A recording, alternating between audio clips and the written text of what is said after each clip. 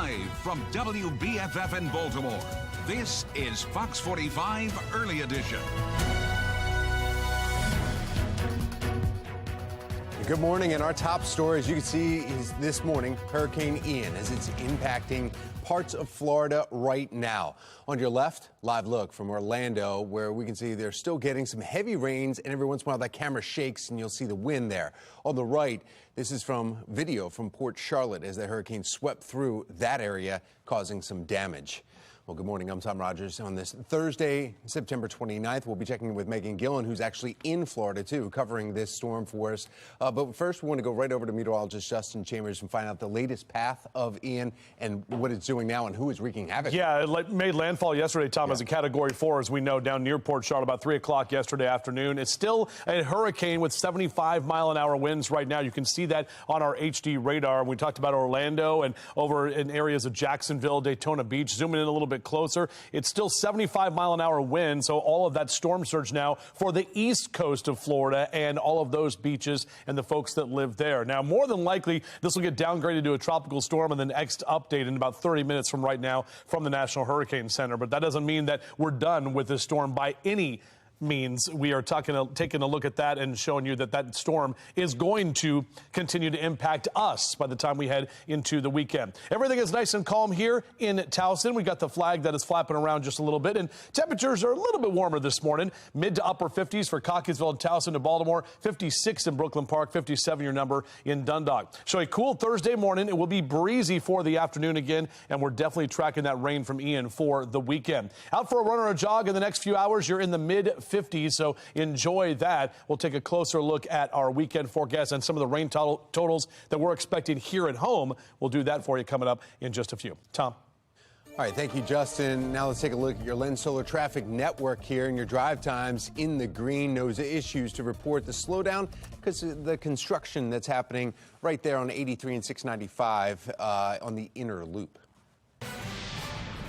Now we go to some breaking news overnight. A double shooting involving a 17 and 15-year-old. Last night around 10, police responding to Moravia Road and Moravia Park Drive for a shooting where they found two teens with gunshot wounds. We're working to find out more on their conditions this morning. Anyone with information urged to contact police directly, or you can call Metro Crime Stoppers. That's 866-7-LOCK-UP. Coming up in our 5 o'clock hour, Shannon Lilly will be joining us live with more into this investigation.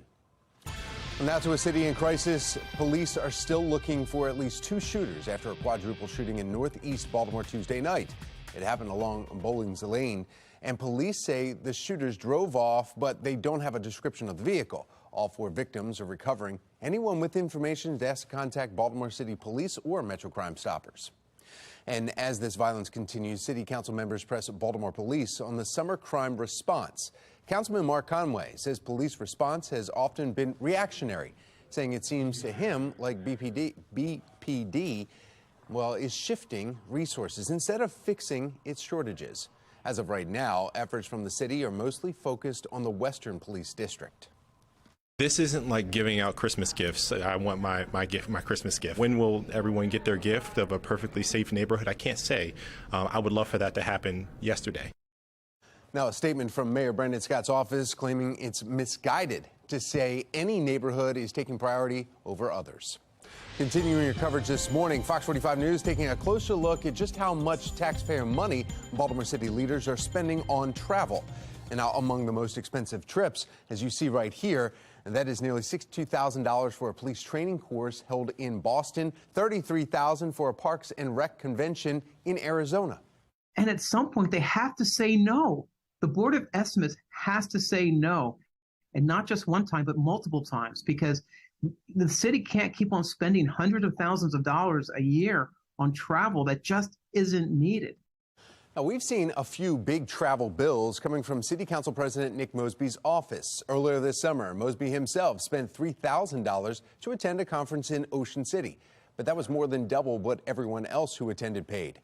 His chief of staff using nearly $10,000 on a trip to England for an executive certification program. That money was approved retroactively, leading to questions about why the expense wasn't brought to the Board of Estimates before the trip was taken. A requirement of the city's travel policy. Mayor Scott responding to those questions in a statement claiming It could have been because of delays in authorization because of the city's transition to a new payment system. Well, happening today, DPW has another hearing to discuss the city's E. coli crisis response. Johns Hopkins holding a virtual meeting to hear public comment on its plan for a private police force. This week's meeting is virtual after protesters shut the meeting down last week. And a coalition of parents and students of Baltimore County schools will host a town hall on the issues facing the system so far. Now, our team of reporters will be joining us in our 5 o'clock hour with more into each one of these stories. Nearly a month after the E. coli outbreak, still no word on the cause. Well, still ahead, how residents are dealing with water they still don't feel safe drinking. Plus, a cloudy and breezy day ahead in the Baltimore region with cooler temperatures. Meteorologist Justin Chambers letting us know if we will warm back up.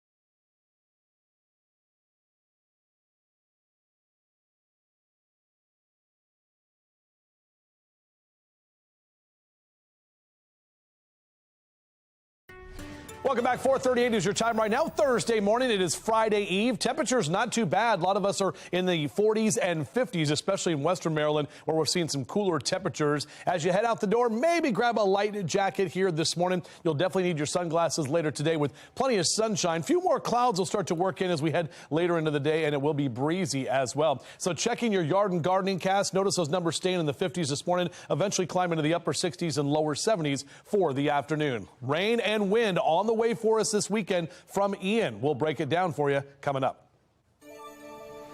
4:39 and making your headlines this morning, Baltimore Sun reporting a Baltimore County judge has scheduled a trial for July in the lawsuits over control of the Orioles and other Angelos family assets. That was the very latest in the ongoing legal battle among the family. In 2017, serious illness caused Peter Angelos to transfer oversight to the team. Peter's son, Louis, claims his brother John and his mother unfairly made changes to the trust to diminish Louis's role with the team. Well, they're also fighting over the family law firm. As Sun reports, the judge recommended mediation, citing how personal this case has become. Now in Baltimore County, the park manager for Gunpowder Falls State Park and is in custody, arrested on rape charges. Baltimore County police are saying that 71-year-old Michael Browning sexually assaulted the same victim over a 6-month time frame while he was working for the park. Browning is being held without bail. Anyone with information about this case or any other potential victims are asked to call the Baltimore County Special Victims Unit. That number right there on your screen, 410-887-2223. Well, happening now, the reward to help find the killer of a Baltimore man, R.A. Wolf, now has doubled while the manhunt continues. Avery Myler is charged with killing Wolf in Washington, D.C. Wolf was just installing solar panels there last month. Myler has seen on Tuesday morning in D.C. and is accused of shooting at police who tried to arrest him, but he ended up getting away. $55,000 is being offered for tips leading to his arrest and conviction. We have the information on how you can help right on our website. It's at foxbaltimore.com. Here's what's ahead this morning on the National Desk. I'm Jan Jeffcoat. This morning on the National Desk, America's News Now. Catastrophic storm. We are tracking Hurricane Ian's path live and the blanket of destruction left behind. We've got a team on the ground and in the sky this morning on the National Desk. America's News Now, weekday mornings. And you can watch the National Desk right there on our sister station, CW Baltimore, weekday mornings from 6 to 9. The effects of Hurricane Ian being felt all across the country. How it can impact already fragile supply chains. As the aftermath of the storm continues to spread across the country, blood donations desperately needed. I'm Liz Bonus. We share more on how we can all make a difference. It is just ahead.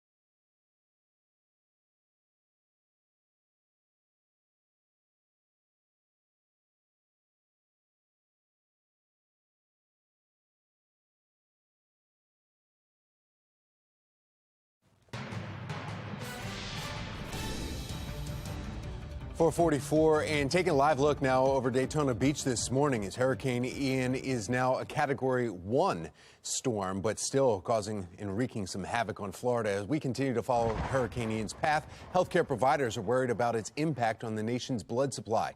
Medical reporter Liz Bonus shares the details. Hey there, everybody. Hello to you. It is something that we all can do as this storm continues to have a ripple effect across the country. The need for blood and blood products never stops. That's why about a week ago, as predictions started to ramp up for Hurricane Ian, blood centers across the country were notified. In the United States, there's a great history of blood centers kind of banding together. Dr. David O. of Ohio's Hawksworth Blood Center told me centers like his got the plea for donors. So the blood is ready when we need it. And as donors did begin to answer that call, a 1 hour of your time means a lifetime for somebody else. The storm began to set in. It's hard now to predict how the stock of blood they have will stack up. If we have a case come through the emergency room, we have a trauma level 1, hospital right here, you go through 100 blood products, in a night. Those products, from platelets for burn victims to whole blood for emergency surgeries, likely to be needed not just in the Florida center of the storm, but in areas that will get its aftermath of wind and rain. A loss of power impacts the ability to store whole blood. Flooding can likely shift patient care to other area hospitals, which may not be as prepared with enough supply. So there's a little bit of a compatibility issue and availability to use the supply of blood that we have. So as the stock gets shipped and shared this week, no matter where you live, the backup blood supply is likely to be in need of a backup. The plea right now? If you're looking for a way to give back and you don't really know what to do, donate blood. To donate blood, you need to just be healthy, weigh at least 110 pounds, and be at least 17 years old, or in some cases 16 with a parent's permission. I'm medical reporter Liz Bonus. Now back to you.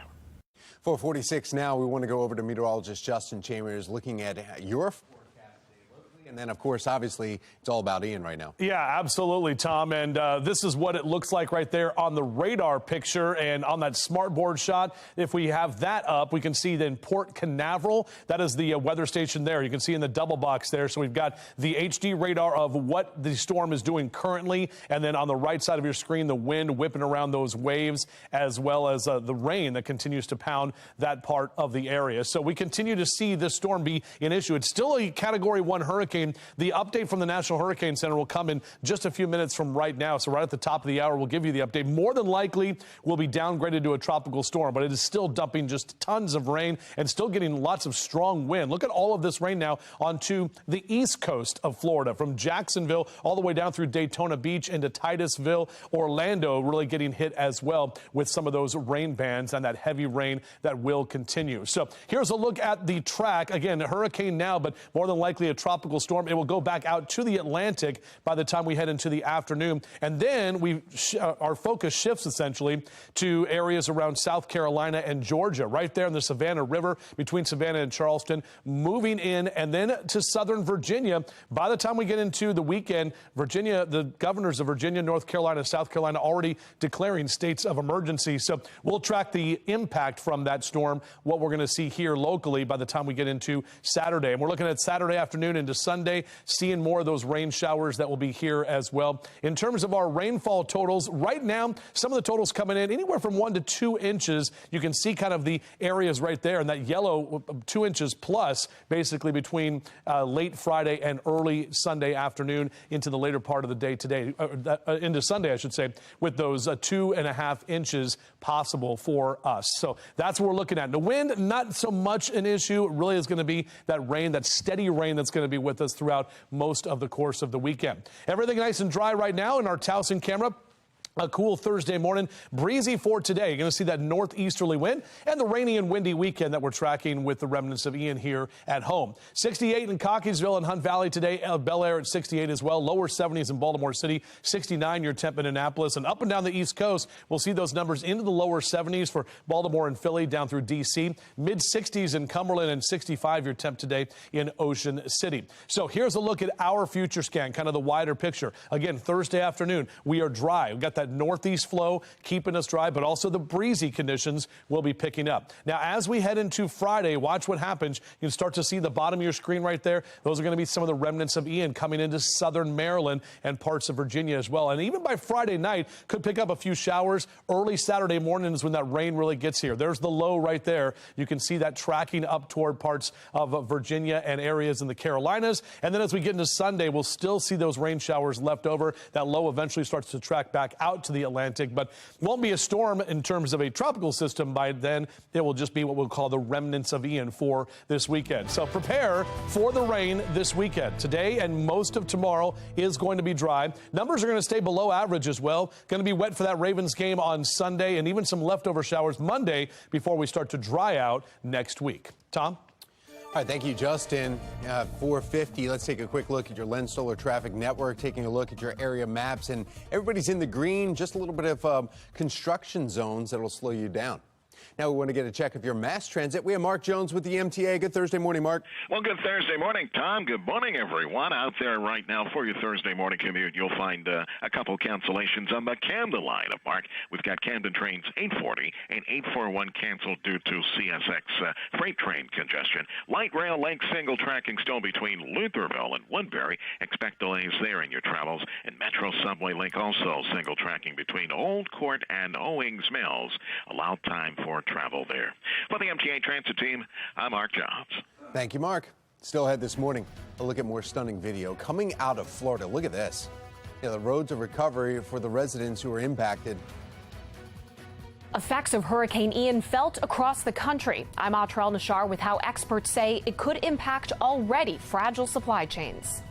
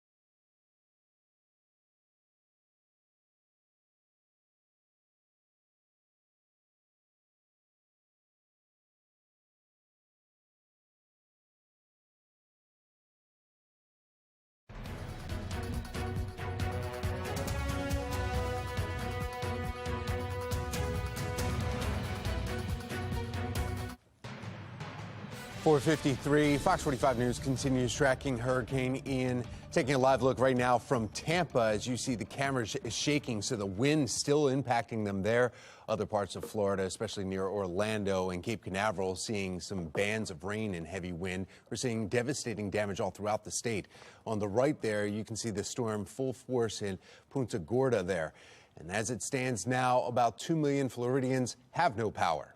Well, the economic impact of Hurricane Ian could be felt all across our country as major shipping ports, airports, distribution sites are all shut down. Comes during an already turbulent week for markets in the United States and abroad. National correspondent Atrell Nashar has a look at what could be ahead. An economic 1-2 punch this week as Wall Street takes a plunge. About $9 trillion wiped from the stock market since the beginning of the year, the wealthiest 10% taking the vast majority of those losses.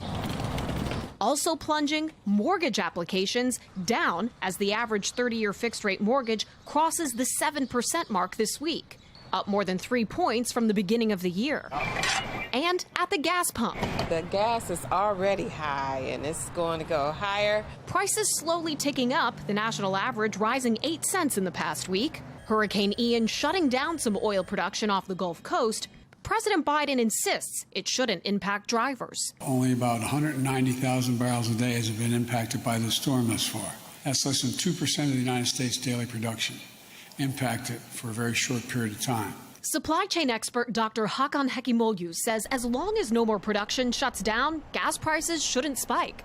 But there are guaranteed shocks to other supply chains in the storm's path, especially in Port Tampa Bay and the I-4 corridor to Orlando. It's a corridor that is hosting a lot of distribution centers, fulfillment centers, warehouses. So it goes beyond manufacturing. As critical as the recovery stages for supply chains, what happens before the storm is also key, which is why Ian may be especially devastating for commerce. It intensified so quickly, many facilities didn't have time to prepare. For farmers, mitigation options are limited. Damage to Florida's citrus crops, even cotton crops in neighboring Georgia, could be felt across the country. I would say it is reasonable to expect a cut in the supply. The top priority now is saving lives. The scope of damage may not be fully realized for days or weeks to come. In Washington, I'm Atrel Nashar reporting. 4:56 and making your headlines this Thursday morning. Maryland is going to need a new area code sometime soon. And according to the Maryland Public Service Commission, phone numbers are running out in the 240 and 301 area codes. And the state is about to implement area code 227. Now, those two current codes include parts of 11 Maryland counties, and numbers are expected to run out sometime in the spring of 2023. A Baltimore restaurant is forced to end its outdoor dining season early. A suspected drunk driver hits the barriers outside Forage. Now, several days later, you can still see the damage, though, caused. If anything, it's good to see that those barriers, did what they were supposed to do and protected the tables. This isn't a new problem for outdoor dining, those spots set up during this pandemic. In October 2020, and someone drove straight through the outdoor seating at Sobo Cafe in Federal Hill. Well, a month later, the same thing happening at Blue Agave, also in Fed Hill. Turning now to your Vote 2022 coverage. Crab Feast on Maryland's Eastern Shore becoming a key political stop for gubernatorial hopefuls. Governor Larry Hogan first went to Chris Field as a long shot candidate in 2014. He says the camaraderie at the event gave him a chance to win. Wes Moore, Dan Cox were in attendance, but bipartisanship, well, that wasn't on the menu. Where my definition of patriotism was leaving my family and going with the 82nd Airborne and leading paratroopers in Afghanistan. And my opponent's definition of patriotism was putting on a baseball cap and asking people to join him as they went to the Capitol to contest a legal election. He wants to export the Baltimore crime throughout the state. He's against the police. He said not only does he want to defund the police, he wants to indict the system. Well, this political banter is only expected to ramp up with Election Day less than 6 weeks away. Mail-in ballots will start going out today. 2 teens shot in Northeast Baltimore. Coming up, I'm live from police headquarters with the details and this concerning growing trend. City Council is hosting another hearing today to address how the water crisis was handled. I'm Olivia Dance, and coming up next, I'll tell you what we can expect from that hearing, plus hear from residents who still have concerns. Temperature's not too bad this morning. We will see breezy conditions this afternoon, and we're tracking the impacts from Ian here at home for the weekend. We'll break it down for you coming up. Live from WBFF in Baltimore, this is Fox 45 Early Edition. Good morning on this Thursday, September 29th. I'm Patrice Sanders. I'm Tom Rogers, and we continue our coverage of Hurricane Ian this morning. We want to get over to find out exactly what's going on. Meteorologist Justin Chambers. Yeah, just trying to check the National Hurricane Center website, guys, and still hasn't updated here, even though it's the 5 o'clock hour, and we should be getting another update. More than likely, it will be downgraded soon to a tropical storm. Officially still a Category 1 hurricane. You can see it right there on the map. Not impacting us yet, but that storm's going to get back out in the Atlantic, move into South Carolina, and up into parts of Virginia and eventually here to Maryland by the weekend. Here's a look at that counterclockwise flow. Of course, you can see that spinning motion right into Orlando, into Daytona Beach, all the way up the East Coast, where they're still getting a huge storm surge and lots of wind and rain. We're not seeing the tornadoes this morning. That's good, but still have to deal with all of that wind and rain for folks there now on the East Coast of Florida. Looking out over the Inner Harbor this morning, we are nice and calm here. Overall, our temperatures are not too bad either. In fact, you can see those numbers in the low to mid 50s for Westminster and Cockeysville to Bel Air, 56 in Baltimore City, 60 your temp in Annapolis. We're going to see breezy conditions for the afternoon, rainy and windy for the weekend. And Mr. Bowe says this morning we are good to go. Your morning drive, no issues. Numbers staying mainly in the mid 50s over the next couple of hours. Back with another look at that forecast in just a few minutes from right now. Tom. Thank you, Justin. Now to your Lynn Stoller Traffic Network. Taking a look at your drive times, back in the green. Roadworks, the only thing that's going to slow you down temporarily out on the roads. 5 o'clock now in a city in crisis. Violent crime across Baltimore City is up 5% compared to this time last year. That includes murders and non-fatal shootings. Young lives in Baltimore continue to feel the impacts of crime and violence. Latest incident involving 2 teenagers. Well, police are now investigating what happened in a Parkside neighborhood in Northeast Baltimore. Yeah, Shannon Lilly is joining us live from police headquarters with what we're learning this morning. Shannon. Yeah, police tell us, Tom, that those 2 victims are just 15 and 17 years old. They were rushed to the hospital by ambulance late last night, and this is just the latest in a string of violent crimes that we are seeing amongst young people. So let's get you straight to that scene video that our crews took when they got there last night. Police say around 9:45 they were dispatched right here to Moravia Road in the Parkside neighborhood. Now, when they got here, that is when they found that 17-year-old boy with a gunshot wound to the leg and a 15-year-old with a gunshot wound to his or her backside. Now, both of those victims were taken to the hospital, and at this point, there's no further word on their condition. As far as we know, though, this morning, Tom and Patrice, the gunman is still at large. So, Shannon, you just mentioned we're seeing a trend when it comes to violence among Baltimore's youngest people. So what are we seeing as far as that trend goes? Well, it's certainly concerning, Patrice. We're seeing reports from earlier this year that show that this is a growing trend, that we are seeing an uptick in the number of young homicide victims. In fact, homicide is now the leading cause of death for children in Baltimore. When they go into kindergarten, they're drawing pictures of guns and dead bodies because that's their experience. We've got to change the narrative. Well, police are asking for your help in finding out more information in this specific case. And so they are asking for you, if you have any information, that you reach out and call the Metro Crime Stoppers. You can reach them at 1-866-7-LOCK-UP. Reporting live from police headquarters, I'm Shannon Lilly, Fox 45 News, Early Edition. This is just the latest shooting to involve teenagers. On Monday, a 15-year-old was shot in a triple shooting right near Clifton Park. He is expected to survive. And at the beginning of the month, 17-year-old Jeremiah Brogdon was shot and killed on the grounds of Merville High School. That shooter, a 17-year-old from another school. Now, on that same day, just hours later, 14-year-old Travis Slaughter was shot and killed in Pikesville, not far from Milford Mill Academy. Another student was also injured in that incident. Elsewhere in a city in crisis today, Baltimore City Council will hold its second investigative hearing into the Labor Day weekend E. coli water contamination. During the first hearings 2 weeks ago, City Council members were highly critical of the Department of Public Works communication about this contamination. Olivia Dance is joining us live this morning from City Hall with what angry residents hope to hear. Olivia.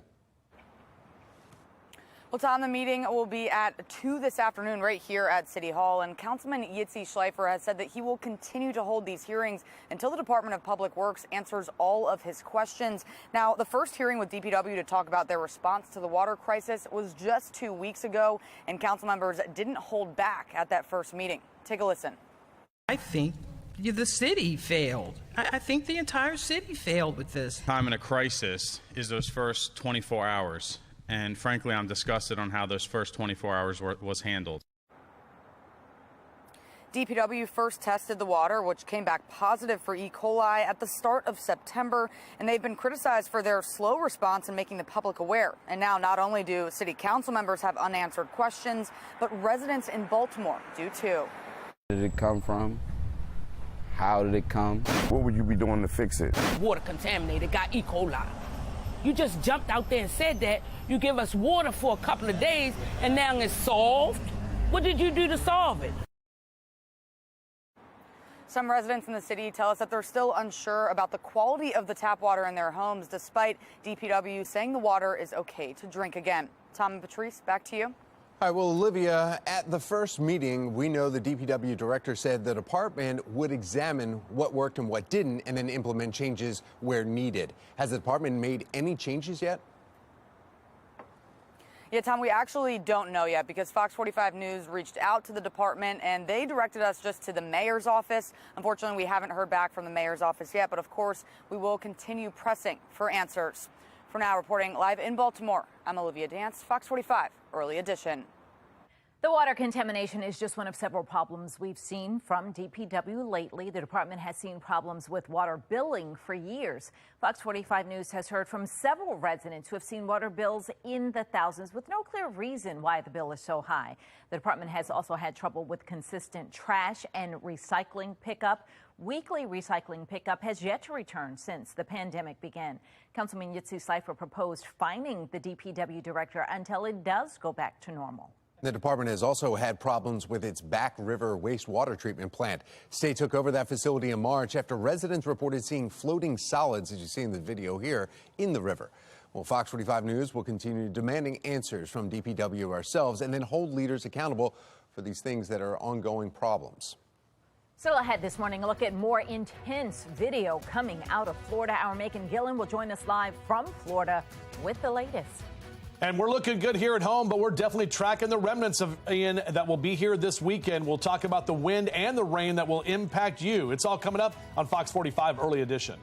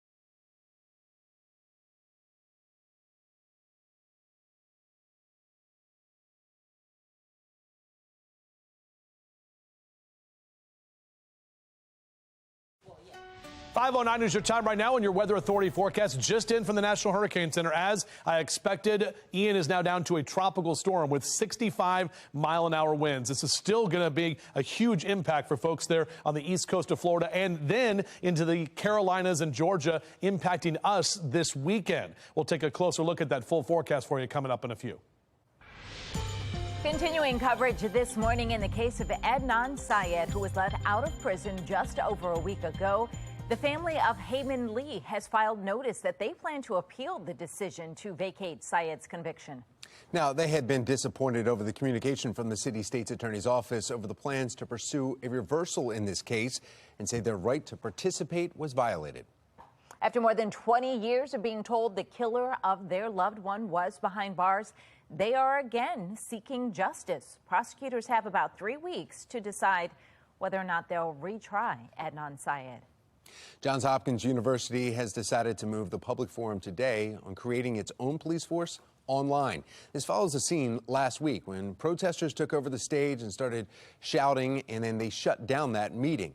Hopkins temporarily shelved the idea of forming its own police force in 2020 with student protests chaining themselves into the buildings there, also because of George Floyd protests. But they're now moving forward. Some of the community are against the plans because of how police, they say, will interact with people of color.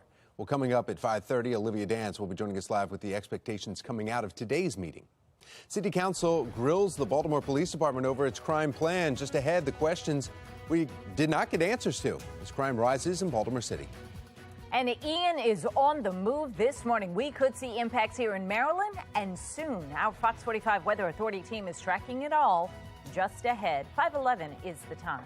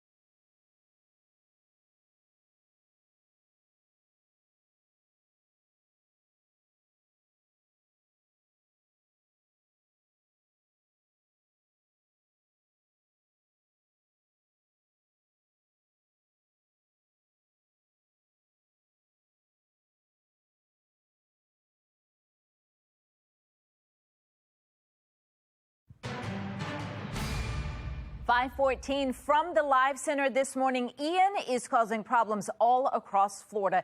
This is a live look now from Orlando. There are recovery efforts beginning on one side of the state, the other side experiencing hurricane conditions. Now, check out this terrifying video. This is from Sanibel Island, and it shows a time lapse of storm surge overtaking the island as Ian was nearing landfall. And look at that, water rushing in as winds up to 150 miles an hour just battered the coast. But in that water, you can see how it carries debris. Look at all that debris with the water. Now, more video showing the intensity of the storm as parts of the eye wall hit Placida. You can hear the wind howling in the video if we turn that up for you. The storm surge rising. What I'm going to show you next was taken along the Calahachie River, about 15 miles inland from where it empties into the Gulf of Mexico. It's the sound of the river running through the bottom floor. The river is everywhere as far as the eye can see. Wow, that is out his window. Damage is going to be widespread, extensive. Parts of southwest Florida will need years to rebuild after this hurricane. Now check out this video of a rescue. This is in Naples, 40 miles from where Ian made landfall. That driver was trapped in rising storm surge. Fortunately for her, because look at that water is rising. You shouldn't be in the car there. But the firefighter was able to get in there. She was able to be rescued and is safe. We have a lot of information to cover this morning and a lot more video to show you. But I want to give you a look at Charleston, South Carolina, currently under a hurricane watch right now.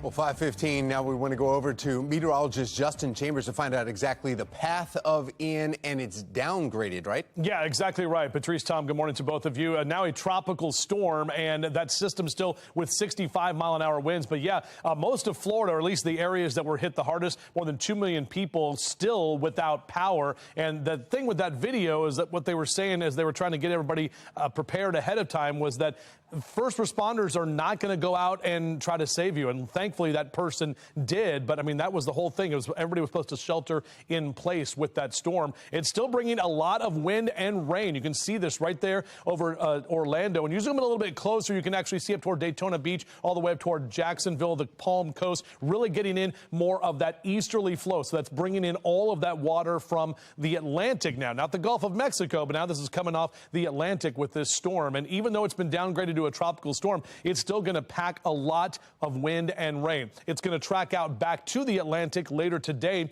and then make its way toward Charleston, South Carolina, that Patrice was just talking about. This will be the third landfall that it will make, because remember, it already made landfall in Cuba, where it caused some death and destruction there, heading up toward the Charlotte region by early Saturday morning before it gets to the southern Appalachians as an area of low pressure. So obviously now the southeast is going to be the target of this storm, with a lot of heavy rain and wind. And those folks have not seen a hurricane or a storm hit in quite some time. But this is going to be impacting us here at home. And this is some of the American models that we're looking at here by Saturday morning. We're going to see more of that heavy rain that will start to move right into our area, continuing to see off and on showers through the day on Saturday, with another round of rain expected on Sunday. And that's right about game time for the Ravens game here at home. And then you can see as you get into Monday afternoon, that system eventually shifts off toward the east and will start the drying process. In terms of our rainfall totals, this is what we're looking at. Some of the early model indications are saying at least 2 inches plus for a large area here up and down the Chesapeake. Also, coastal flooding, something we'll have to worry about. We're going to have at least some minor flooding potentially in the southern parts of the Chesapeake as we head into this weekend. We're not going to get that huge storm surge, but it's still something that we're continuing to watch. Obviously, we live right here on the water. Here's a look outside right now. Calm conditions over downtown Baltimore. You can see the stadium's looking good this morning. As I mentioned, Ravens back at home coming up on Sunday afternoon. Mid-50s for your temperatures officially at BWI. 56 is the number. As the kids get out to the bus stop, beep, beep, maybe just a light jacket here this morning. Overall, our temperatures will stay mainly in the 50s. We'll get to the upper 60s through noontime, and it will be breezy as we head toward the afternoon later today, with highs that will approach the lower 70s. Some of us mid to upper 60s for Carroll and Baltimore counties this afternoon. 66 the Hereford zone, 69 Perry Hall and White Marsh. Other areas for the south, Howard and Anne Arundel counties, also in those upper 60s and lower 70s for the afternoon. Here's that 7-day forecast for you. Numbers here, 71 today, back to the mid to upper 60s with the cloud cover this weekend and the rain. Our temperatures kind of stay moderate with the mid to upper 60s for highs and mid 50s for lows. But as I mentioned, by next week, we'll have this system gone and drier conditions will be ahead. Patrice? All right, Justin, thank you. Taking a look now at our Lynn Stoller traffic network and our live cameras throughout the area. You see a little bit of volume at 695 at 40 West. That's on your lower left-hand side there. All the other areas moving along just fine as of this hour. Let's get a check now of mass transit. Here's Mark Jones with the MTA. Hi, Mark. Well, good morning, Patrice. Good morning, everyone out there on the MARC train system. You'll find Camden Train 840 and Camden Train 841 canceled due to freight train congestion. And we've got Penn Train 403 operating with a 5-minute delay. Allow time for travel there. Light Rail Link is single tracking between Lutherville and Woodbury. That's due to maintenance. Expect about a 20 to 25-minute delay in your travels there. Metro Subway Link today, single tracking in 2 locations between Old Court and Owings Mills, and State Center and Johns Hopkins. Expect delays there as a result of the single tracking related to maintenance on Metro Subway Link. For the MTA Transit Team, I'm Mark Jones. Thank you, Mark. The cost of travel for members of Baltimore City government is sparking concern. Still ahead this morning, the incredible cost to taxpayers for a trip to Boston. From fights in the classroom to moldy school lunches. Coming up, we are live with a town hall meeting happening tonight to talk about problems inside Baltimore County schools. You're watching Fox 45 News, Early Edition.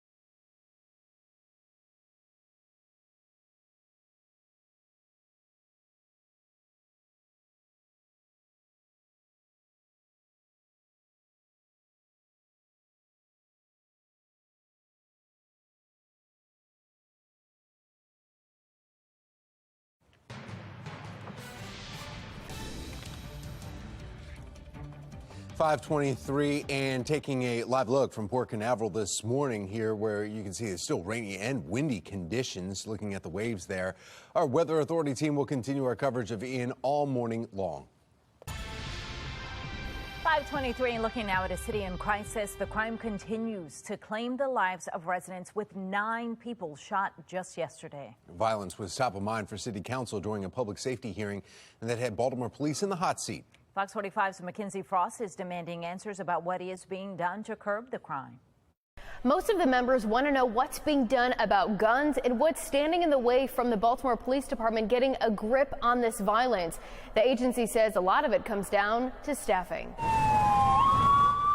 The violence happening in the streets of Baltimore. Good afternoon. The topic inside City Hall. Homicides and shootings hurt the victims who are injured and the families who are killed or injured. Deputy Commissioner Richard Worley fielding questions, especially about the highly demanded summer crime plan. Do we think it was successful? Our numbers were up slightly, but that doesn't mean it wasn't a success. Worley notes major events in the city this summer went smoothly, but the issue of staffing resurfacing time and time again. As the violence continues, more questions about what can be done to stop the trigger pullers before they commit a crime. What we're doing about guns. BPD says it's working closely with federal partners to track guns in the city, while somewhat touting homicides being one less than this time last year. Worley recognizing it's not good enough. Because it's still 254 lives and 254 more citizens that we lost. This hearing comes just months after some of the same council members stood in City Hall. People are calling our offices crying out, demanding BPD to step up and do more, calling the violence unacceptable. We need foot patrol in these areas. As 2022 continues to be on pace to surpass 300 homicides for the 8th straight year,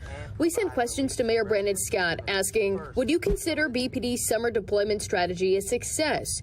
What is your plan for reducing violent crime moving forward? We saw some members of the city council call for more help before the summer started. Why does it take members of the city council to demand more and not you? In a lengthy response, the mayor's office says Mayor Scott has been vocal in working with everyone to curb violence, adding, quote, to insinuate that any person or group is more interested in the public safety and well-being of Baltimoreans is erroneous and simply misguided. The statement does not say whether Mayor Scott viewed the summer crime plan as a success. Meanwhile, should those demands have come from the mayor? Of course they should have come from the mayor. I will say, though, it's hard to say whether or not that conversation has been had already. Would you describe the summer deployment strategy as a success? I can't say that for my hearing today. I think there are parts of it, based on our conversation, that seem like they were successful.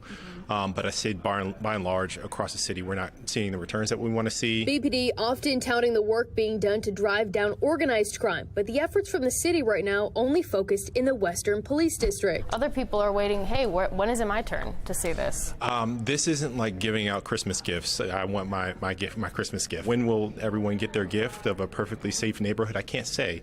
I would love for that to happen yesterday. Conway says despite cooler temperatures on the horizon, there should be a crime plan in place for the rest of the year as well. Some of the council members also pressed BPD about what's being done to work with the presumptive next state's attorney, Ivan Bates, to make sure there is clear communication and an understanding top to bottom about future prosecution policies.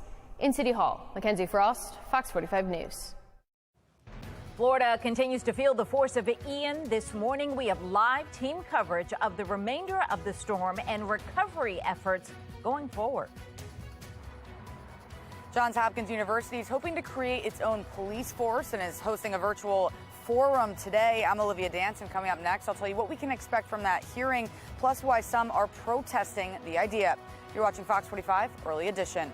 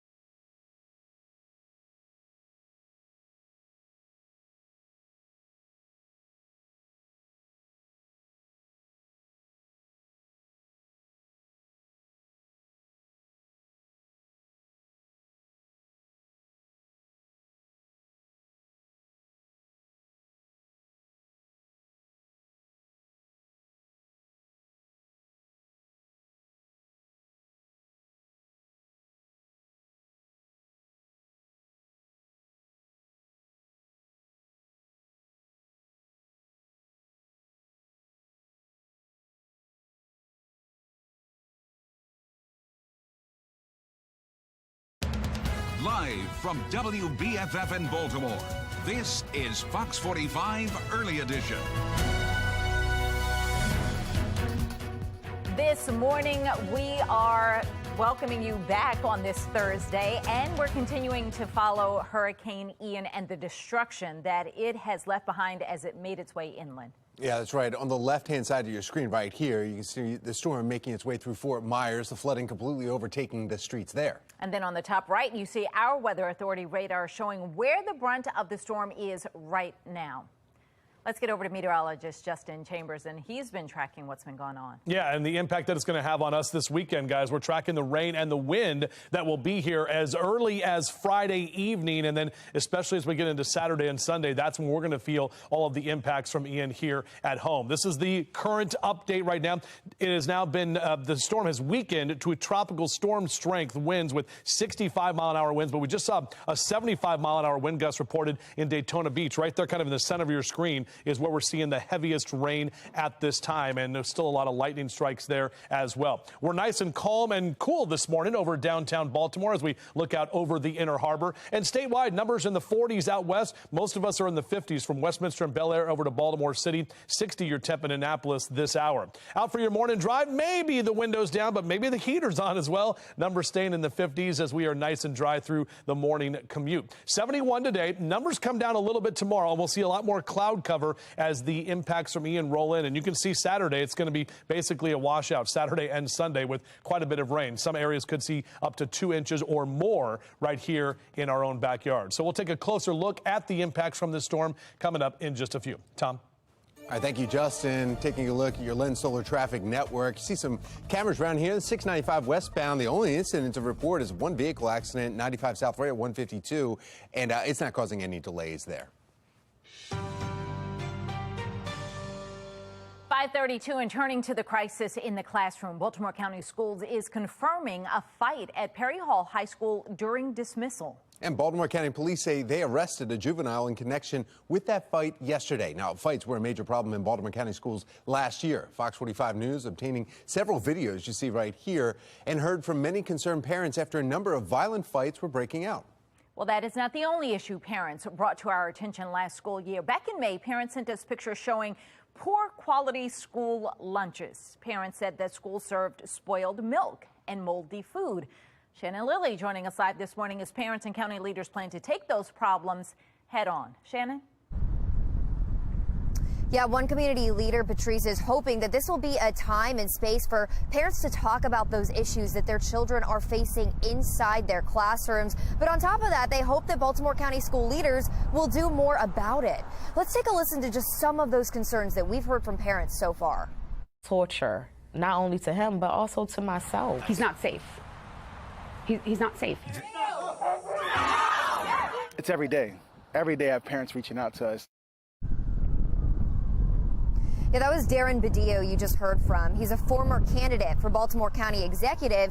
He and the Baltimore County Parent-Student Coalition will be hosting that town hall today to talk about these issues, everything from fights to school lunches. Now, we want to get you to the details right here for tonight's meeting. It'll be held from 6:15 to 8:15 at the Dundalk American Legion on Dundalk Avenue. Badillo says they invited the superintendent and every member of the school board to the town hall to hear from parents directly. Now, we've reached out to school leadership about these issues in the past. Back in April, we did get a statement from the superintendent. He called school violence a complex issue, but he also said that the school is taking disciplinary action as well as providing social and emotional supports to try to combat this. Reporting live, I'm Shannon Lilly, Fox 45 News, Early Edition. All right, thank you, Shannon. Now to a city in crisis. Johns Hopkins University is set to hold yet another town hall on its police force, but this one is now happening virtually. Protesters who are against the university creating its own police force shut down the last town hall. Olivia Danz joining us live this morning with more on the decision to make this virtual. Olivia? Well, Tom and Patrice, the university said that it was changing its format so that, quote, community members who want to participate in a constructive dialogue can do so. But the protests at the last meeting are not the first time that Johns Hopkins has received backlash for wanting to create its own police force. Back in 2020, the idea received criticism and then was shut down. But John Dede, a political analyst, weighs in on why there's controversy over this plan.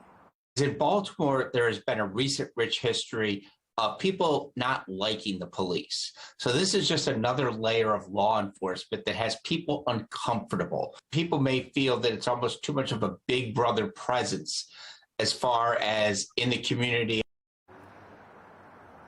Hopkins already employs more than 1,000 private security workers, but this new police force made up of about 100 officers would have all the powers of a Baltimore City police officer. Jason Johnson, a former deputy commissioner with the Baltimore Police Department, points out that Hopkins is agreeing to a number of measures, including complying with the city's consent decree, wearing body cameras, and only tackling minor crimes. But this push for the new police force comes as crime continues to rise. Having a specific police force specific to address the concerns of Hopkins stakeholders is really a move in the right direction. Hopkins, they're doing this because they see things in Baltimore out of control. And just as a reminder, there is a forum both tonight and tomorrow. They're both being held virtually, and you must register online in order to participate. But Fox 45 News will be monitoring those meetings to see if any progress is made. For now, reporting live in Baltimore, I'm Olivia Dance, Fox 45, Early Edition. Continuing coverage now this morning, Fox 45 News is taking a closer look at just how much taxpayer money Baltimore City leaders are spending on travel.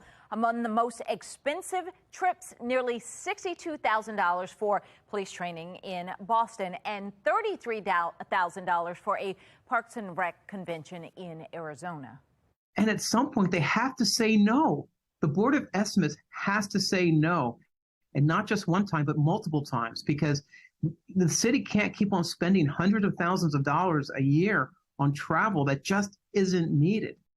Well, we've seen a few big travel bills coming from City Council President Nick Mosby's office. Earlier this summer, Mosby himself spending $3,000 to attend a conference in Ocean City. But that's more than double what everyone else paid.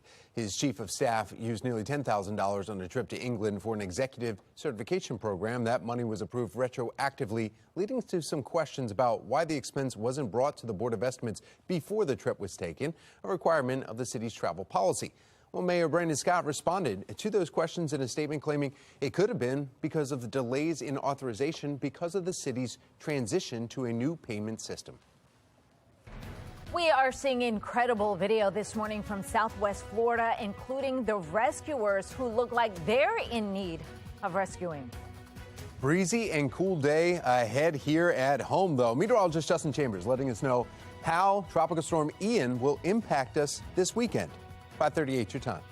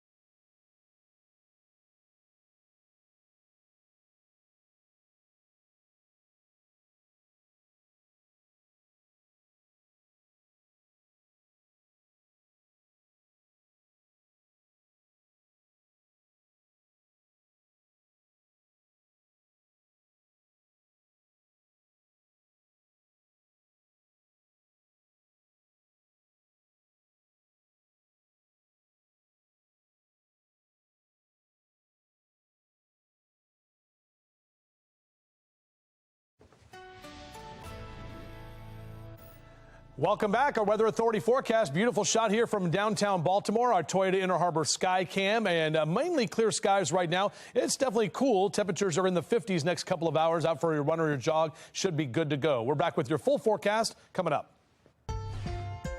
541 making headlines this morning. The Baltimore Sun is reporting a Baltimore County judge has scheduled a trial for July in the lawsuits over control of the Orioles and other Angelos family assets. It is the latest in the ongoing legal battle among the family which owns the team. In 2017, a serious illness caused Peter Angelos to transfer oversight of the team.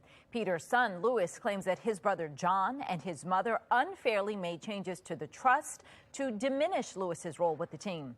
They're also fighting over the family law firm. The Sun reports the judge recommended mediation, citing how personal this case has become. Happening right now, the reward to help find the killer of a Baltimore man, Aria Wolf, has doubled while the manhunt is continuing. Yeah, Avery Myler is charged with killing Wolf in Washington, D.C. Wolf was installing solar panels there last month. Myler was seen yesterday morning in D.C. and accused of shooting at police who tried to arrest him. He ended up getting away. $55,000 is being offered for tips leading to his arrest and conviction. We have the information on how to help on our website, foxbaltimore.com. Baltimore residents demanding answers this morning after their water is contaminated with E. coli.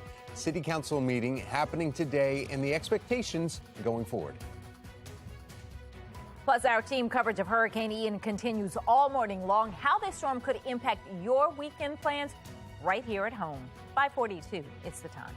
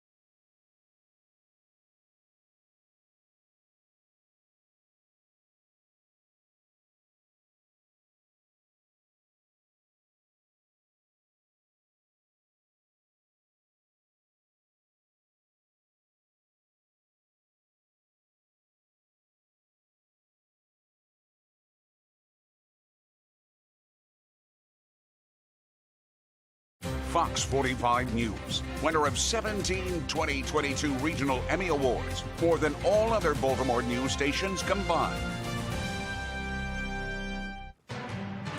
5:45 in from the live center this morning. You're looking live in Savannah. You see the camera right here. It's paused right now. It's frozen, but we are now in a state of emergency there. The Carolinas and Virginia are also in a state of emergency this morning. Ian could make a third landfall tomorrow along the South Carolina coast. Locally, likely a strong tropical storm, but potentially a hurricane again.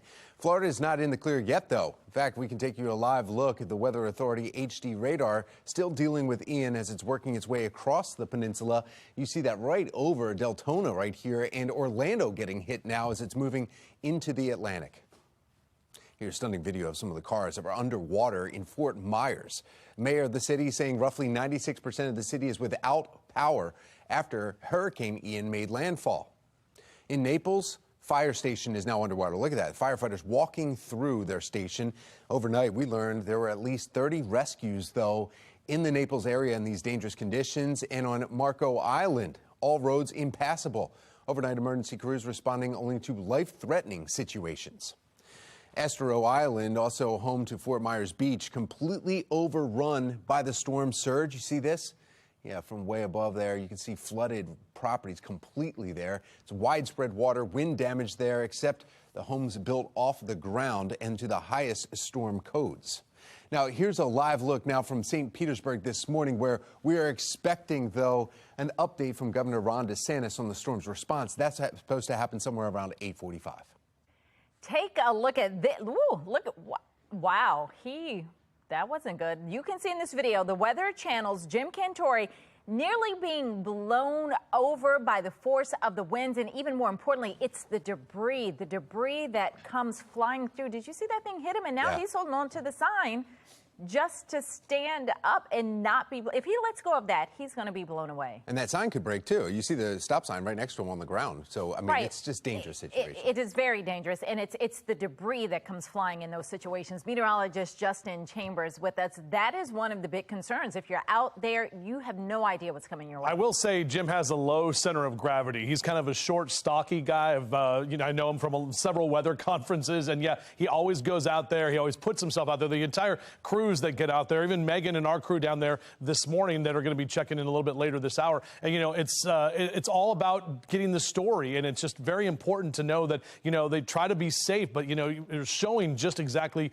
how strong those winds can be. And we are not done with this storm by any means. In fact, you can see the very strong storm surge that we're seeing here along the east coast of Florida, Daytona Beach up into the Palm Coast, all the way up toward Jacksonville. Orlando still getting hit with a lot of rain. And then we have to deal with storm surge again now on this part of Florida. Plus, we've got more than 2.5 million people without power in the entire state. So not only where that storm hit yesterday, but now we're seeing power outages up and down the Palm Coast there as well. So that's what we have to look at with this storm. It is going to get back out into the Atlantic later today. It has weakened to a tropical storm with 65-mile-an-hour winds, but we were just talking about it actually could get back to hurricane strength again before it makes landfall in Charleston tomorrow afternoon, or at least near Charleston. That's kind of the track that it's taking. Going to go right up the Savannah River and areas up into Charlotte, all the way up toward the southern Appalachians as we head into Saturday morning, even in parts of southern Virginia. And that's when we come into play in terms of our impacts. You can see all of the rain that we'll be tracking here along the southeast coast. So the storm has really, traveled a long distance, and it's going to be impacting a lot of people. Our impacts here at home. This is what we're talking about. Saturday morning, you're going to wake up with the rain showers, possibly even some heavy rain. It'll be more of that kind of steady rain as we take you into the weekend. May get some breaks here and there late Saturday and early Sunday, but then more rain is going to roll in by the time we get into Sunday afternoon. Eventually, that system will start to shift off toward the Atlantic again and get out of here before we dry out next week. But some of the rainfall totals, these are preliminary, but still looking at a lot of our weather models, anywhere from a good 2 to 2.5 inches from Baltimore up into Cockeysville, down through Annapolis, Stevensville as well. We also have to see the check for the impacts of potential coastal flooding. As you know, the Chesapeake is right here, and a lot of us live on the water or impacted by that. Speaking of which, looking out over the inner harbor, we've got the water looking nice there. Calm conditions this morning. Temperatures are not too bad. In fact, next couple of hours as you rise and shine with us and enjoy some coffee and breakfast, we'll see those numbers mainly in the mid-50s. 50s. Sun coming up at about 7:01 this morning. Upper 60s and lower 70s for our highs for today. It will be breezy this afternoon, and we will see an increase in that cloud cover later today, but really into tomorrow. And the rain, as I mentioned, kicks in late Friday into Saturday and Sunday with temperatures that stay mainly in the 60s for our afternoon highs. Let's check with mass transit right now. Mark Jones of the MTA. Good morning, Mark. Well, good morning, Justin. Good morning, everyone. Out there on the MARC train system, you'll find Camden trains 840 and 841 canceled this morning due to freight train congestion out there on light rail link. Single tracking between the Lutherville and Woodbury stations. That's due to maintenance ongoing. You'll find about a 20 to 25-minute delay in your travels on light rail link. Metro subway link, single tracking in 2 locations between Old Court and Owings Mills, and then once again between State Center and Johns Hopkins for maintenance. Allow time in your travels on Metro subway link this morning. For the MTA Transit team, I'm Mark Jones. Well, still ahead this morning, our live team coverage of Ian continues. Coming up in 30 minutes, Megan Gillen will be joining us live from Tampa with the conditions there. Tensions over TikTok. I'm Christine Frizzau in Washington, where battles are brewing over the social media giant's negotiations with the White House.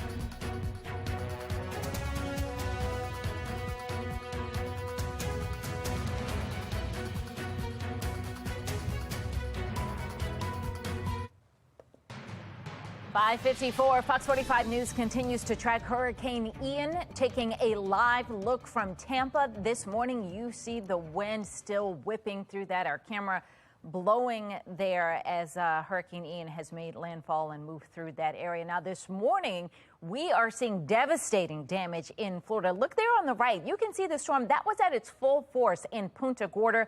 Those trees just bending at the force of the winds. And right now we know that about 2 million Floridians have no power. Well, now to the latest on the war in Ukraine. U.S. is providing an additional $1.1 billion in security assistance for Ukraine.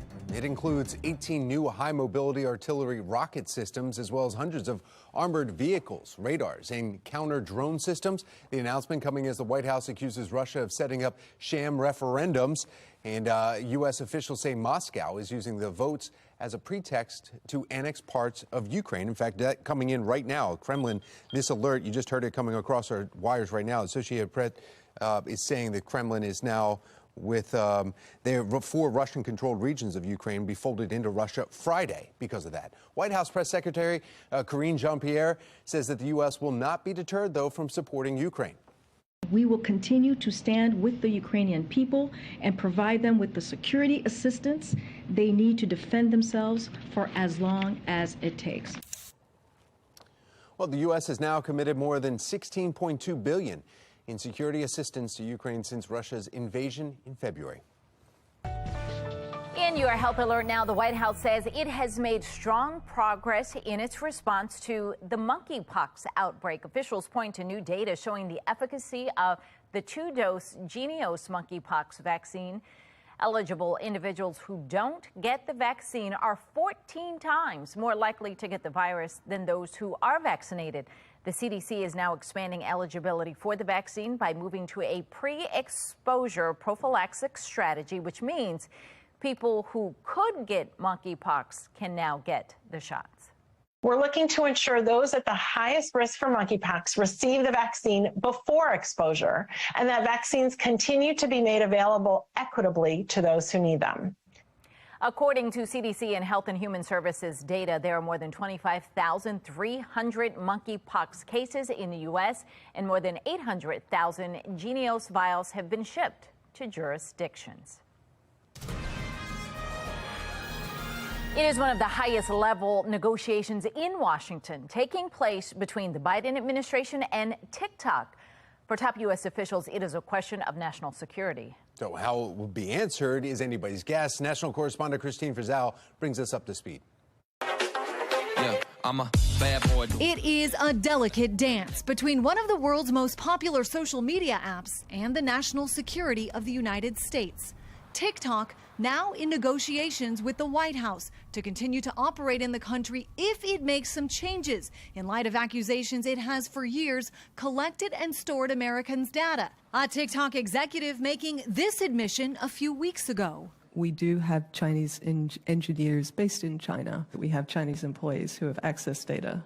For now, very few details have emerged about these negotiations between TikTok and the White House. TikTok has confirmed that 100% of U.S. user data is now routed through Oracle, an American company. But there are some in Congress who say there should be no deal if it doesn't include the outright sale of TikTok by China-based parent company ByteDance. ByteDance is a massive conglomerate. It's huge. It's a huge multinational corporation. And so, of course, the Chinese Communist Party has control of it, just like they have control of every other industry. I mean, that's what it means to have a state-run economy. It's one reason former President Trump tried to ban the app, an effort blocked by U.S. courts. In the United States alone, there are 80 million TikTok users, the average age 16 to 24 years old. And a top concern the Department of Justice says it will address is privacy. What data are collected, where it's stored, and who can access it. They are gobbling up data about American citizens. And we're talking about millions and millions of people that now the CCP has access to so that they can use it for information warfare, so they can use it for cyber attacks. Allegations denied by TikTok, a company that continues to expand and grow at a time other social media apps struggle to keep up. In Washington, I'm Christine Frizzell. 2 teens shot in northeast Baltimore. Coming up, I'm live from police headquarters with the details and this concerning growing trend. City Council is hosting another hearing today to address how the water crisis was handled. I'm Olivia Danson. Coming up next, I'll tell you what we can expect from that meeting, plus hear from residents who still have concerns. Temps not too bad to kick off your Thursday morning, but we are tracking in and the potential impacts it'll have on us for the weekend. We'll break it all down on Fox 45 Morning News. Let's go. Live from WBFF in Baltimore, this is Fox 45 Morning News.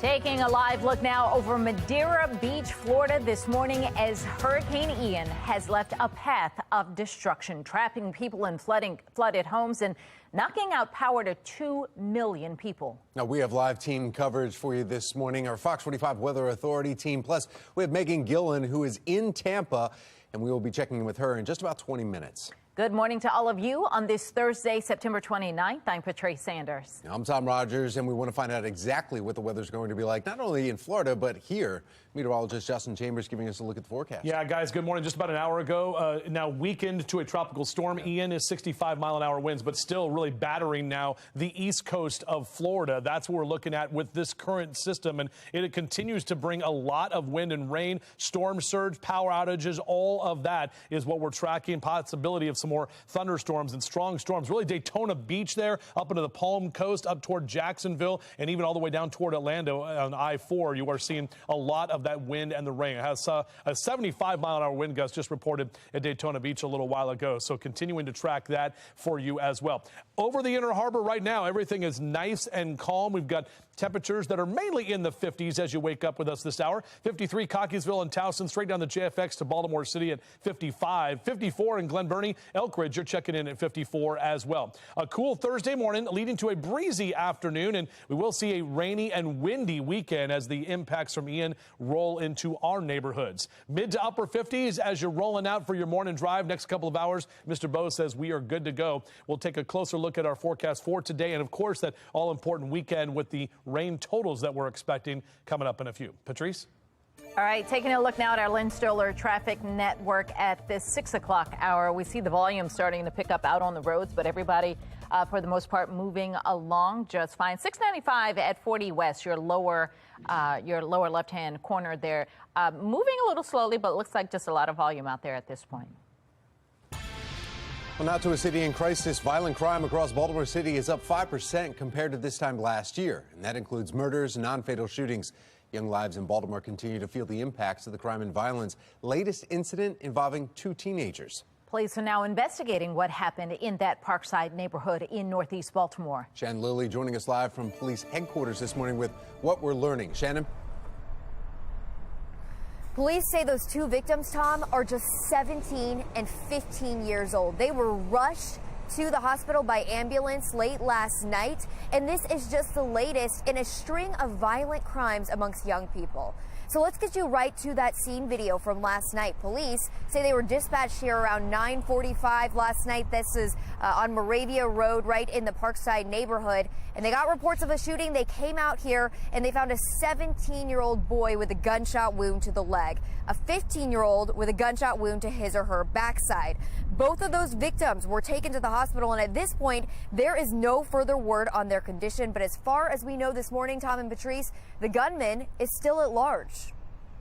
All right, Shannon, we're talking about 2 teens that were hurt last night. What are we seeing as it relates to a trend among violence among Baltimore's young people? Yeah, certainly so concerning, Patrice. And reports from earlier this year show that this is a trend that's growing, that we are seeing more young people become the victims of homicide. In fact, homicide is right now the leading cause of death for children in Baltimore. When they go into kindergarten, they're drawing pictures of guns and dead bodies because that's their experience. We've got to change the narrative. So police are asking for your help in gathering information about this crime. If you do know anything, you are urged to call the Metro Crime Stoppers. That number, 1-8667-LOCK-UP. Reporting live from police headquarters, I'm Shannon Lilly, Fox 45 Morning News. Now, this is just the latest shooting to involve teenagers. On Monday, a 15-year-old was shot in a triple shooting right near Clifton Park. He is expected to survive. And, of course, at the beginning of the month, 17-year-old Jeremiah Brogdon was shot and killed on the grounds of Merville High School. The shooter there, a 17-year-old from another school.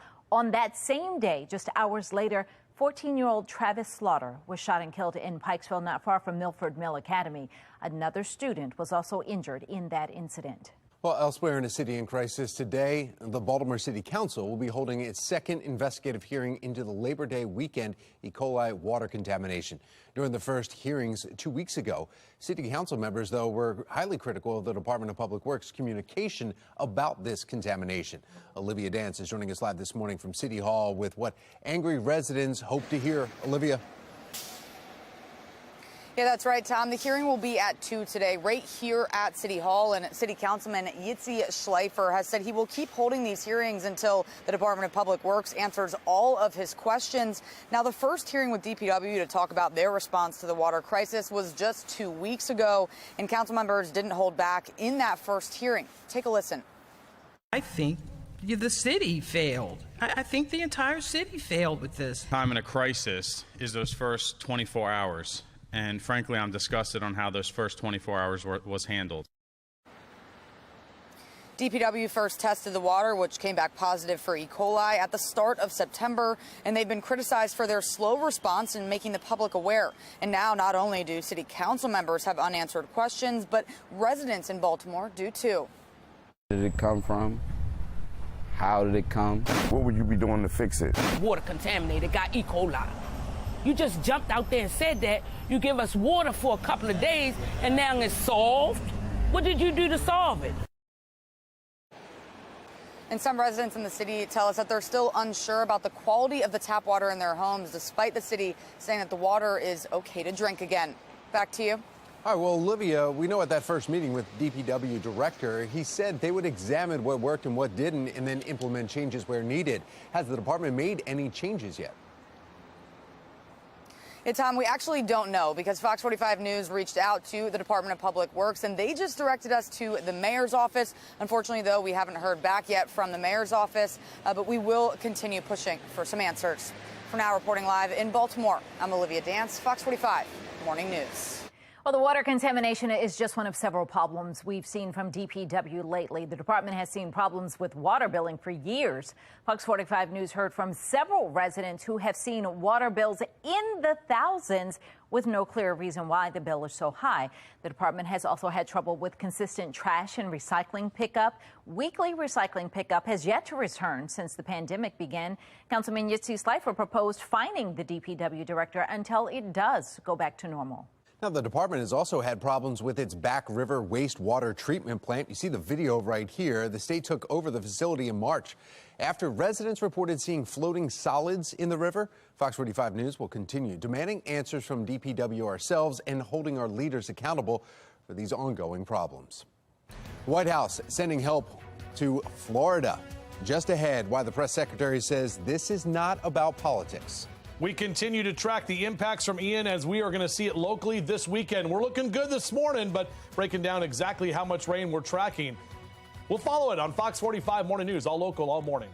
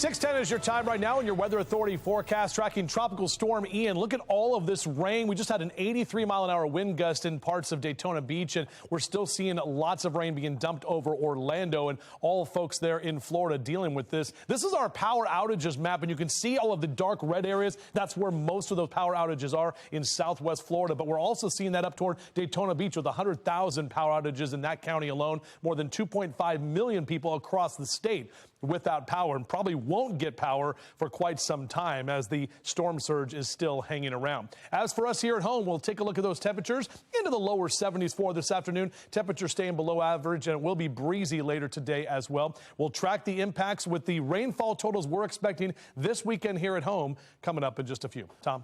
All right, thank you, Justin. Making our headlines this Thursday morning, iconic rapper Coolio has died. Coolio was a mainstay in the 90s music scene, best known for his hit Gangster's Paradise in 1995. His manager says he died at his home in Los Angeles. No cause of death, though, has been released. Coolio was 59. A time lapse showing Hurricane Ian hit Sanibel, Florida. Meteorologist Justin Chambers has more on where Ian is going next. Megan Gillen will be joining us live from Tampa to let us know about the aftermath they have there.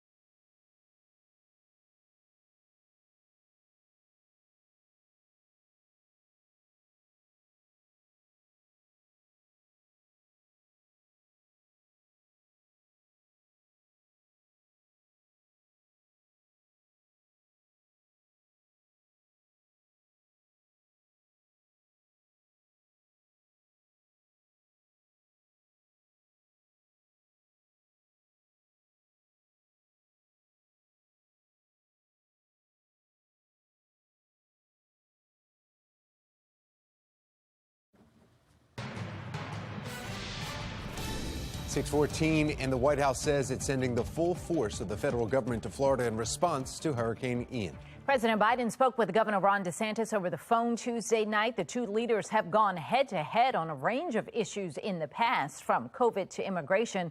White House Press Secretary Karine Jean-Pierre was pressed on the tone of the call. She emphasized this is not about politics. This is about the people of Florida. This is about two people who wanted to have a conversation on how we can be partners to the governor and his constituents, and make sure that we are delivering for the people of Florida. Now, Hurricane Ian, now a tropical storm, hit Florida's coast as a Category 4 storm yesterday, bringing dangerous conditions to the region, including major floods, dangerous storm surges. The federal government sent 300 ambulances and has meals and water ready to pass out when the storm clears. fact, take a look at this. This is a time lapse showing Hurricane Ian hitting Sanibel, Florida. Traffic camera there capturing the video of the high winds, floodwaters completely submerging an intersection. Wow. Do you see how quickly, I mean, it's time lapse, but you were pointing out earlier, Patrice, the debris that goes through with that. Right. That's the scary thing. And then you just don't even know how deep that water is. And we always talk about, Justin is always saying, you know, when you see the water, don't try to drive through it. We saw water rescues, but, you know, you don't know how deep that water is when it comes in like that. Well, and there's social media videos of people swimming in their house, which is not good unless they're trying to, like, you know, save something or a pet or something like that. But, I mean, you don't know what's in the water. I mean, there's alligators. It's Florida, right? I mean, that's something I was thinking about. Well, that's a thought. But, I mean, you know, the chemicals and all that. I mean, it's just so important. I always think about the electricity. I mean, especially, I mean, I guess electric went out for a lot of people, but I just think about, you know, wires down in the water and all of that kind of stuff. There have been fires reported for that. And, guys, I heard an interesting little nugget earlier this morning on my way into work about the fact that Florida, historically, about 283 hurricanes, you go back to when record keeping began, overall have hit the state of Florida. And now Ian is ranking as 4 in terms of the powerful strength that it had. It did hit as a Category 4. If you remember yesterday morning, we were flirting with Category 5, but it did make landfall as a Category 4 storm. So we have another live shot up, I believe, in the smart board. I don't know if that is Orlando or not, but either way, this is what we're looking at. Is that Orlando, guys, or Jacksonville? Dayton Beach, not Daytona Beach? Daytona Beach. Okay. Daytona Beach is what we're looking at. And yeah, there it is. Okay, good. I wanted to, it's buffering. Yeah, you can see that wind and the rain kind of shaking that camera around. The live look here from Daytona Beach, which is getting hit with quite a bit of rain and wind at this time. The storm, not done. Here's a look at it right now on the radar, and you can actually see this is all of that heavy rain that is rolling in. So you have that counterclockwise flow with that 65-mile-an-hour wind sustained from our tropical winds, but we've already seen some gusts at 70 and 80 miles an hour. So those are hurricane-force winds now pounding the east coast of Florida. This storm is going to track back out into the Atlantic later today and then make a third landfall early tomorrow, well, I'd say late tomorrow afternoon, near Charleston, South Carolina. That's the Savannah River, which separates Georgia and South Carolina. So folks are getting ready there. They've already got hurricane watches posted along the coast, but tropical storm warnings and storm surge warnings are also something we have to take into account. That system will track towards Charlotte and eventually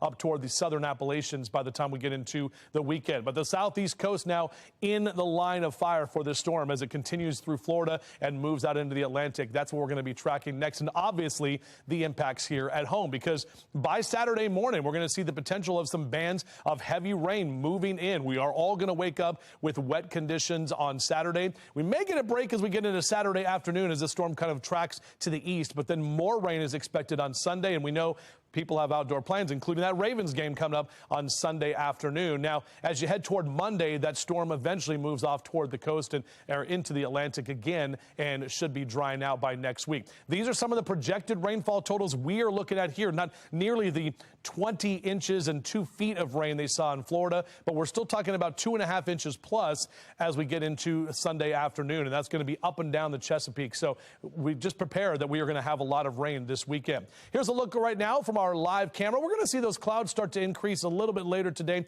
mainly the upper level clouds, and we'll see that high level moisture that will start to move in later this afternoon. 55 your current temperature at BWI as the kids head out to the bus stop. Beep, beep. Overall, maybe just a light jacket this morning with numbers in the 50s. 67 by noon and lower 70s when you pick them up later today. It'll be a bit breezy later this afternoon once again. 75 is typically where we are for late September. Upper 60s and lower 70s is where we're going to end up in central Maryland for the afternoon, with lower 70s for Philly and Baltimore down through D.C. and mid 60s down the ocean. All right, here's a look at that 7-day forecast. So we're dry today and most of tomorrow. There are going to be a few showers moving into southern Maryland late tomorrow evening, but really Saturday and Sunday, those are going to be the wet days. Wind is going to pick up as well, and temperatures mainly stay in the mid to upper 60s for our highs. We'll still have some spotty showers left over into early next week. All right, Tampa Bay avoiding the eye of the storm, but still getting pounded by hurricane-force winds, torrential rain, power outages, the like. Megan Gillen there now this morning with what residents are waking up to. Good morning, Meg. Hey, Justin, you know, we were expecting the worst of it, bracing for it, and it's not that bad here this morning. Again, the sun hasn't come up, so that'll be the real test. We're on Davis Island in Tampa Bay. We were trying to get you to the beach there to try and show you the water levels. Unfortunately, we found some water levels of our own here. This street, impassable, but we're making some progress. There is a drain in the middle and starting to recede here today. We had the torrential downpours, Justin, overnight, which caused areas of flooding like this in the low-lying areas. The wind is what we're seeing here this morning that's still sticking around. And as a result, seeing a lot of downed tree limbs and branches like this one you can see over here. In the downtown Tampa Bay area, there's actually a giant tree blocking the road. And if you take a look through the trees right here, you see those flashing lights right there. A lot of those trees bringing down power lines with it. That police officer there is actually marking a down power line over there. They've got these officers all around the Tampa Bay area just kind of marking the spots that crews are going to need to go out to here this morning. Again, many of them haven't been out to assess the damage yet. It just rolled through last night, seeing some of the issues like the standing water and the downed trees, but we'll get a better idea when that sun comes up to see what we're dealing with. As far as power outages, we've seen the lines down. There's homes here behind us. You can't see them because they don't seem to have power here this morning, but the majority of Tampa Bay does. Lakeland and Clearwater, just neighboring on either side of Tampa, they've got quite a few thousands of outages, hundreds of thousands actually in Clearwater right now. So on that end, Tampa Bay faring much better on the power end. Our lights flickered last night in our hotel. The generator kicked in, so hopefully these folks have some alternative methods. But in the meantime, guys, we'll stay out here live. We'll show you how things look when the sun comes up and have a better idea of what we're dealing with. Live in Tampa Bay, I'm Megan Gillen. Back to you. And we see we can hear the wind whipping there, Megan. We can see your hair moving, but good that it didn't get what it could have. Right. Justin. Yeah, and Megan, you know, how was it last night when, you know, you heard the wind and the pounding rain? I mean, for you guys, what did you experience? It was the wind. You're used to having the gusts of wind. It was a constant gust. We went up to the parking garage just to get a better gauge of how it was feeling out there. And it wasn't where you couldn't walk in the wind, but it was pushing up against you pretty hard and consistently. As far as the hotel, we've got those giant palm trees outside. Some of them were shedding the palm branches, but nothing significant. You know, through that steady wind that we've been seeing even now this morning, we're just not seeing the dramatic, catastrophic damage that other parts of the area are. So that long tradition of a century-old long luck here in Tampa Bay seems to be continuing. That's the good news. But we were just seeing that car. The photographer panned off to the car that's at the top of that water. It doesn't seem like that is an emergency vehicle of any kind, but I wonder if that's someone who sees the water and is judging whether or not they can get through. That actually might be a TV crew. It looks as though they might be getting something out of the truck. There aren't too many other humans out here. We've seen a couple of cars, and 2 cars came up to the water and turned around, but otherwise it's basically just media out here. All right. Well, and officers. Well, stay safe, please. Thank you, Megan. We'll check in again in just a little bit. Yeah. All right, so there are new clues this morning in a missing person case that has been open for nearly 20 years in Ohio. Just ahead, how a podcast helped police find a new location to search. From fights in the classroom to moldy school lunches. Coming up, we are live with a town hall meeting happening this evening to talk about problems inside Baltimore County schools. Fox 45 News, winner of 17 2022 Regional Emmy Awards, more than all other Baltimore news stations combined.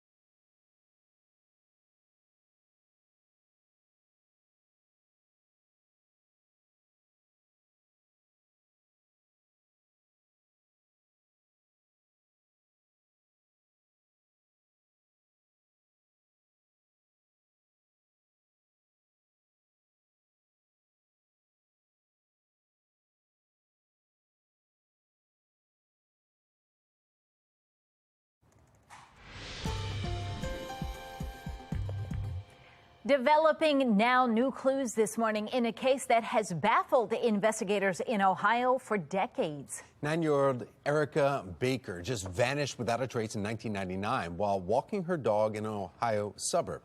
While police say that they know what happened to Erica, her body was never found.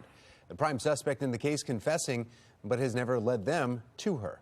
Sinclair Broadcasting's Dayton 24/7 team decided to investigate. And now, thanks to the Missing Erica Baker podcast, police have a new location to search. I am hopeful that every time Vince Mason gets a tip, it's the one that leads us to Erica. I'm very hopeful. But one thing for sure, I know that she'll be waiting for me when I cross over.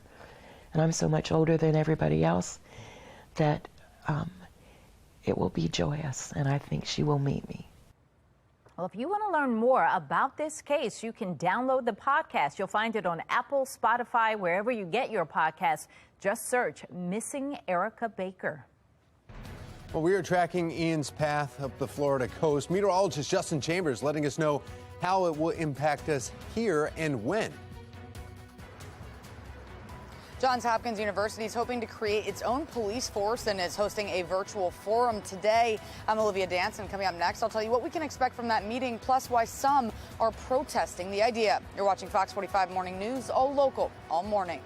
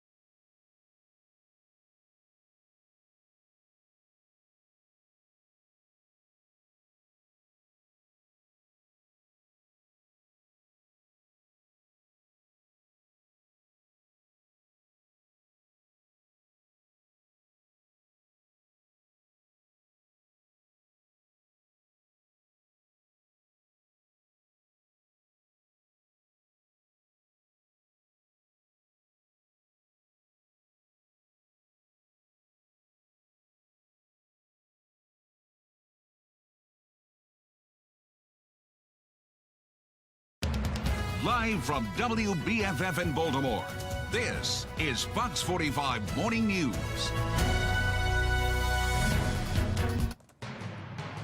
6:31 this morning, we are seeing the impact of Hurricane Ian in Fort Myers. Take a look at this. Wink News Studio in Fort Myers is flooded. you can't see much in there. It's dark, no electricity. The station's chief meteorologist, Matt Tavidi, posted this video to his Facebook page overnight, but water came in, flooded out their newsroom, flooded out their studio while they were on the air, took them off the air. They tried to start doing some reporting from Facebook for a while, but they were in the thick of it yesterday. Well, welcome back to all of you on this Thursday morning. 6:32 is the time. I'm Patrice Sanders. I'm Tom Rogers. We continue our coverage of Tropical Storm Ian now. We want to get right over to meteorologist Justin Chambers. And Justin, the videos that we keep seeing, the worst of the storm seem to have moved through and is now down to a tropical storm, but it could pick back up to a hurricane again? Yeah, it's very possible, Tom and Patrice. Good morning to both of you. And really, the worst of the storm, yes, for parts of Florida done, but now other parts of Florida are now seeing the worst part of the storm, which is in the East Coast, and that's Daytona Beach up to Jacksonville, all the way over toward Orlando, where they're seeing more of this strong storm. Look as we zoom in right now, and you can see just how powerful the storm is, really bringing all of that water from the Atlantic right into Daytona Beach. And you're talking about beach erosion all the way up toward the Palm Coast and Jacksonville, and then right down Interstate 4 to Orlando, where we've seen some wind gusts already at 70 to 80 miles an hour from the storm. So even though it's been downgraded or weakened to a tropical storm, it is still having some major impacts on the Sunshine State there. Meanwhile, for us, about a half hour before the sun comes up here, we've got a few clouds hanging around in Towson right now, so a pretty shot this morning. And temps are in the 50s for the most part. We do have some 40s in Frederick and Gaithersburg, but we're at 53 in Cockeysville and Bel Air, 55 in Baltimore City, so you definitely want to grab a light jacket as you head out this morning. We'll be cool today, at least for the morning time, breezy for the afternoon, and we do have a rainy and windy weekend right around the corner. So Mr. Bo says we're good to go on your morning drive. Maybe get the heaters on this morning, numbers in the 50s over the next couple of hours. We'll top out at 71 today. More clouds rolling in tomorrow, and obviously Saturday is the day where we're going to start to see the impacts from Ian with the rain in our area. We'll take a closer look at that, some of the rainfall totals we're looking at as well. That's all coming up in a few. Tom? All right, thank you, Justin. Let's take a look at your lens solar traffic and network here. We have some cameras showing you some of the congestion that's now there. We do have an incident, 95 South, right at 49, the exit there, Baltimore Beltway here. There's a two-vehicle accident there, and then just a lot of volume picking up, especially right where 70 and 695 meet up. You see that on the bottom part in 40 coming in, too, with the heavy traffic. 6:34, turning now to the crisis in the classroom. Baltimore County Schools is confirming a fight at Perry Hall High School during dismissal. Well, Baltimore County Police say they arrested a juvenile in connection with that fight just yesterday. Fights, though, were a major problem at Baltimore County schools just last year. FOX45 News getting several videos, and we heard from many concerned parents after a number of violent fights broke out. That is not the only issue that parents brought to our attention last school year. Back in May, parents sent us these types of pictures showing poor quality school lunches. Parents said schools served spoiled milk and moldy food. Shannon Lilly is joining us live this morning as parents and county leaders are planning to take those problems head on. Shannon? Yeah, one community leader, Patrice, is hopeful that this meeting will be a time that parents can speak openly about those issues that their children are dealing with in the classroom. But on top of that, they hope that Baltimore County leaders will do more about it. Let's take a listen to just some of those concerns we've heard from parents so far. Torture, not only to him, but also to myself. He's not safe. He's not safe. It's every day. Every day I have parents reaching out to us. Yeah, that was Darren Badillo you just heard from. He's a former candidate for Baltimore County Executive. He and the Baltimore County Parent-Student Coalition will be hosting that town hall today to talk about these issues, everything from fights to school lunches. So here's the details for tonight's meeting. It'll be held from 6:15 to 8:15 at the Dundalk American Legion on Dundalk Avenue. Badillo says they invited the superintendent and every member of the school board to this town hall to hear from parents directly. Now, we have previously reached out to school leadership about these issues. Back in April, we did receive a statement from the superintendent calling school violence a complex issue, but he also did say that they are taking disciplinary action as well as providing social and emotional support to try to combat it. Reporting live, I'm Shannon Lilly, Fox 45 Morning News. Thank you, Shannon. Now to a city in crisis. Johns Hopkins University set to hold yet another town hall on its police force, but this one now happening virtually. That's right. Protesters who are against the university creating its own police force shut down the last town hall. Olivia Dan's joining us live this morning with more on this decision to make it virtual. Olivia? Yeah, that's right. The university says it's changing its format so that, quote, community members who want to participate in a constructive dialogue can do so. But the protests at the last meeting are not the first time that Johns Hopkins has faced backlash for wanting to create its own police force. Back in 2020, the idea received criticism and then was eventually shut down. But John Dede, a political analyst, weighs in on why there's controversy over this plan.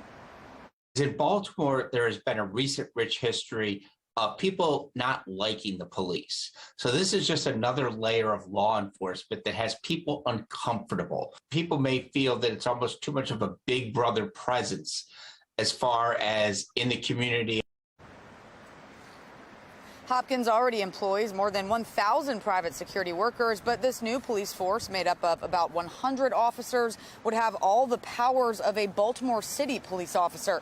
Jason Johnson, a former deputy commissioner with the Baltimore Police Department, points out that Hopkins is agreeing to a number of measures, including complying with the city's consent decree, wearing body cameras, and only tackling minor crimes. Now, the push for this new police force comes as crime continues to rise. Having a specific police force specific to address the concerns of Hopkins stakeholders is really a move in the right direction. Hopkins, they're doing this because they see things in Baltimore out of control. And just as a reminder, there is a forum both tonight and also tomorrow. They're both being held virtually, and you must register online if you want to participate. But Fox 45 News will be monitoring those meetings to see if any progress is made. For now, reporting live in Baltimore, I'm Olivia Dance, Fox 45 Morning News. Millions of Floridians were under evacuation orders ahead of Ian. Just ahead, why some just outside of those evacuation areas decided to stay. Highs in the upper 60s this morning. Meteorologist Justin Chambers lets us know when the next warm-up will be. Weather Window, presented by the National Weather Desk. Take a look at the beauty of Lake Michigan. Some cumulus clouds in the area producing some light showers that resulted in this partial rainbow. Fall colors are still revealing themselves across the country, like these changing leaves seen on Sugarloaf Mountain in Maine. Now to Midway, Utah, where this image captures the vibrant seasonal changes underway there. Want to see your weather photos and videos on TV? Click Chime In on this station's website to share.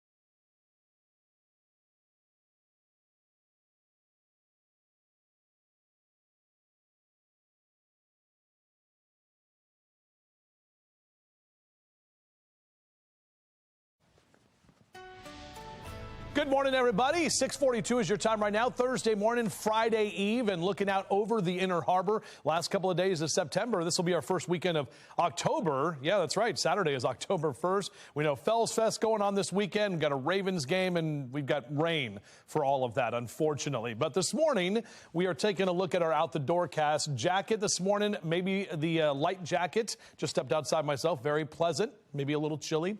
Sunglasses today, as we'll have plenty of sunshine and temperatures that will rise in the mid to upper 60s and some of us into the lower 70s here, especially if you're out for your yard and gardening tasks. Got to get that grass cut today. Anyway, we'll take a closer look at that coming up in a few minutes from right now. Tom. Thank you, Justin. We're taking another look at the impact of Ian. Just ahead, what the maximum winds were during its landfall. Turn around, don't drown. Just ahead, the moment a firefighter helped a woman out of her car after she ended up in a flooded street in Florida. 6:43 is the time as we take a look out of Florida. Winds calm right now, but we just saw that whipping not even an hour ago. 6:43 is the time.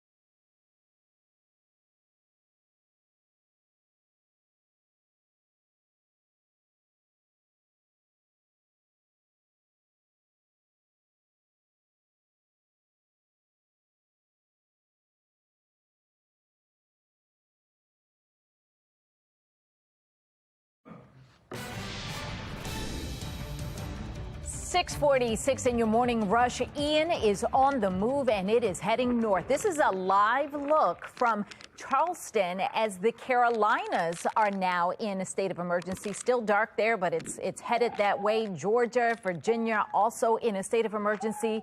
The extremely dangerous Hurricane Ian made landfall in southwestern Florida. The hurricane's maximum winds were estimated to be near 150 miles per hour. That's the other video that you're seeing there. You just heard someone screaming in one of those videos, but the flooding that you see there as a result, and we know that more than 2 million Floridians are without power. Well, moving closer to home today, the Baltimore City Council will hold its second investigative hearing into the Labor Day weekend E. coli water contamination. During the first hearing 2 weeks ago, City Council members were highly critical of the Department of Public Works communication about the contamination. Olivia Dance is joining us now live with what we can expect from today's hearing. Olivia. Yeah, that's right, Patrice. The hearing will happen at 2 this afternoon, right here at City Hall. And City Councilman Yitzi Schleifer has said that he will keep holding these hearings until the Department of Public Works answers all of his questions. This hearing comes as some residents in Baltimore still have concerns about the quality of their tap water. And now not only do council members have questions, but residents do too. I'm Olivia Danson. Coming up next, hear from those residents who have concerns and questions. Back to you. Thank you, Olivia. Young lives in Baltimore continue feeling the impacts of crime and violence. Latest incident, 2 teens shot in Northeast Baltimore just last night. Shannon Lilly is joining us live now with what we are hearing from police so far. Shannon? Well, police tell us, Tom, that those victims are just 17 and 15 years old. And as far as we know this morning, the gunman is still at large.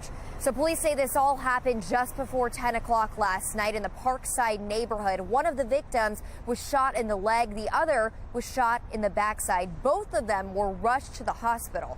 But this is just the latest in a string of violent crimes, Tom, that we have seen amongst young people. I'm going to have a whole lot more on this, plus the alarming new findings coming up in just about 15 minutes. Now back to you. Well, take a look at this. Video out of Naples, Florida perfectly encapsulates the phrase, turn around, don't drown. Yeah, you see Naples Fire Rescue Department had to help a woman out of her car after it ended up in that flooded street there. Firefighter, as you just saw, had to break the window just to get the woman's door open so she can escape. So that is a good reminder. Don't go down flooded streets that you don't know the depth of the water. In this case, so we don't know exactly what happened. She may have just been sitting on a street that was not flooded, and as that hurricane came in, just found herself surrounded. But fortunately, they were able to get her out of this situation. Yeah, we've seen a lot of videos, too, of the flooded streets all throughout the Florida area. And the way it just came in, that's incredible. Meteorologist Justin Chambers has been seeing that same video and just tracking what happened. Yeah, exactly right. Patrice and Tom, good morning. I mean, emergency managers all day yesterday and all week basically have been saying, look, once you get evacuated, once we come to a certain point, we are not going to come and rescue you because it puts our rescue folks in danger, which is exactly what we saw right there. Now, thankfully, everybody is okay. I believe we have another live shot here. Can someone tell me where that shot is? It's just bouncing around. It says Daytona Beach, Florida. This is in Daytona Beach, Florida. Okay, so you can see in the other shot there on your screen, that is what we're seeing in Daytona Beach. Still not sunrise yet, but obviously that camera is shaking around quite a bit and bringing a lot of rain. And you can see that here on our HD radar. Let's zoom in. Look at Daytona Beach. You can see it right there with the heaviest rain. We're seeing some lightning. We're not seeing much in the way of strong thunderstorms, but obviously it's that strong wind, 70 and 80 mile an hour wind gusts being reported up and down the Palm Coast here this morning. And look at this. You can see the center of the storm when you look at the wind gust graphic. I mean, you can really see that thing. The center is still south of Orlando, but it's bringing all of the wind and rain areas north of that. And that storm surge is something else we have to look at. Now, it was weakened. The storm has weakened to 65 mile an hour wind, so it's now a tropical storm, but still seeing wind gusts in that hurricane category. It will track out to the Atlantic later today and then make kind of a left turn toward Charleston, South Carolina, between Savannah, Charleston, areas in Myrtle Beach, all getting ready for the potential third landfall as we get into tomorrow afternoon, possibly as another hurricane, or back up to a hurricane, but more than likely still staying in the tropical storm range. This storm will then track into the southern Appalachians, and we're going to see more of the impacts here at home from that by the time we get into the weekend. But all of the southeast is getting ready and bracing for this storm. Not only all of the rain, but the storm surge. And the storm surge continues right up there to the north. But still the storm surge here for folks that already got hit with the rain in Naples and Fort Myers, those areas in Cape Coral. The leftover surge early with the onshore winds that they're still going to see here for today. This is a look at our future scan. 3 o'clock this afternoon. Notice we are dry. We've got a northerly wind here. That's the blue lines. So we're dry today. Tomorrow, you're going to see more of those clouds roll in. And then late Friday night into Saturday, here comes the rain. It's going to start to move in while we're sleeping. We'll wake up Saturday morning with that rain that will be steady through most of the morning into the afternoon. Pockets of heavy rain here and there, and then taking you into Sunday morning, into Sunday afternoon, right as we get into to the Ravens game. We'll see that wet weather stay with us as well. Now, in terms of rainfall totals, we're still looking at least at a couple couple of inches overall from late Friday night through Sunday afternoon and evening. But that could still be some pretty good impacts. And we're also watching for the potential of some minor coastal flooding that could be on the southern end of the Chesapeake. We know we live right here on the water, so we got to be aware of that, and we'll track it for you throughout the morning. Weather headlines look like this: 55 right now, on our way to 71 for our high this afternoon. And let's break down that 7-day forecast for you. Numbers come back down a bit tomorrow, and we're actually going to stay in the 60s for the weekend for highs. The rain, again, Saturday and Sunday will be the rainiest days. Some of that rain left over into Monday before we dry out toward the middle of next week. Chronic absenteeism on the rise in Maryland public schools. Fox 45 News' Project Baltimore questions what is driving students away from school. As Megan Gillen is reporting from Tampa, the Fox 45 Weather Authority team tracking the latest with Ian as it's moving up the coast. Both meteorologists Justin Chambers and Jasmine Lomax will be joining us for the latest updates. And if anyone could use a coffee break today, it is our Weather Authority team. Oh, yeah, working hard as they're tracking Ian and how it's going to impact us this weekend. It's time for a coffee break. Cheers to them.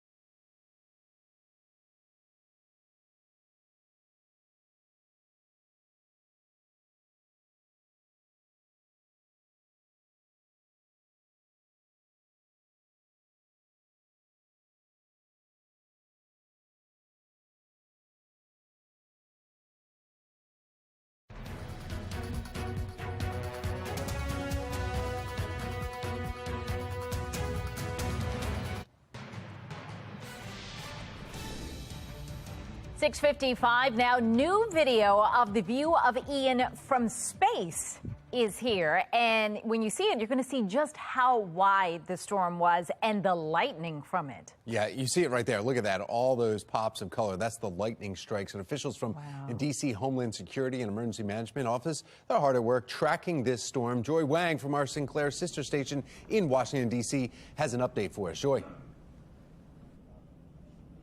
Yeah, good morning. So we've been talking to them for the last 24 hours. Things are constantly changing. The people here are tracking those changes. Right now, I am with Dr. Chris Rodriguez. He's the director here, and we're in the Emergency Operations Center. What's changed over the last day or so? Well, we've been seeing, of course, the images coming out of Florida, watching the track of Ian and making sure we're prepared for any impacts here in the National Capital Region.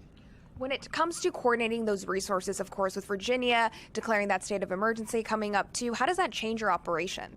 Well, we've been in constant contact with Virginia, making sure that if they need anything, we can be there to support. But again, we're watching and preparing with district agencies and with federal agencies to make sure we're ready for any impacts from the storm, which could be rain over the next couple days here in the district. While we're relying on you guys to be prepared, we should also be preparing as well. Talk to us about the emergency kit you've got next to you and the things that you have there. Yeah. Again, some critical things you need, obviously water, some shelf-stable food, prescriptions that you might need, a battery-powered radio, and cash. What if ATMs are out and power is out for an extended period of time? So these are just some of the things you really need to think about as we're in hurricane season. We're also going to be linking that as well. So if you've got any questions about it, go ahead and head on over to my Twitter page at Joy7News, where we're going to continue to show you the areas where you might want to sign up for alerts and also what you'll want to keep in your emergency kit. At the Emergency Operations Center, Joy Wang, Fox 45 Morning News. All right, thank you, Joy. Well, more video showing the intensity of the storm as parts of the eye wall were hitting Placida there. You can hear the video. I don't know if we have the volume up on this yet or not, but it was just howling in the video. Storm surge rising. The next video was taken along the Caloosahatchee River and Caloosahatchee River, about 15 miles inland from where it empties into the Gulf of Mexico. It's the sound of the river running through the bottom floor. The river is everywhere as far as the eye can see. Yeah, that's inside his house. He's on the second story looking down into his living room right there. And then there you're looking out of the house, seeing all the water there. Widespread, extensive damage. Parts of Southwest Florida will need years, they're saying, estimating to rebuild. Look at that. That's a light hanging down right there, a chandelier in the middle of his living room.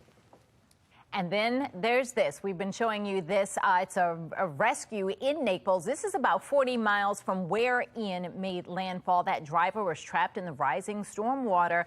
And just look at how high it is to her car. That just shows you the flooding through that area.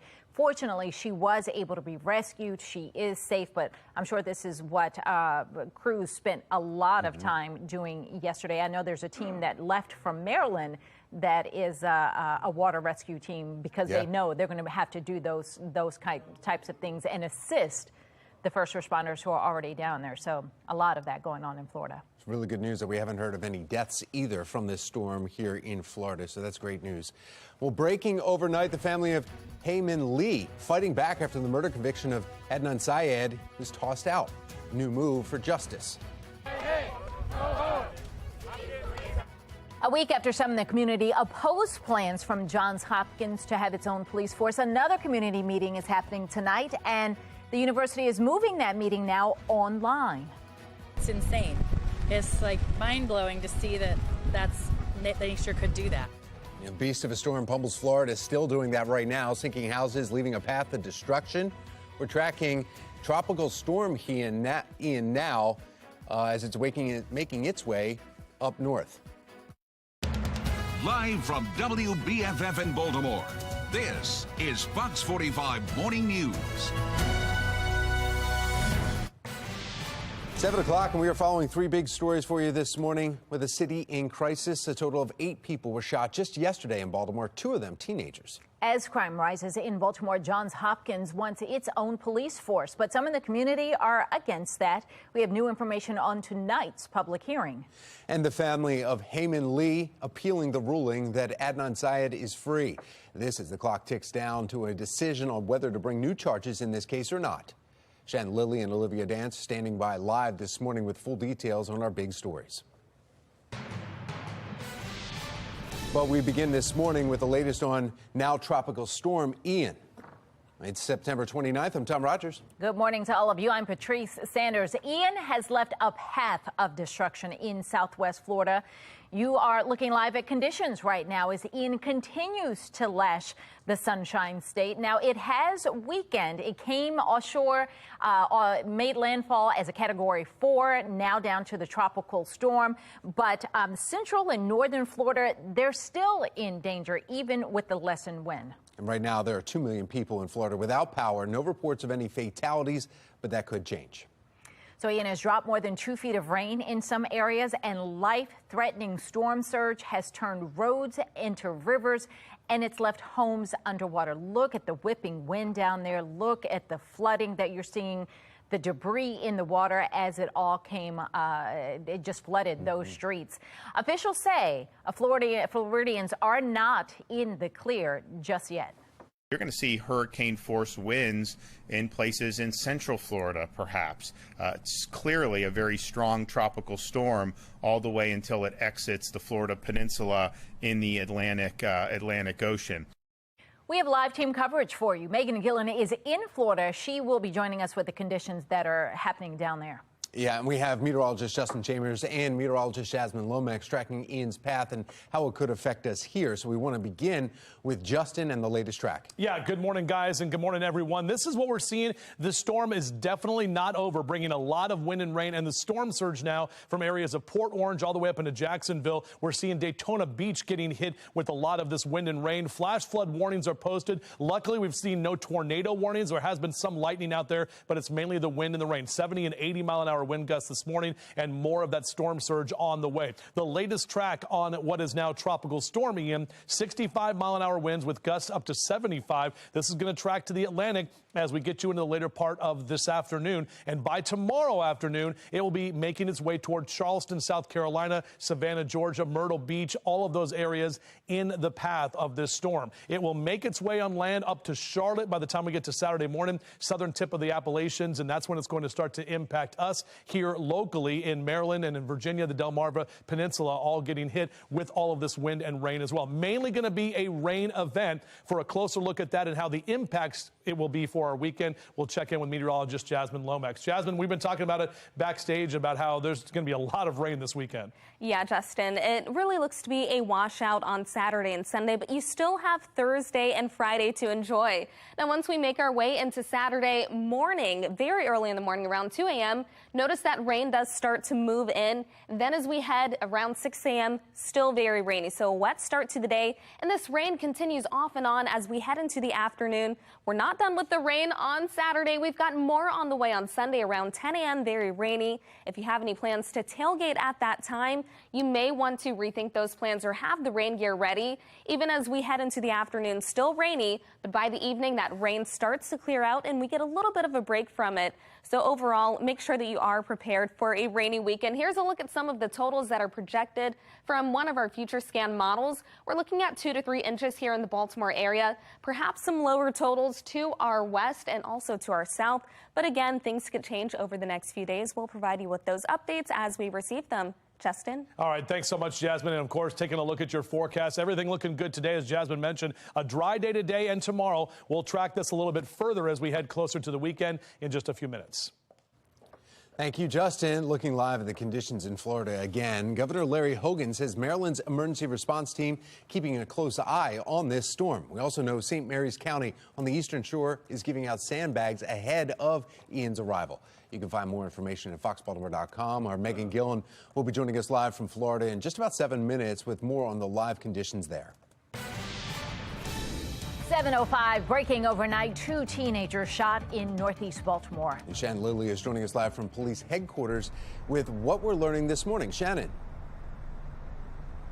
Well, Tom, police say those 2 victims are just 17 and 15 years old. They were rushed to the hospital by ambulance late last night. This just the latest in a string of violence amongst young people in our city. So let's get you straight to that scene video from last night. Police say they responded and were dispatched to this area around 9:45. This is on Moravia Road in the Parkside neighborhood. When they got here, that's when they found that 17-year-old boy with a gunshot wound to the leg and a 15-year-old with a gunshot wound to his or her backside. Now, both of these victims, as I mentioned, were taken to the hospital, and at this point, there is no further word on their condition. As far as we know, though, Tom and Patrice, the gunman is still at large this morning.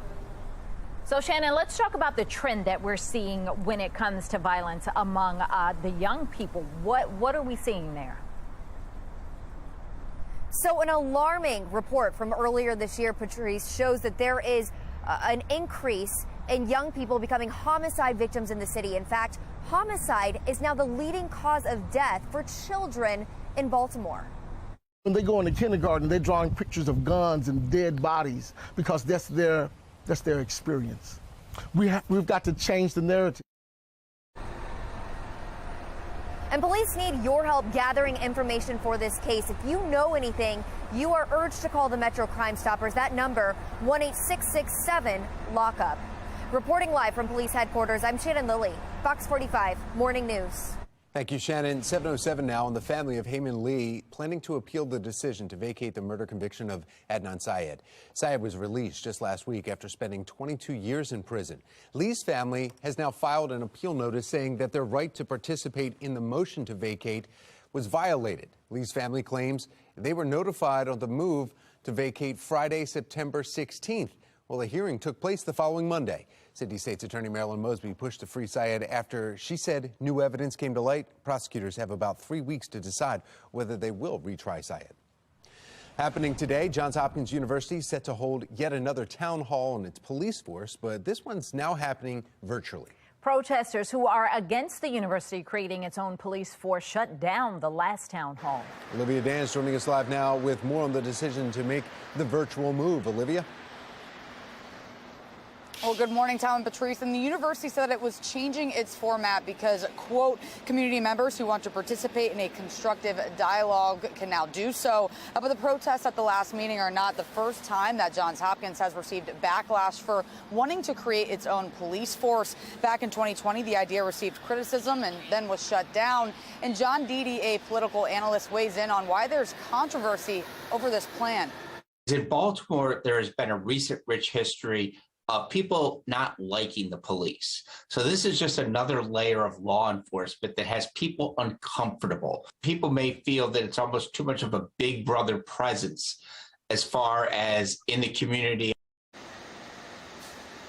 And Hopkins already employs more than 1,000 private security workers, but this new police force made up of about 100 officers would have all the powers of a Baltimore City police officer.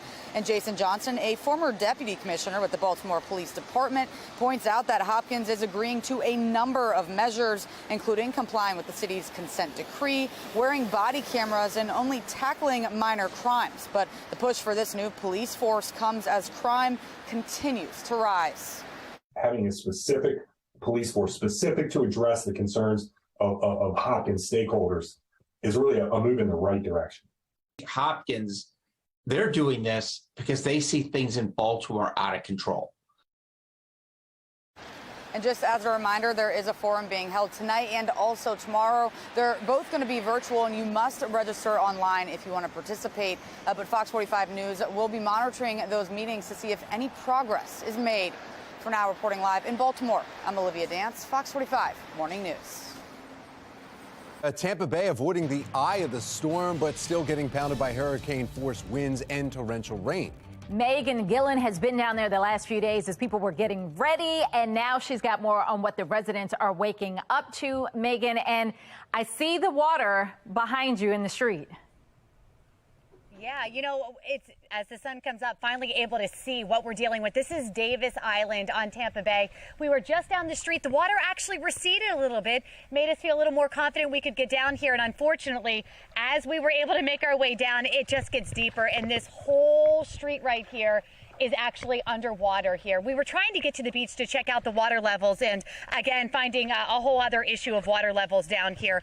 The good news is the rain has died down. That torrential rain that we saw in the overnight hours has stopped. The wind still a bit of an issue here this morning, and that's why we're seeing the downed branches and tree limbs. There's actually a giant tree in the downtown Tampa area that's causing some issues there as well. So crews are going to get out and take care of that. There is still a police officer. If we look back over there, you can kind of see the blue and red lights down there. These officers are set up all around the Tampa Bay area to try and mark where there is a downed power line, and there happens to be one right across the street right there. No power crews have gone out to try and check those yet. They're waiting till the winds die down. Once once the sun comes up and they can assess the damage out here, see what they're dealing with, then you'll start to see some of these areas start to have power back. This street without power here this morning, but as far as the city of Tampa goes, it's not so bad when it comes to power. Kind of the rarity here, the Tampa Bay area, though, that includes Lakeland and Clearwater, seeing a lot of power outages, about 500,000, 500,000 according to Duke Energy here this morning. Our goal is to try and get to the water here this morning, see what we're dealing with, but I think we're kind of underwater where we're standing here this morning. So. All right, Megan Gillen reporting live from Tampa. We're going to check back in with her again throughout the morning. And remember, you can track Ian's path with the FOX45 weather app. To download it, you just go to WBFF in your app store. Well, here's a look at the stories making headlines this hour. Fewer and fewer students are attending public school in Maryland on a regular basis. Still to come, Project Baltimore takes a deep dive into one local district experiencing the major problem. The American Red Cross ready to help those impacted by Ian. After the break, what they're prepared to do to provide safety. 7:12 is the time.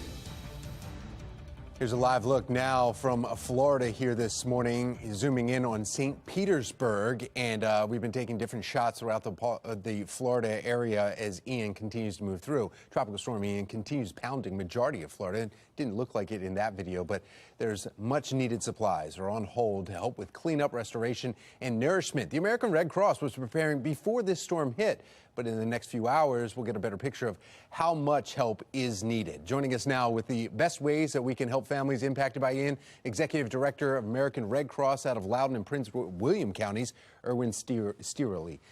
Erwin, thank you so much for joining us. Pleasure to be here. Thanks for having me. Sure. When you see this, you think automatically, okay, well, there's ways that we can help. How can we help, as our viewers here are saying, there's going to be needs, lots of needs. What's the first way, though, we can help out anybody in Florida or impacted by Ian at all? You know, the easiest, the quickest way to help is to make a financial donation. And you can do that at redcross.org. And there are numerous ways, right? So you can make a financial donation going directly to the website. If you want to make a small donation, you could text the word Ian to 90999, and that will make a $10 donation. And we see that normally after major catastrophes here, Red Cross always providing help. I know that you guys plan ahead. What was, do you have a lot of crews there on the ground? So, you know, from our region, the National Capital and Greater Chesapeake region, we do have 9 volunteers and staff that deployed from here. What we have on the ground right now are just over 500 volunteers and staff. So they mobilized this past weekend. Not just the folks, but the resources, the materials, the vehicles, all of those things have been mobilized ahead of the storm. Yeah, and you hear 500, you're thinking that's a lot, but my goodness, millions of people in Florida impacted by this, whether it's just from getting fresh water or maybe some dry clothes to actually needing shelter. That's right. And, you know, speaking of the shelters, there were, you know, over 13,000 people in those evacuation shelters. So we will be mobilizing more folks. You know, we had to get the things there ahead of time, but it won't surprise me if we get probably 2,000 plus Red Cross workers at some point that'll be mobilized in Florida. Erwin Steely here, we're listening with Red Cross right now, joining us. But Erwin, though, when we hear donation, financial donation, people are like, well, maybe I can just help provide clothes or something. But really, that's actually costs more for the Red Cross to move the clothing and to get it to the places than actually just getting a $10 or $100 donation, right? It is. It's cost prohibitive for us to be able to do that. You know, we have to go through. You'd have to sort through the clothes. You have to clean the clothes. You have to get them there. And that takes away from what our primary mission is, which is to alleviate human suffering as quickly as we can. Loudoun County Executive with Red Cross, Erwin Steely, thank you so much. We appreciate it. I know we'll be checking back in with the Red Cross over the next few days as Ian continues moving in through the U.S. We appreciate it. Yeah, thank you. Thanks for having me. Sure. Let's find out exactly where the storm is. Meteorologist Justin Chambers here with the forecast, not only for the Carolinas, also, Justin, but for here when Ian eventually makes its way here. Yeah, exactly right, Tom. You know, we were talking about the power outages and the potential power outages. You know, that's what they're going to be working on here, trying to restore the power. Where the storm is right now around areas in Edgewater and Daytona Beach, already 100,000 people without power there. But then when you look at the larger picture, I mean, the entire state of Florida, look at that number right there, 2.5 million people without power. And it's probably going to be a while before they can get to those power lines and try to get the power restored to the folks there in Southwest Florida, now in Northeast Florida. This is where the storm is currently as a tropical storm. You can see all of that wind and rain right there into Daytona Beach. Let's take a look at some of the storm totals. And in fact, these are the estimates just over the last 6 hours. I mean, just since about 1 o'clock this morning, 5, 6, 7, 9 inches of rain that have fallen right here in this part of Florida. Now, again, you think about the 20 to 24 inches of rain that fell in Southwest Florida yesterday, and that was all from that storm. And then the storm surge is something else we still have to deal with. Let's track the storm. It is going to be heading out to the Atlantic here later today, more than likely maintaining tropical storm strength. But then it's going to make a third landfall. Remember, it already made landfall in Cuba. It's going to be heading toward Charleston, South Carolina tomorrow afternoon. That's why folks there are under hurricane watches and tropical storm warnings, storm surge warnings as well, right up into Charlotte by the time we get to Saturday morning. And then that storm is going to be potentially impacting us here in Maryland. Now, here's a look at your heavy rain potential up and down the southeast coast. That's where they're going to see the heaviest rain. By the time the system gets closer to us on Saturday, we're going to see that southerly flow. You're going to already see those clouds roll in here tomorrow afternoon, and you'll feel that tropical moisture by the time we get into early Saturday morning. Jasmine was talking about this a little while ago, and the numbers as we get into the later part of the weekend, we could see a good 2+ inches. Here's the rain on our future scan. About 2 o'clock Saturday morning, we're going to wake up with that rain by about 7, 8 a.m., and that rain stays with us most of the day throughout Saturday. Continuing to see the steady rainfall, some pockets of heavy rain here and there. And yes, that rain's going to be around through Sunday for the Ravens game before eventually starting to die down and tapering off as we head into early next week. These are some of the updated rainfall totals that we're looking at. And as I mentioned, you can see that big yellow area, possibly 2.5 inches or more. Baltimore up into Cockeysville, Bel Air out toward the eastern shore with less rain to the west and also to the east. As the kids get out to the bus stop this morning, no issues with rain, no need for an umbrella today, but maybe a light jacket here this hour with numbers in the 50s. 67 by noontime. We'll be into the lower 70s into that 2 and 3 o'clock hour for this afternoon when you pick them up. And you can see those numbers typically in the mid 70s for late September, but we're going to be in the upper 60s and lower 70s. A bit breezy still later today.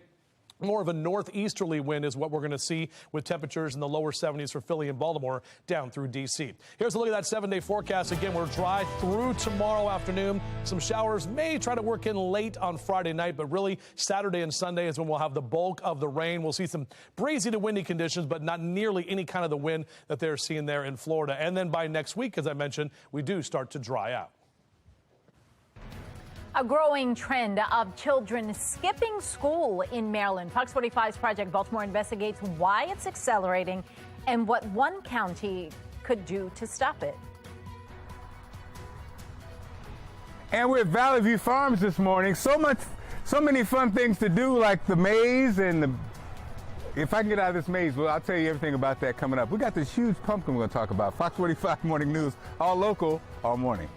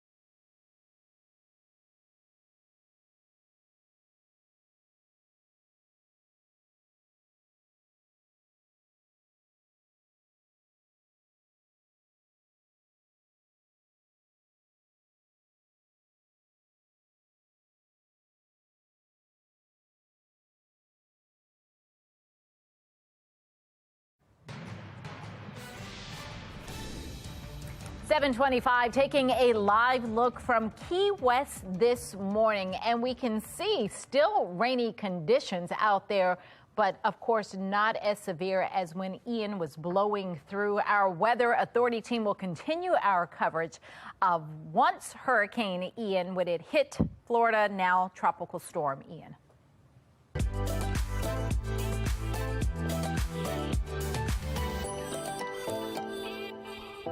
Well, it's so Baltimore. We're getting you excited for all of the fall fun. Valley View Farms has activities for the entire family and a giant pumpkin on display. Be More Lifestyle host Mark Clark is live in Cockeysville. He's going to show us all of that. Hey, Mark. What's going on, guys? I find my way out of the maze. Thank goodness. There's so much stuff to do here. Carrie is here with this 2,500 pound or 2,000. It's a big pumpkin. It's a big pumpkin. Okay. So Carrie, tell us about this pumpkin and how people can also win. Hey, this is great. Yeah, Mark, we have the Miss Amelia. She's 2,005 pounds. One of the larger pumpkins we've ever had. Plus, definitely the prettiest. I mean, what a beautiful orange color. What a beautiful pumpkin. Yeah, they usually come in that kind of grayish malt, but this is great.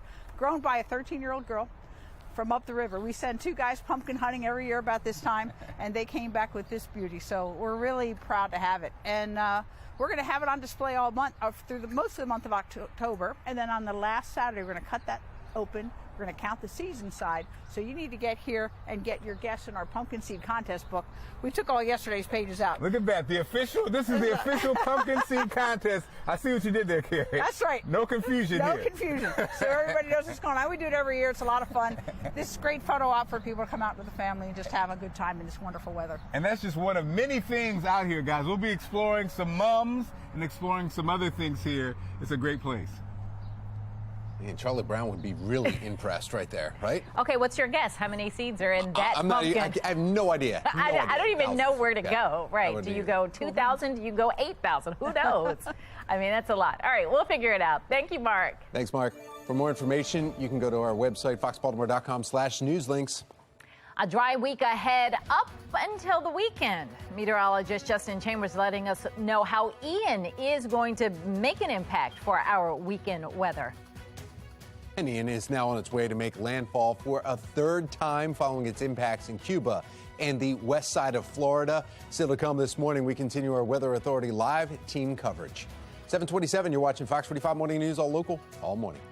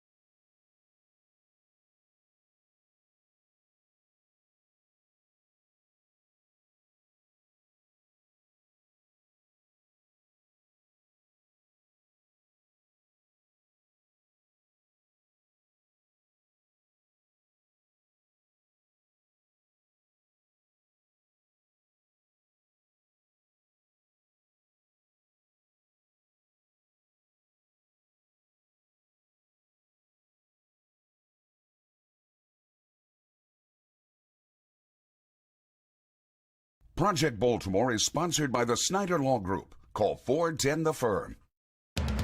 Live from WBFF in Baltimore, this is Fox 45 Morning News.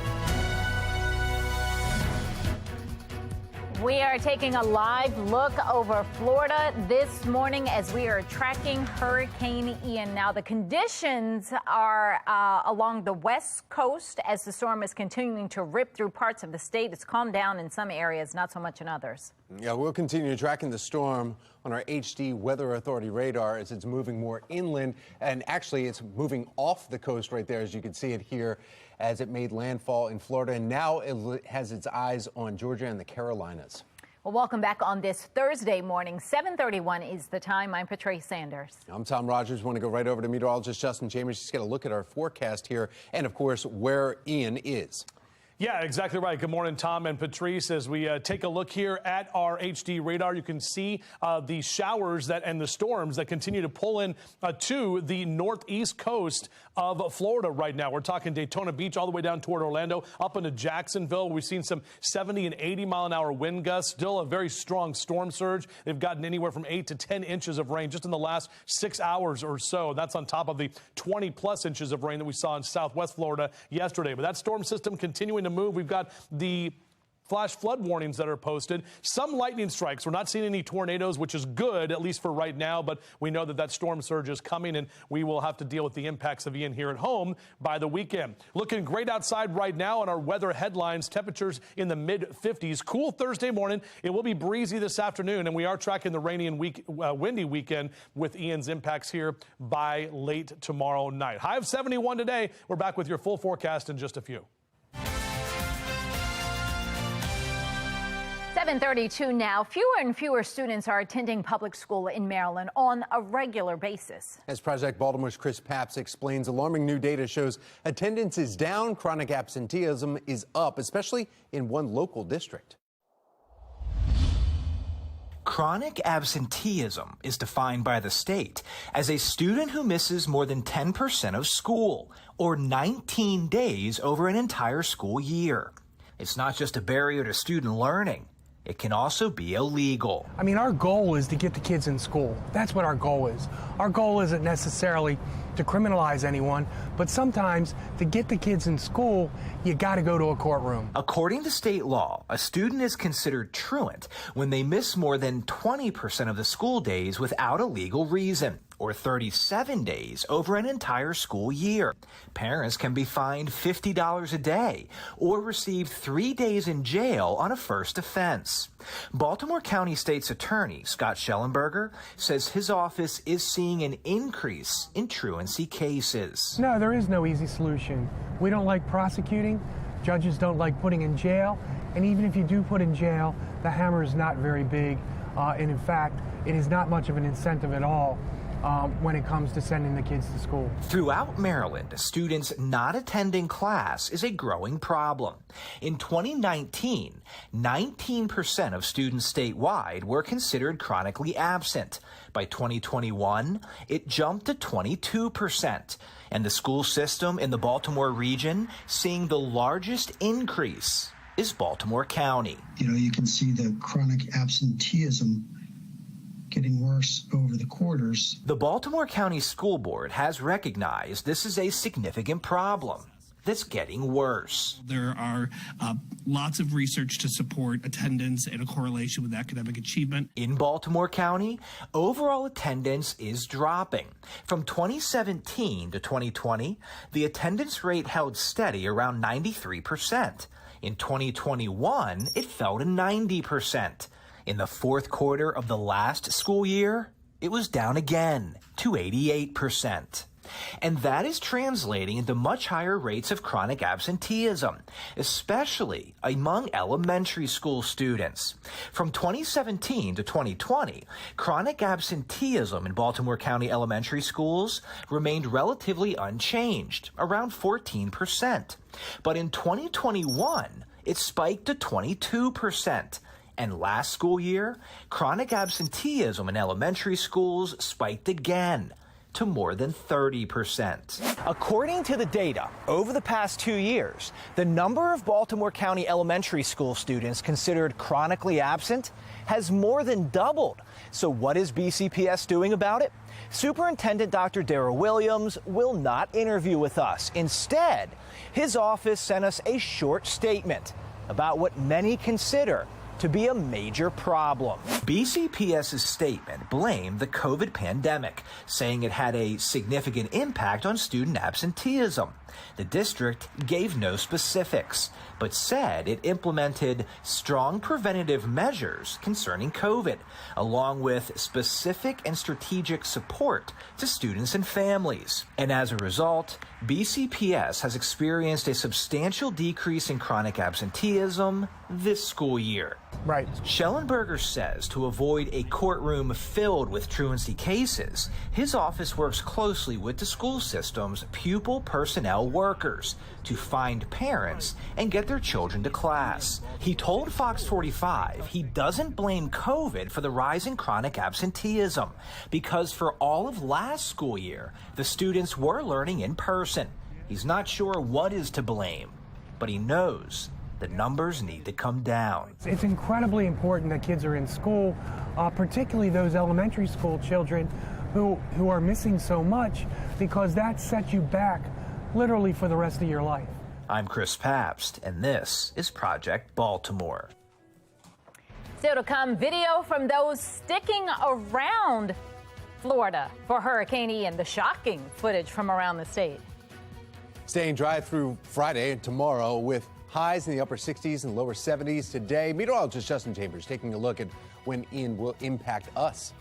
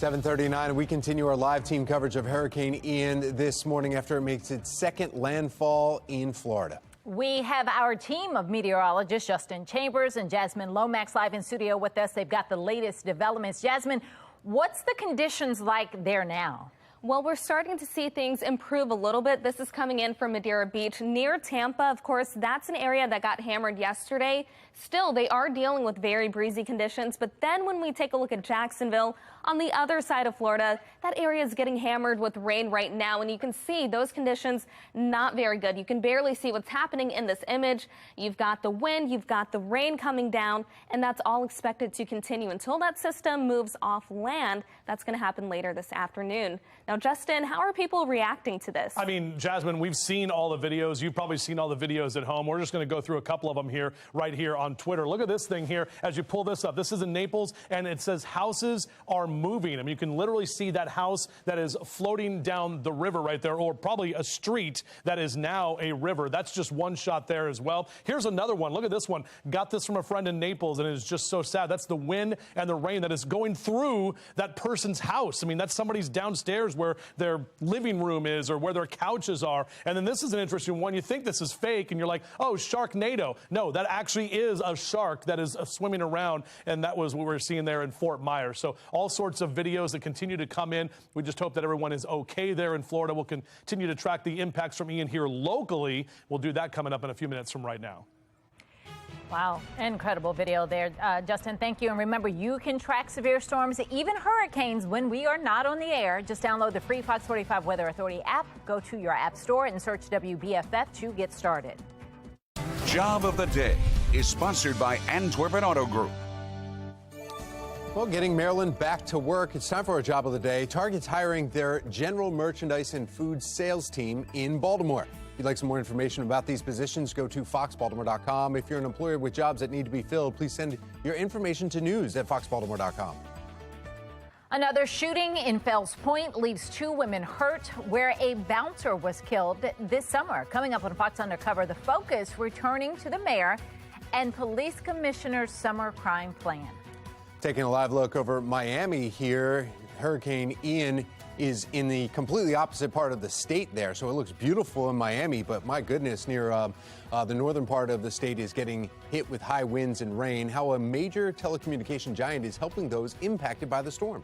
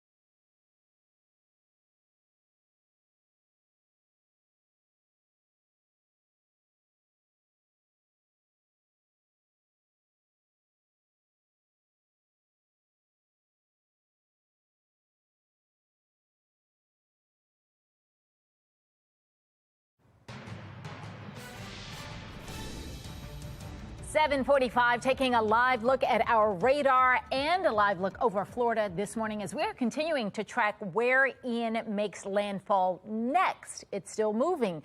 Continuing coverage with our Weather Authority team is coming up. Another shooting in Fells Point leaves 2 women hurt. At the same area, a bouncer was killed this summer. Now, focus returns to the mayor and police commissioner's summer crime plan and how effective it really was. Joining us now for this week's Fox Undercover, former police commissioner, current talk show host, Ed Norris. Good morning, Ed. Morning. Many people arguing Fells Point is considered the safe area in the city. A lot of tourist areas. This is supposed to be the really, I guess, deemed safe so that people can enjoy themselves and not have to worry about it. But yet we're still seeing shootings, and a woman was shot in her head, another one injured just last night. Yeah, I mean, this is awful. I don't know how else to say it. I mean, you can't forget, excuse me, that, the manager of La Scala was killed in Fells Point as well, but further down on Broadway, but still close to the area. This is one of your most attractive tourist areas. It's something people come to Baltimore to see, and it's really gotten dangerous, so it's not good. Yeah, but you hear from the west side of Baltimore and the east side of Baltimore residents saying, you know what, why is Fells Point getting information? We have to deal with this weekly. Why now? Why does somebody have to get hurt or die in certain tourist areas before this makes the, a cause for concern? A completely valid point. They're right. But you have to protect your tourist areas because it's part of the city's economy. You have to make sure they're safe for people from out of town to come and walk safely. However, they're completely right. And that's why when I was commissioner, I put all I could into East Baltimore to start to prove we could do it there, and then with the West Baltimore, because that's where the need was the greatest. Those people suffer tremendously in those 2 areas, and that's why I concentrated so hard on the worst, the most dangerous neighborhoods we have. And it seems like it's reactionary, though. When you were commissioner, would you follow 911 calls and put them into places where there's the extreme 911 calls or there were shootings, or would you go ahead and be proactive and go to places that were known before, regardless of the statistics from 911 calls? Yeah, 911 calls are very deceptive because sometimes they're unfounded, sometimes they're on purpose, purposely unfounded. We followed the crime, and what we did was we had an intelligence apparatus where we knew every crime that was being committed at every street in Baltimore, time of day, day of week, what type of crime. That's where we went because patterns would emerge, and that's what I don't think they're doing now, where you would see patterns immediately because they tend to commit crime in the same area, whoever they are. I mean, they tend to repeat and commit in the same area. Then you start to now, drill down and find out who it is, why it's occurring. I don't think that's being done. It hasn't been done for a long time. It's been lost. We're hearing about youth, and that's a focus now when we're talking about crime. I mean, violent crime up 5% so far over last year's numbers, which were horrific anyway. So we're even worse than that and talking about breaking records. But when you're talking about the youth, anything that can be done there when we're hearing about 14-year-olds, 15-year-olds involved in these killings? I mean, not really. It's not really a new thing. The young people are very, very dangerous, and they've always been. They're really dangerous. They have no sense of consequence. They think they don't think they're going to live past 21 very often. So they behave that way. And you've got this problem it's not unique to Baltimore, but it's a real thing. They're very dangerous at that age. Give me a 40-year-old criminal who's been in prison. I'd rather deal with him any day of the week than a teenager. Ed Norris, we'll leave it right there. Thank you, Ed. You can always hear Ed Norris every morning, Monday through Friday on Sports Radio 105.7 The Fan from 6 to 10 a.m. We continue to track the impact of Hurricane Ian, now a tropical storm here at home. We want to show you how one hotel is taking the storm, though, in Florida. This is the scene from a hotel in Sanibel Island, Florida. This is just outside of Cape Coral, and at first, you can see the high winds. You even see that flooding start to come up. But as the storm is raging on, so do the water levels. Look at this. The hotel pool completely submerged soon after the first clip that we shared. You see that? That's the aftermath of it right now. Gone. My goodness. All right, well, let's bring in meteorologist Justin Chambers. Justin, these levels are what was expected, and more could even happen again today. Yeah, exactly right, Patrice, Tom. I mean, we had 12-foot storm surges that were posted there, and we will see those the storm surge eventually start to go down a little bit. But the problem is, we haven't heard of any fatalities yet, but they're just now trying to get through and figure out exactly what's going on the aftermath of the storm now that we have daybreak, and we hope that is not going to be the case. But this was a massive storm. Now the storm surge threat shifts to Georgia, South Carolina, and of course the northeast coast of Florida, as that storm is still whipping around the winds and bringing in a lot of wind and rain. Look at this right there. You can see that spinning motion. 65-mile-an-hour winds as a tropical storm. Don't think that just because it got down to tropical storm strength that everything is hunky-dory now, because we still have to deal with the wind and the rain through Daytona Beach all the way up toward Jacksonville and even down toward Orlando, getting hit with a lot of rain. This is just in the last 6 hours. These are rainfall totals anywhere from 4 to 9 inches from Titusville all the way up toward Daytona Beach, and that's where we're seeing the heaviest rain at this time. So now folks there dealing with the storm surge. And this is the center of the storm. You can see the peak winds right there just to the east of Orlando, and it is going to be moving off into the Atlantic here very shortly. So we'll get the latest update from the Hurricane Center about 10 minutes or so right now from right now. So at the top of the hour, we'll have that for you. But it is expected to go back out to the Atlantic as a tropical storm and then make that left turn toward Charleston, South Carolina, Savannah, Georgia, right up into the Carolinas as we get into Saturday morning. And then it's going to impact us to the southern Appalachians and areas here in Maryland and Virginia by Saturday afternoon. That's the impact that we're going to be talking about. Some 2 inches possible, possibly even seeing some heavier amounts with the wind and the rain that we're going to see. Now, not necessarily a wind event, and we're dry today, but taking you through tomorrow afternoon, also staying dry late tomorrow night, early Saturday morning. That's when the rain is going to begin, and it's going to continue to stay with us through Saturday morning into Saturday afternoon and evening, even through Sunday morning. I know the Ravens play Sunday afternoon. It is going to be a wet game. There's no doubt about that before that rain eventually starts to taper off, and we'll have some drier conditions by next week. These are some of the updated rainfall totals. Some of us getting about 1.5 inches to 2 inches. This is the brand new update. So you can see that the heavier rain is now shifted to the eastern shore, while Cockeysville, Baltimore, Columbia, just under about 2 inches. This is from late Friday to early Sunday and through Sunday afternoon and evening. That's what we're looking at for those totals. We're dry this morning as you rise and shine. Next couple of hours, mid to upper 50s and lower 60s. Sun will be up until 6:52 tonight, and we will see temperatures that'll be in the upper 60s and lower 70s with breezy conditions for us later this afternoon. 7-day forecast looks like this: 71 today, 69 tomorrow, mid to upper 60s into Saturday and Sunday. Again, a wet weekend with the remnants of Ian before we dry out next week. Thank you, Justin. Well, Maryland may not be known as 301 or the 240 soon. Why our state is getting an addition to our already existing area codes.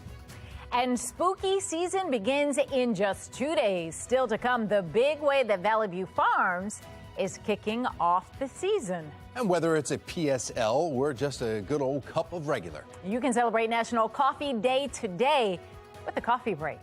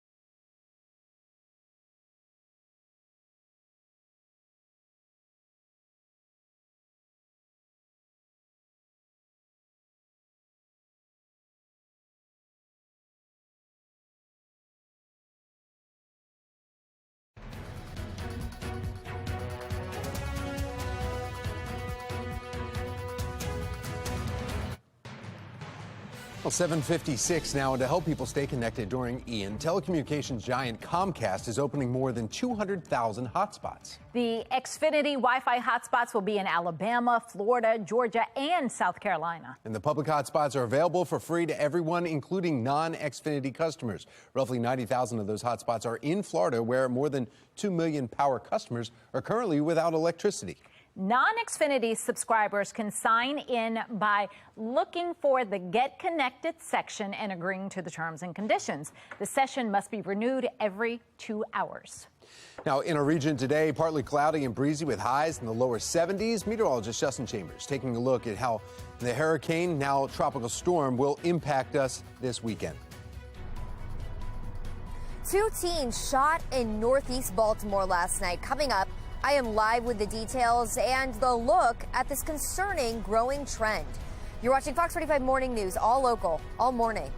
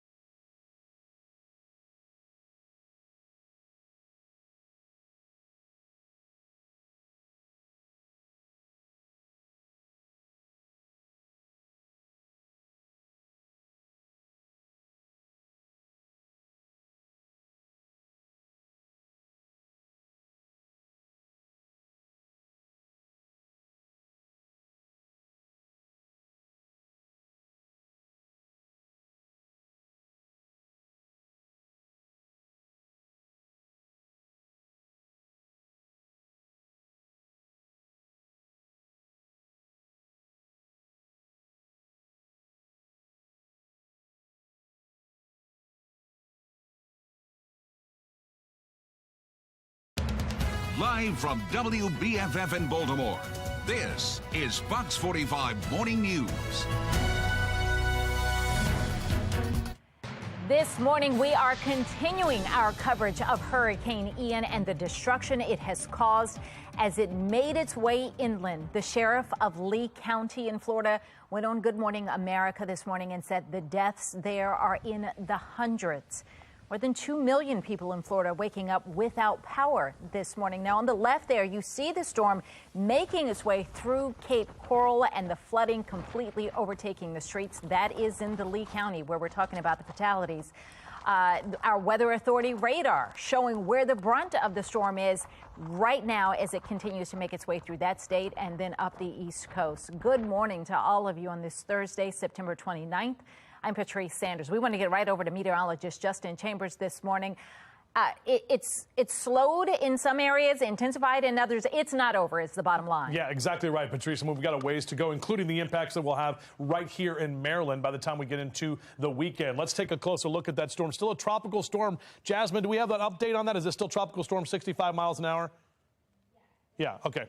The latest update from NHC says, yeah, still 65-mile-an-hour winds. Don't be thinking that everything is just fine because it's down to a tropical storm, because we're still having flash flood warnings. Daytona Beach up to the Palm Coast and Jacksonville. We've seen anywhere from 8 to 10 inches of rain so far just since about midnight, and you can see that rain continues to pound now the northeast coast of Florida. That storm is going to track toward the Carolinas, and by Saturday will be close to us. That means we are going to see the rain showers, possibly heavy rain at times, and even a little bit of wind as well. Beautiful conditions right now over downtown Baltimore. Patapsco looking great. We've got lots of sunshine, and we'll be cool this morning, breezy this afternoon, but a rainy and windy weekend, is around the corner. And I'll have a closer look at that coming up in just a few minutes. Patrice?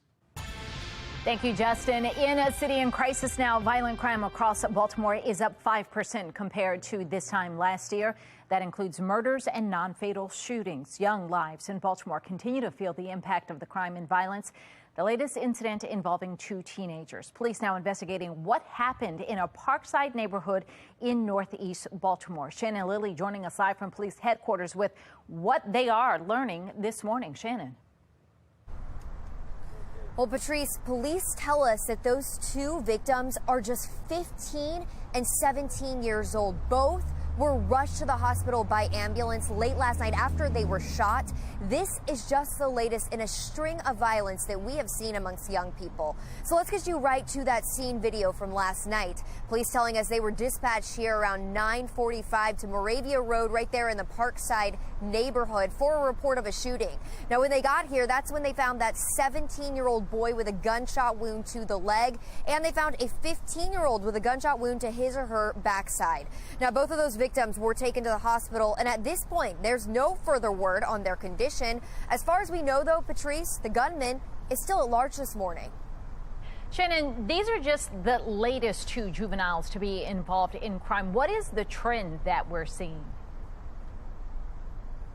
Well, unfortunately, Patrice, it's exactly this. We are seeing a growing number of violence amongst young people. In fact, homicides are actually up for young people in our city, and they're now the leading cause of death for children in Baltimore, according to a report earlier this year.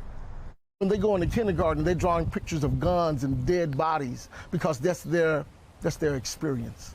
We've got to change the narrative. Well, police are now asking for your help in gathering more information on this case. If you know anything, call the Metro Crime Stoppers. That number, 1-866-7-LOCK-UP. Reporting live from police headquarters, I'm Shannon Lilly, Fox 45 Morning News. Well, elsewhere in a city in crisis today, Baltimore City's council will hold its second investigative hearing into the Labor Day weekend E. coli water contamination. During the first hearing 2 weeks ago, city council members were highly critical of the Department of Public Works communication about the contamination. Olivia Dance is joining us this morning live from City Hall with what angry residents are hoping they'll hear at this particular hearing. Olivia? Yeah, Patrice, that's right. The hearing will happen at 2 this afternoon right here at City Hall. And City Councilman Yitzi Schleifer has said that he will keep holding these hearings until the Department of Public Works answers all of his questions. Now, that first hearing with DPW to talk about their response to the water crisis was just 2 weeks ago, and council members didn't hold back in that meeting. Take a listen. I think the city failed. I think the entire city failed with this. Time in a crisis is those first 24 hours. And frankly, I'm disgusted on how those first 24 hours was handled. DPW first tested the water, which came back positive for E. coli at the start of September, and they've been criticized for their slow response and making the public aware. And now not only do city council members have unanswered questions, but residents in Baltimore do too. Where did it come from? How did it come? What would you be doing to fix it? Water contaminated, got E. coli. You just jumped out there and said that. You give us water for a couple of days, and now it's solved. What did you do to solve it? Now, some residents in the city tell us that they're still concerned about the quality of the tap water in their homes, despite the city saying that the water is okay to drink again. Patrice, back to you. So, Olivia, we know at that first meeting, the DPW director said that they would look back over everything that happened and make changes where they were needed. Do we know if they've started to make any changes? Yeah, Patrice, we actually don't know yet because Fox 45 News reached out to the Department of Public Works and they directed us to the mayor's office. Unfortunately, though, the mayor's office hasn't gotten back to us yet, but we will keep pressing for some answers.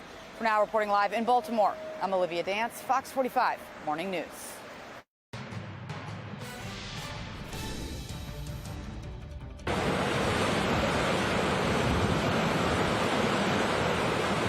Look at that. Fox 45 News is continuing to track Hurricane Ian, which has slightly weakened now as it moves further inland.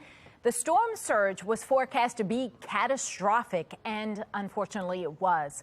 A live look from the beach in Jacksonville, Florida. That's the top left of your screen. You heard the water just roaring there a second ago. On the top right and bottom left, videos from Fort Myers, one from inside a home where almost that entire first floor of that home is underwater. The outdoor video shows the scope of the flooding. We saw a mail van, trucks, even SUVs almost completely submerged under the water. And then, of course, our radar there. We want to check in with meteorologist Jasmine Lomax, who's got video from people in Florida. And just the images and the videos coming out of there, Jasmine, just show you what happened. Yeah, it's really insane to see some of what's happened across parts of Florida. This is coming in from Alexis. She says the door buckled in from a wave crashing into it. Her husband took this. Fortunately, he's okay, minus his shoes.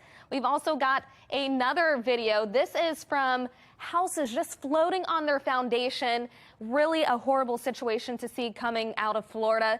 And then the most magical place on earth, Disney World, dealing with a little bit of rain. Those conditions continue to deteriorate. But overall, we do expect that system to move offshore later today, eventually heading to the Carolinas and eventually to our area. Justin will have updates on some of those impacts that we could see coming up.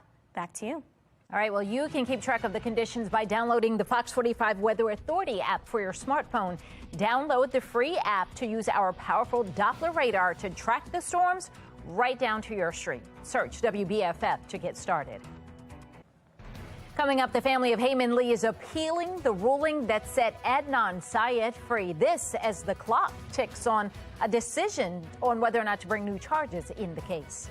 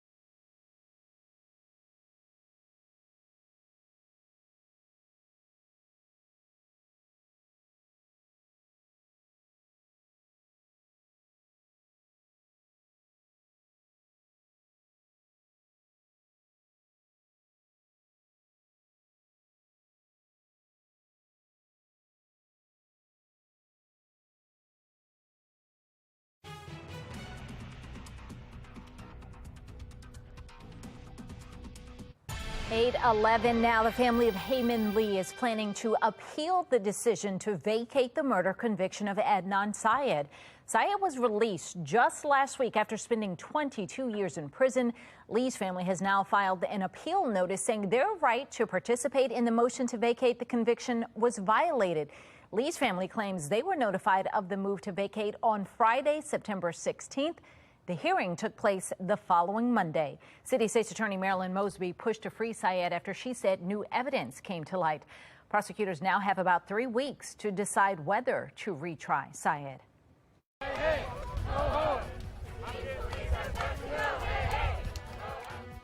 A week after some in the community opposed plans for Johns Hopkins to have its own police force, another community meeting is happening today. Why the university is now moving that meeting online. The recovery and rebuilding process already beginning in Florida after Hurricane Ian ripped through the state, how much it will cost taxpayers, and the lessons learned from previous storms. 8:12 is the time.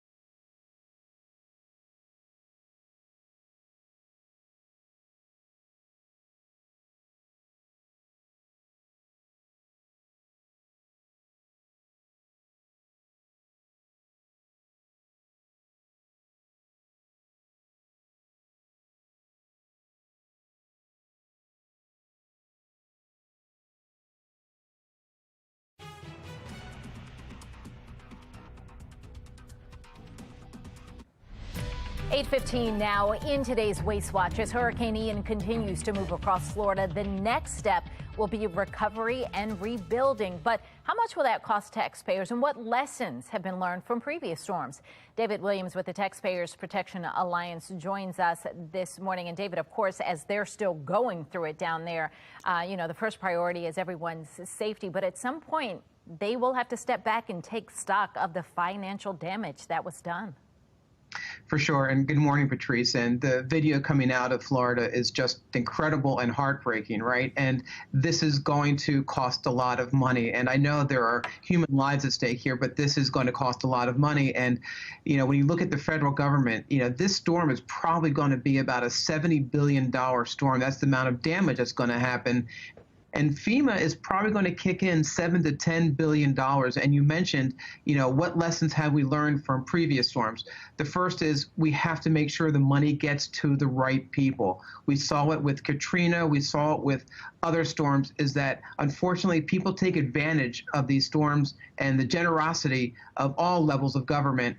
And they try to, get money that's not owed to them. And you have grifters, you have scammers that are getting this money. And the federal government and all levels of government need to make sure oversight is done, that every single penny gets to the people that need it and not the scammers. And it's so tragic always that there are people that are willing to do that, but we know that's how that works. Is that what gets in the way of a speedy recovery sometimes down in places like this? Yeah, so this is a problem for the governments because they want to get money quickly into the area. So what that means is they do very little oversight. Because if you wait to get the money there to do, to make sure that, you process these applications, it might take weeks, months, or even a year afterwards. So the government is really in a tight spot here. But there's some other things the government can do to lessen the cost of this. There's some regulations like the Jones Act, which says that if you, have a cargo container, it has to be American made. It has to be with American employees. That increased the cost of shipping goods like 15-fold. So right now there's a ship off of Puerto Rico. Puerto Rico was just hit by a hurricane with diesel fuel, but it didn't come from the United States. So it can't land in Puerto Rico. It can't dock in Puerto Rico and give them diesel fuel. And the same thing with some of these labor laws is the Davis-Bacon law says if the federal government pays for reconstruction or building of anything, it has to do with union work, and it has to pay union wages, which increases the cost 20%.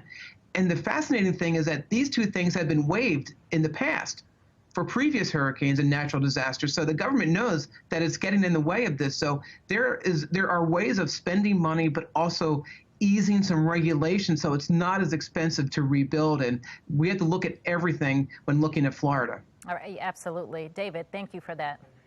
Thank you.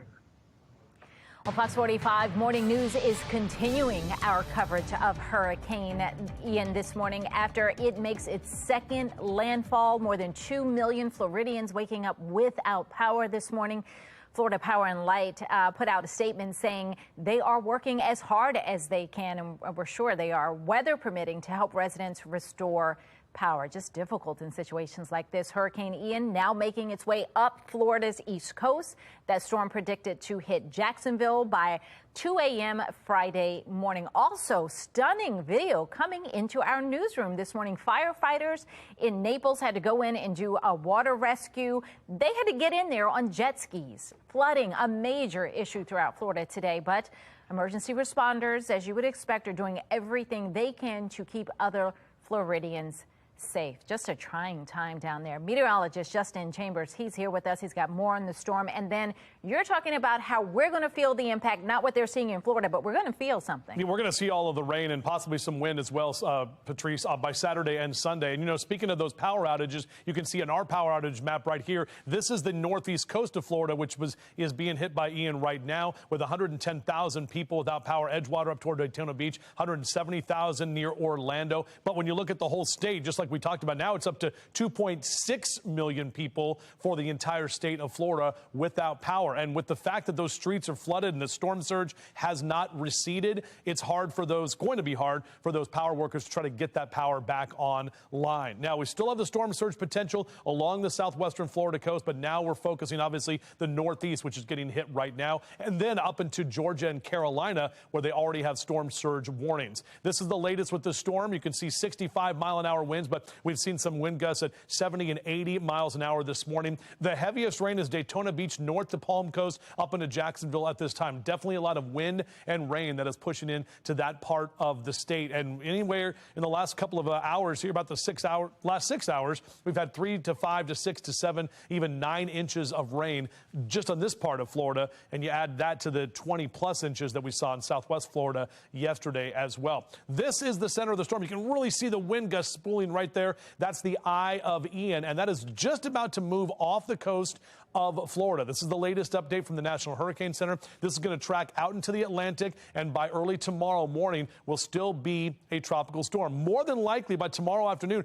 Right now, Charleston directly in the center of the cone here by 2 o'clock on Friday afternoon with 70-mile-an-hour winds. It could intensify briefly back to a hurricane, but more than likely 65 to 70-mile-an-hour winds for Charleston, right up into the Charlotte area before it's an area of low pressure in the southern Appalachians and impacting us here at home. Let's talk about that impact. You can see all of the wind and rain that's going to be coming up from Ian. We're dry today, no issues, but tomorrow you'll start to see more cloud cover come in. That's some of that tropical upper-level moisture. The rain late Friday night into Annapolis and Stevensville, and then all of us get that rain through Saturday morning. Kind of a steady rain here into Saturday afternoon, and that's going to continue through Sunday morning, not only for tailgating at the game, but for the actual game at M&T Bank Stadium Sunday afternoon before finally starting to let go and move out of here. These are the updated rainfall totals that we're looking at through late Saturday, Sunday morning, about an inch to an inch and a half. But by the time this thing is all said and done, we're looking at a good 1 to 2 inches and some of the heaviest rain down through the eastern shore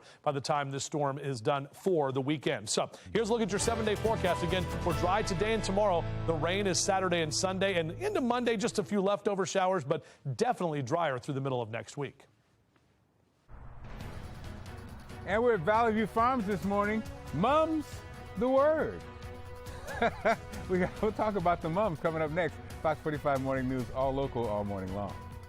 Oh, yes.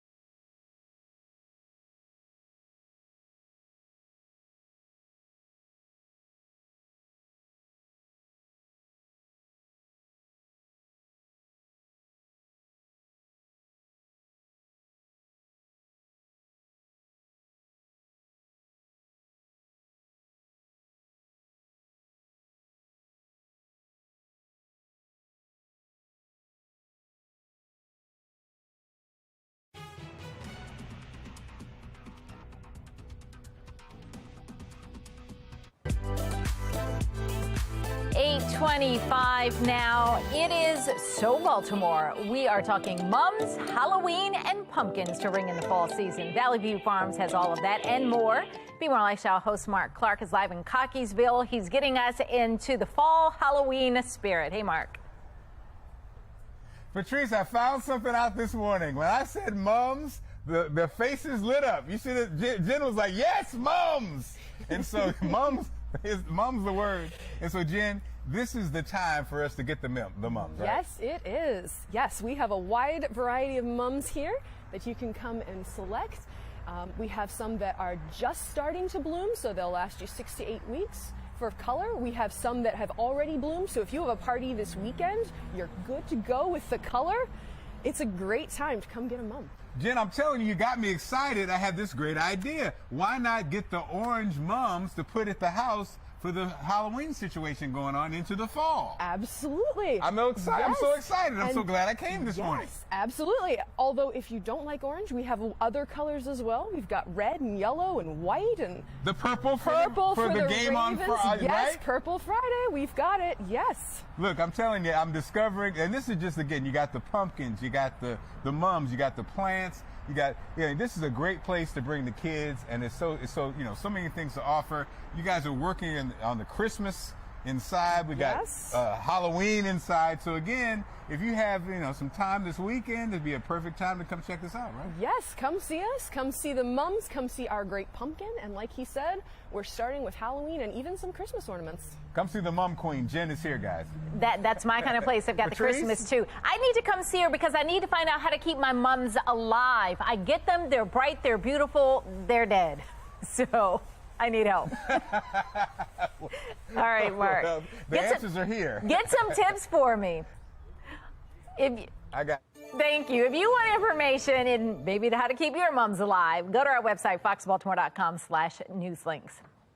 Chronic absenteeism is on the rise in Maryland public schools. Fox 45 News' Project Baltimore questions, what is driving students away from school?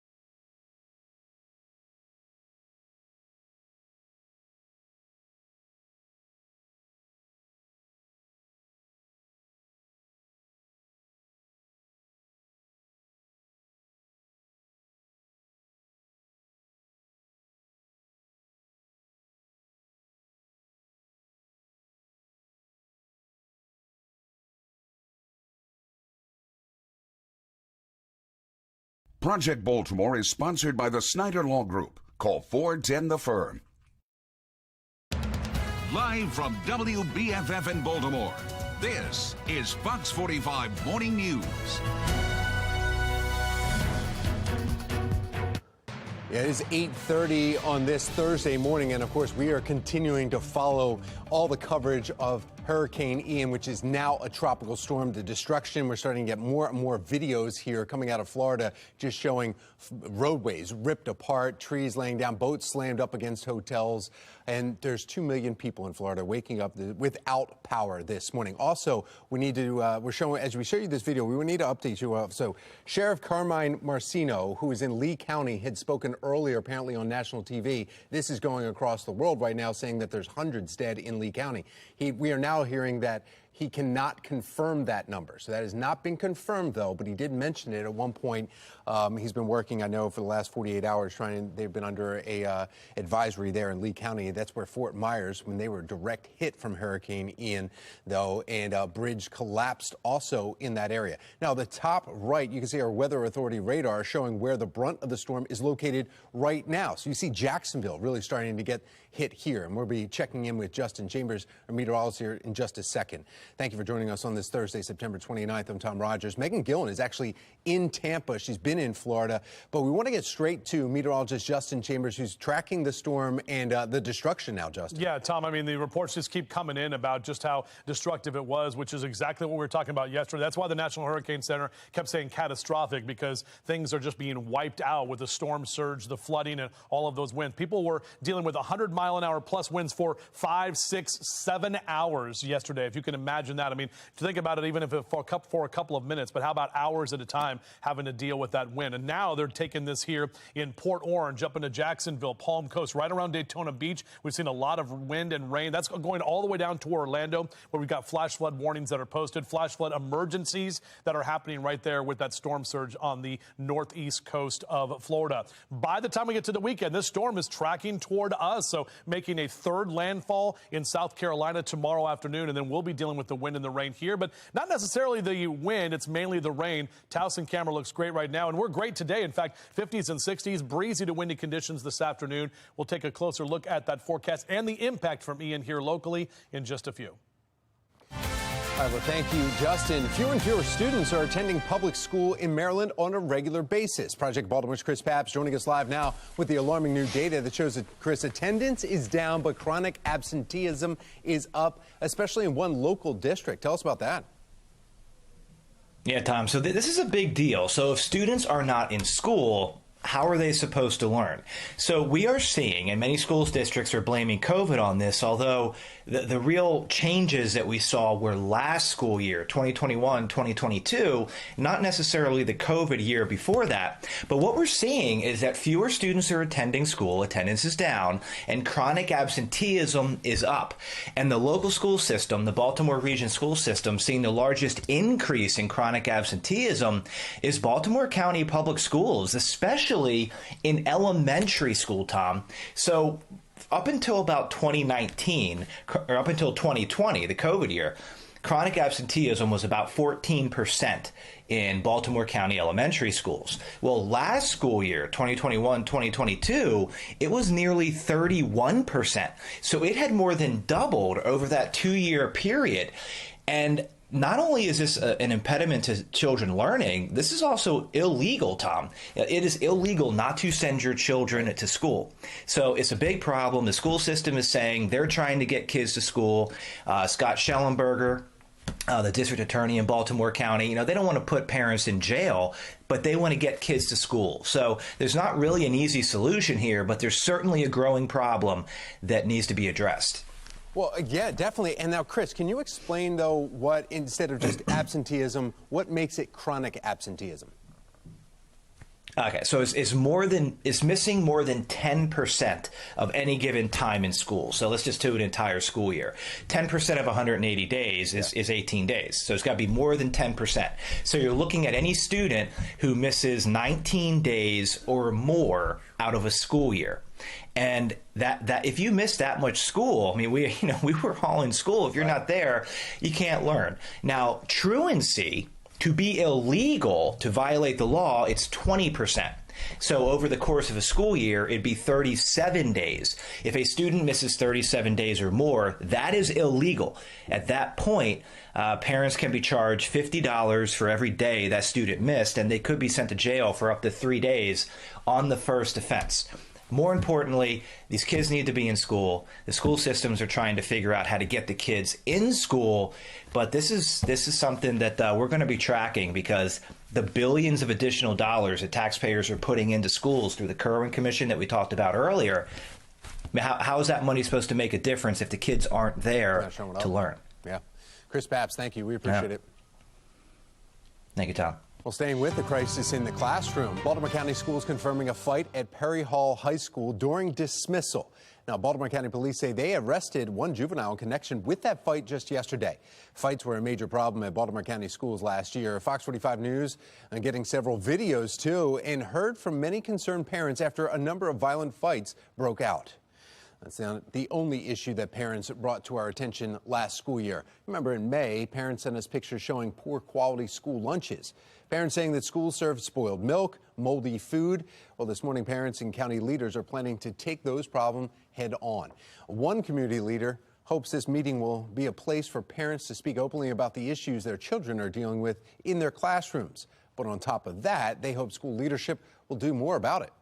Torture, not only to him, but also to myself. He's not safe. He's not safe. It's every day. Every day I have parents reaching out to us. That's Darren Badillo, who you just heard from. He's a former candidate for Baltimore County Executive. He and Baltimore County Parent Student Coalition will be hosting a town hall to talk about these issues, everything from fights to their school lunches. Here's the details for tonight's meeting. It will be held from 6:15 to 8:15 at the Dundalk American Legion. That's on Dundalk Avenue. Badillo says that they invited the superintendent and every member of the school board to that town hall so that they can hear from parents directly. And at some point, they have to say no. The Board of Estimates has to say no. Yeah, the cost of travel for Baltimore City elected leaders sparking concern. Still ahead, incredible cost to taxpayers from a trip just to Boston. And in our region today, though, partly cloudy and breezy highs in the lower 70s. Meteorologist Justin Chambers taking a look at how the hurricane, which is now a tropical storm, will impact us this weekend.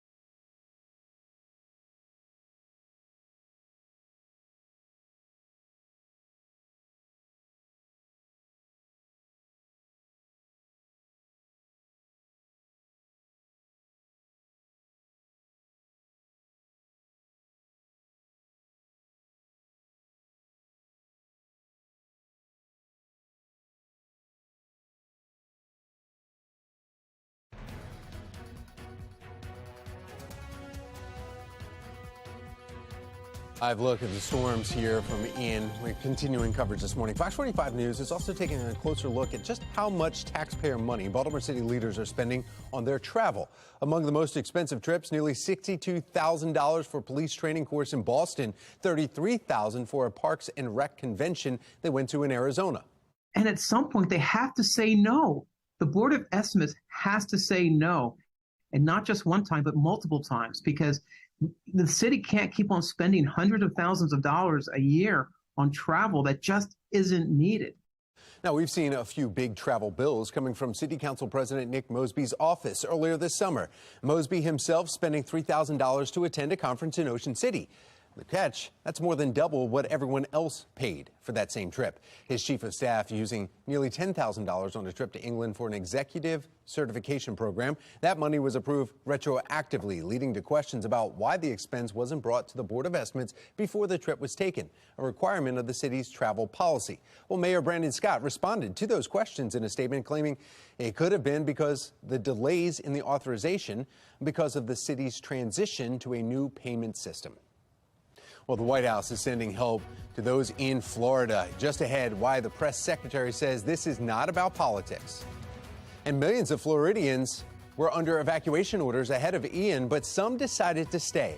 Coming up, we speak with someone in Orlando about what he's seeing on the ground there now.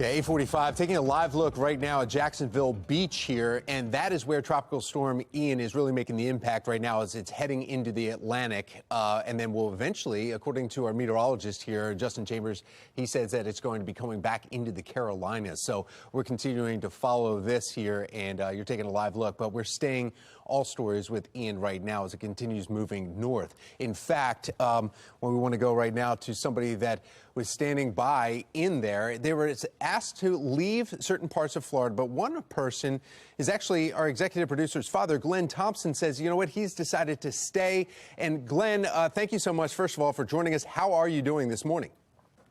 Thanks for having me. Yeah, and Glenn, you're in Kissimmee, and which is just south of Orlando. For some people that may not know that, the storm basically going past where you were staying. And I guess the first question most people are asking is, why, if you don't live there, why did you go and why did you stay? Well, we actually came down for an event, and when we decided to come down, the storm track was much further west than it actually took. Yeah. So we thought we'd be okay, and by the time we got here and realized that it was not going that direction, airports closed, flights canceled, so here we are. Yeah, and that's the same voice that we're hearing from a lot of other people who have stayed, depending on all throughout Florida. They said, you know what, it was supposed to be somewhere else. So what is the neighborhood where you're at? And it looks like you have power, so it looks like you're doing well. Yeah, we're actually in pretty good shape. We had a fair amount of rain overnight, a lot of wind. I went outside this morning, took a walk around. Doesn't appear to be a whole lot of damage, but certainly a lot of flooding. That's for sure. All the storm drains are clogged up, and the ponds that were small are quite large now. Yeah, we're showing some of the video that you shot for us earlier here, showing some of the flooded neighborhoods. It looks like that's, you say the ponds kind of over their banks. Is that what we're looking at? Yep. Okay, and then.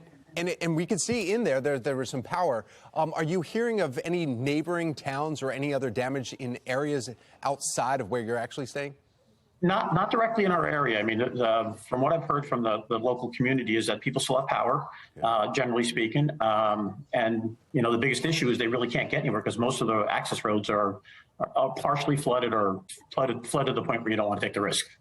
Yeah, and now that you're there and trapped in lots of areas, especially with, we're just showing some of the lights that are coming down throughout that area where you are. Here we're showing some of the different damage that's happening from the storms. But when are you going to be able to leave?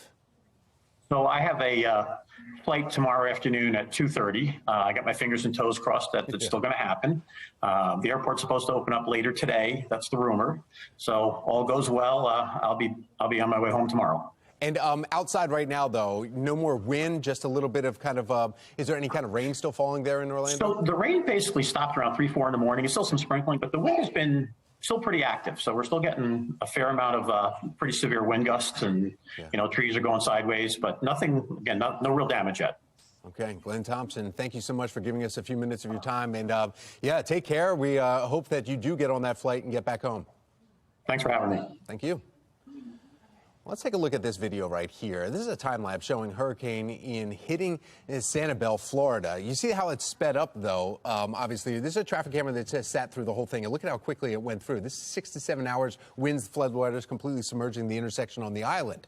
So we want to bring in, obviously, meteorologist Justin Chambers. Justin, we've been talking about it all morning long. Megan Gillen's down in Florida. Patricia and I and you, Jasmine, have been talking about what we're seeing here. And you always say, you know what, don't go into those floodwaters because you don't know what's in them. And you saw that right there with the debris going through. Yeah, exactly right, Tom. I mean, and some people there were hit with that, outer wall as it moved in, and they had 100-mile-an-hour plus winds for hours at a time. That was what we saw in Southwest Florida. And now we look at Northeast Florida and in Central Florida, where we just talked to Mr. Thompson there. And this is what we're looking at over the last 12 hours. He's in Kissimmee right there, and 7.5 inches is what we've seen just in the last 12 hours. So there's definitely a lot of rain. Other areas all the way up toward Daytona Beach, we've seen 7 to 8 to 9 inches of rain. And we've seen some 70 and 80 mile an hour wind gusts as well. Jacksonville so far in the last 12 hours got about 4.5 inches. But right now you can see still the heaviest rain is from Daytona Beach north to Palm Coast up to Jacksonville. And that's what we're looking at right now. All of these boxes right there are flash flood warnings. They've had flash flood emergencies. So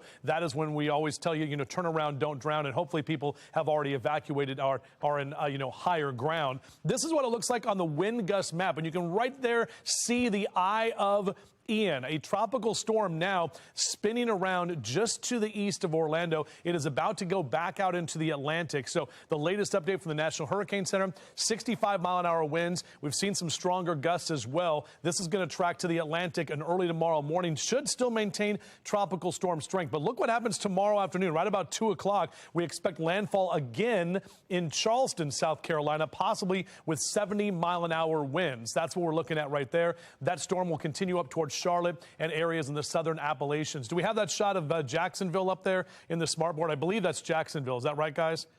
In the back? Yeah, that's Jacksonville. Yep. Yeah, okay. So you can see that we were talking about the rain that is hitting Jacksonville right now, and that is what we're continuing to see at this time. Thank you for pulling that up for me. I appreciate it. Always giving you the live looks here this morning and letting you know exactly what's going to be taking place, because the rain is going to impact the southeastern coast. And then as that storm tracks closer to us by Saturday, we'll be feeling the impacts here from that same storm system. Let's take a closer look at that in our future scan. We're dry today, northerly winds mainly from the northeast. Tomorrow, a little bit more cloud cover. By about 9-10 o'clock tomorrow evening is when some of that rain will start to move in from Annapolis and Stevensville out through Easton and Denton, the eastern shore, tracking up through Baltimore into Saturday morning. Pretty much more rain continuing into Saturday afternoon. I know Fells Fest is this weekend. We'd love to have nice and sunny conditions, but it's just going to be wet as well, and rainy, even into Sunday morning for the Ravens game through Sunday afternoon. So M&T Bank Stadium will be a soggy mess out there for sure. And look at these rain totals. This is our latest update, about 1.5 inches to possibly 2 inches in certain spots. The heaviest rain now looks to be from Bel Air, Stevensville, out toward the eastern shore, maybe a couple of inches in Annapolis, and close to 2 inches in Cockeysville and Baltimore. Could see some coastal flooding, especially in the southern end of the Chesapeake Bay. That's what we're looking at, but no coastal flood advisory has been posted yet. That could change tomorrow very quickly. Here's your 7-day forecast. 71 today, 69 tomorrow, and then mid to upper 60s for our highs this weekend, again with Ian's impacts throughout most of the weekend. Now we want to take a look at a view through your window. This is from Jean celebrating Grandma's birthday, and a really pretty shot right there with the sun coming up this morning. Thanks so much for sharing that, Jean. And we would love to see the view through your window. Go to our website, foxbaltimore.com/chime in, or scan that QR code right there on your screen. Back to you. All right, thank you, Justin. The fight against Alzheimer's. Why one drug is showing some promising results from its recent clinical trial of new Alzheimer's treatment. And throw your mugs in the air like you just don't care, because today is National Coffee Day. Yes, and we are celebrating with Royal Farms. They're actually in our kitchen right now, setting up a display. I can smell the coffee right now. In fact, why not? Just enjoy it right here. It's a perfect time for your coffee break. I think our meteorologist is right. You going to fill it up? All right, thank you. Another refill. We're getting coffee breaks going.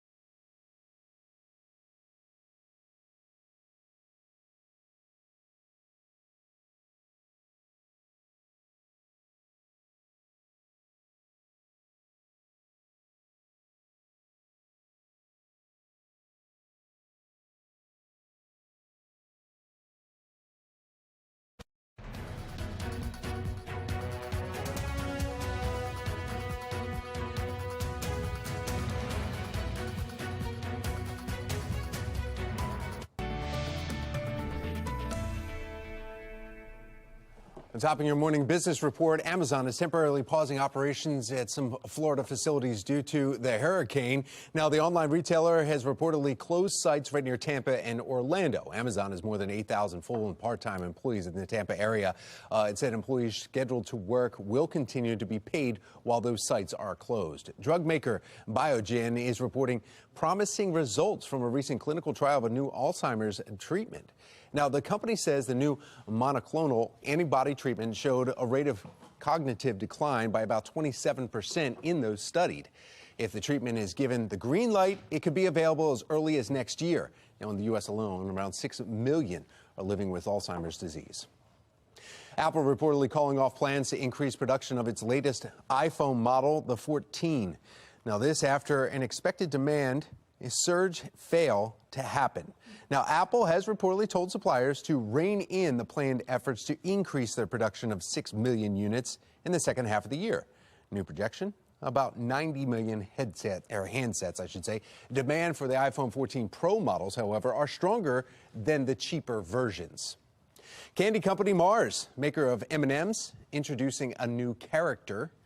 For the first time in a decade, the iconic crew is expanding. You see, Purple is the first female peanut M&M. Okay? Mars says I didn't know that there was males and females in them. She was designed to represent acceptance and inclusion and is known for her earnest self-expression. This is a candy, right? We're including women for your candy enjoyments. Okay, there we go. Grocery prices on the rise. Any way to make food last longer could be a huge help for your family. Today, Genevieve Gorder introduces us to a new product that's doing just that. Here's America's Steals and Deals. The following segment is sponsored by Knocking. Listen, we all know that grocery prices have increased by almost 11% just in the last year. So we're all looking for ways to save here and there, and this is one of those ways. So today I'm going to show you a system of food storage that is safe, BPA-free, reusable, and great for saving space in the fridge. These are Prep Sealer reusable bags. Now, these bags keep food 3 to 4 times longer than an ordinary sandwich or freezer bag.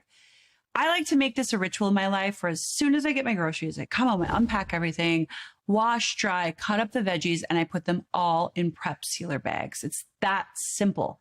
Now, fruits, even easier. You simply just place them in a bag, and you're done. What's great is that these bags have been scientifically proven to absorb food gases, which not only keeps food fresher, it keeps it fresh much longer. Plus, they're dishwasher and microwave safe. I don't know about you, but I also hate throwing away unused food every week. With Prep Sealer, not only are my avocados not browning as fast, everything is keeping longer. And I'm saving by not having to buy more and more and more. You know what I'm talking about? So right now we're offering up to 40% off, you guys. Take advantage of this deal at asadeals.com. Live from WBFF in Baltimore, this is Fox 45 Good Day Baltimore. Good morning on this Thursday, September 29th. I'm Patrice Sanders. I'm Tom Rogers. Yeah, just listening to Governor Ron DeSantis here talking about what's going on in Florida and the cleanup efforts now underway. I think we're going to take some of that. We are continuing our coverage of Ian and the destruction that it has caused as it's made its way inland. You're seeing some of that. Yeah, on the left-hand side, you can see the storm making its way through when it went through Fort Myers and the flooding completely overtaking some streets, even bringing down some bridges. We've seen video of that. And then on the top, you see, of course, our Weather Authority radar showing where the brunt of the storm is right now. Been tracking that all morning. Well, now, are we able to go to the governor right now who's speaking? Yeah, let's listen to Governor Ron DeSantis a little bit on the update. This. You have power lines that are down, you have trees that are down, you have a lot of hazards right now.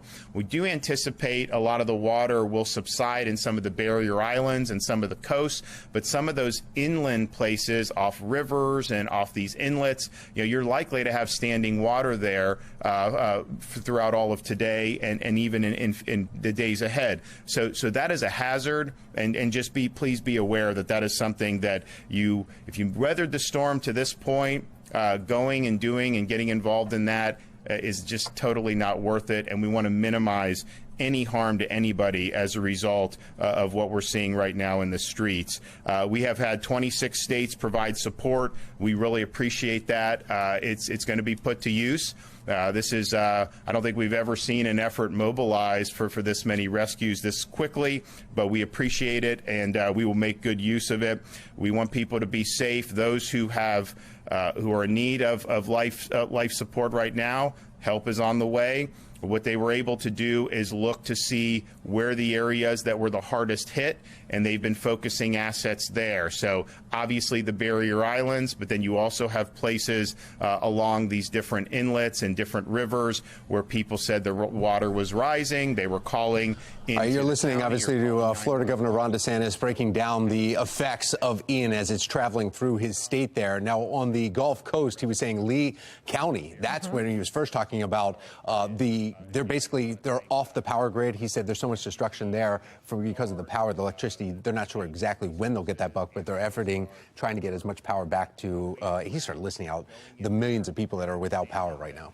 And earlier we heard the sheriff in Lee County say that there were hundreds of fatalities, but he's walking that comment back now, yes. I believe, saying maybe there could be as they begin to. So that is not the case as of right now. But let's get over to meteorologist Jasmine Lomax and take a look at the forecast and, of course, what's coming our way. Yeah, we're continuing to track Ian, now a tropical storm with max sustained winds around 65 miles per hour. Part of it is starting to move back into the Atlantic, and we expect that to happen as we head into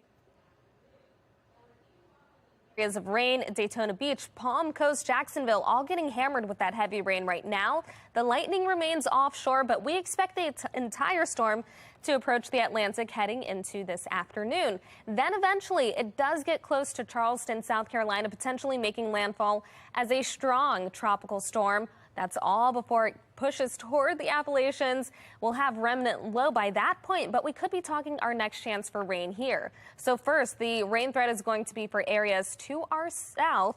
Then that rain threat shifts to us over the weekend. I will break down how much rain we could see and when the rain finally ends coming up in my Weather Authority forecast. Back to you. All right, thank you, Jasmine. New this morning, President Joe Biden approving a disaster declaration in 9 Florida counties, a move that will get federal funding to those affected by Ian faster. National correspondent Atra Al-Nashar joins us live from Capitol Hill with more on the federal response. Atra. Hey, good morning, Tom and Patrice. So this declaration means that federal aid will go toward things like temporary housing and small loans for uninsured property loss. So the 9 counties included in this declaration are Collier, where Naples is, and we're seeing a lot of devastating images this morning, as well as Charlotte County, DeSoto, Hardee, Hillsborough, Lee, Manatee, Pinellas, and Sarasota. Now, according to the White House, this also makes funding available for state, tribal, certain local governments, and nonprofits on a cost-sharing basis for debris removal in those counties, which is going to be a huge part of the cleanup effort. Now, before Ian made landfall, the administration already had helped facilitate the staging of fuel, generators, meals, water, ambulances outside of the storm's path, but still in the region, so that all of that assistance can be geared up and is now ready to go and help once it is safe to enter. Atra, there was also some breaking news this morning on the economy. The latest GDP reading is out. So what is it showing us? So it shows us that in the second quarter of this year, gross domestic product, which is the total amount of goods and services produced in the United States, declined 0.6%. Now, that's an improvement from the initial reading we got earlier this summer, but it is the second quarter in a row of negative growth for gross domestic product. And the reason that this indicator gets so much attention, even though it seems bureaucratic and technical, maybe not impacting people on a daily basis, but the reason it gets so much attention is it's been a traditional school of thought that 2 consecutive quarters of negative growth, which is what we have, means the economy's in a recession. In this cycle, it's turned into quite a political debate, as many Republicans and critics of the president are quick to declare this a recession ahead of the midterms. But many economists say that the strength of the labor market, the strength strength of consumer spending is just too great for any serious economists to consider this an actual recession, though they warn one could very well be on the way as the Federal Reserve is raising interest rates to fight inflation, basically engineering a slowdown. So the Business Cycle Dating Committee at the National Bureau of Economic Research is really thought of as the official referee in declaring a recession. And yes, they look at GDP, but they also look at things like employment and personal consumption expenditures. So the Federal Reserve has been telling us consistently they expect to see growth slow down in the near term as they raise interest rates to get inflation down, though many economists I talked to also point out the fact that this lower growth is necessary after the unsustainably rapid growth we saw in 2021 as vaccines came on the scene. In fact, it was the most rapid growth in nearly 40 years. But today, certainly expect to hear the word recession as talking heads try to dissect what all of this means for people at home. All right. Al-Nashar live in Washington. Thank you.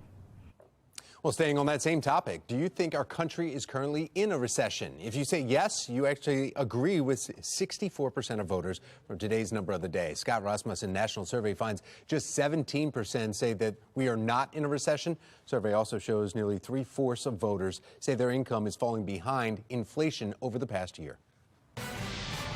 We're here closer to home. Breaking overnight, 2 teenagers shot in northeast Baltimore. And Shannon Lilly is joining us live from Baltimore Police Headquarters with what we're learning this morning. Shannon.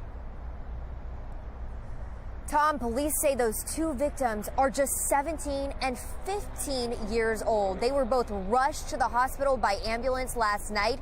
This is just the latest in a string of violent crimes we have seen amongst young people. So let's get you right to that video of the scene from last night. Police were dispatched here around 9:45. This is Moravia Road in the Parkside neighborhood. They got a report of the shooting, and when they got here, they found that 17-year-old boy with a gunshot wound to the leg. They found a 15-year-old with a gunshot wound to his or her backside. Both of those victims were taken to the hospital, and at this point, there is no further word on their condition. But as far as we know this morning, Tom and Patrice, that gunman is still at large.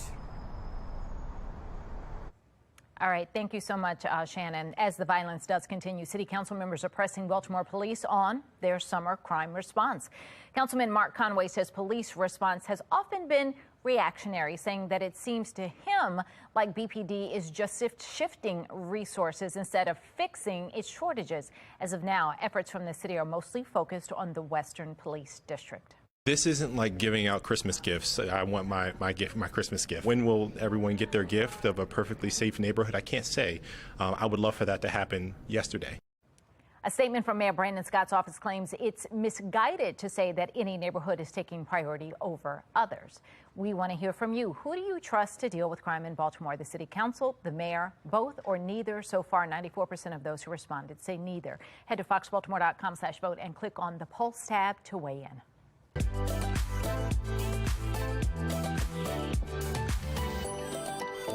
Oh, it is so Baltimore. We're getting excited for all the fall fun happening around our area. Valley View Farms has events and activities for everyone. Be More Lifestyle host Mark Clark is in Cockeysville. He's checking it out. That's true. It's true. They genuinely have a cornucopia of things to do here. And the queen of it all, Carrie, is the pumpkin queen, and she's been here I don't know about that. for decades. Decades, yeah, that's true. These are her little. She remember when they were little baby pumpkins. That's now right. It's their time. It's their time. And then of course, Carrie, seriously, you know pumpkins. She was just telling me back in the old days. All the pumpkins you could grab for $1 or something. I know, right? is that unbelievable? That's when we used to grow them at our own farm too. Wow. So we don't do that anymore. But the pumpkins are great. Kids love them, and I mean, what says fall more than pumpkins, really, right? Exactly. Well, and a mom, of course. That's right. But they're different. You're telling me that you have different types of pumpkins. Some of the pumpkins are great for carving. Some of the pumpkins are great for eating, for the pies, right? Yeah, most of the ones you're looking at here are good for or like jack-o'-lantern type pumpkins. But as you get over here on the periphery in the yellow bins, you'll see different gourds and pumpkins. There's some, 1, 2, 3, about down where we have 2 signs from. They're blue Hubbard squash and red squash. Wow. And they're these big, ugly, they look like sea creatures. Yes. But they make the best pumpkin pie. Really? Yeah, they're just super meaty and super nice, so they taste great. So if you haven't done it before, really try making some of your own pumpkin bread, pumpkin pie, instead of using the libbies out of the can. Come out and try some of this cool stuff.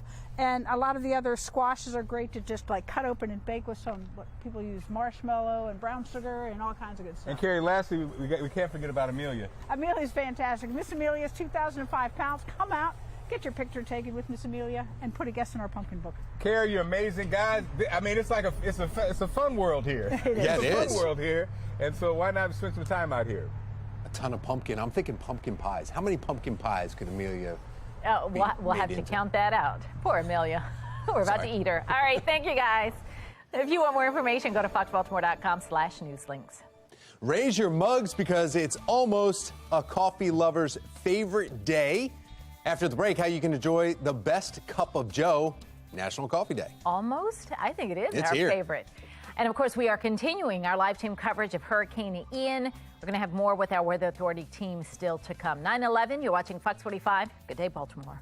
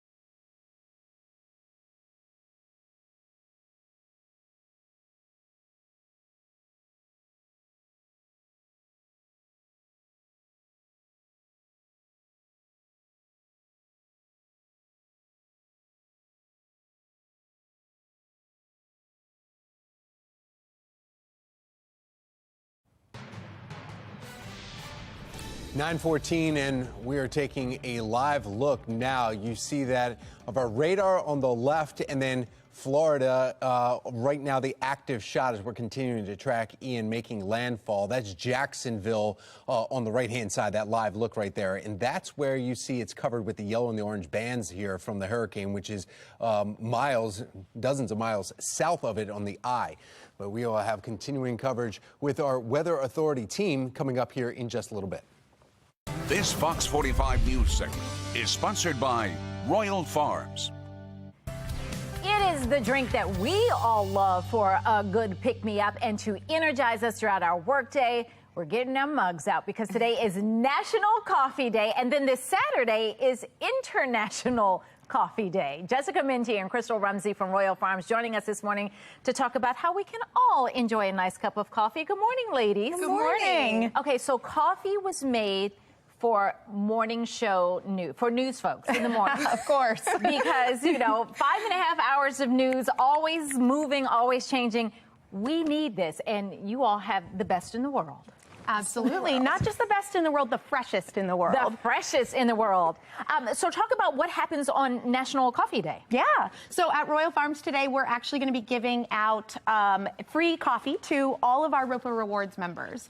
So that would be me. If you are a ROPA Rewards member, you can go ahead and get that free cup of coffee today. It's part of our ongoing effort to surprise and delight our rewards customers each week throughout the year. And this week, all of our coffee lovers get coffee. So I just need to take my card in and show them my card. Or your app. Or my app. Yes, you do it all on the app through there. Absolutely. And you all have all of the different coffees, because I looked over and I'm like, aha, the pumpkin spice. Yes, we did bring in the seasonal flavor, which is my favorite just in terms of drinking coffee. I always try to try our seasonal flavors. The different ones? Yeah, absolutely. Okay. Is that a fan favorite? Do people come in for this a lot? Who doesn't love pumpkin spice, right? They're bringing it out earlier and earlier every year. I know, and I fight against it every year.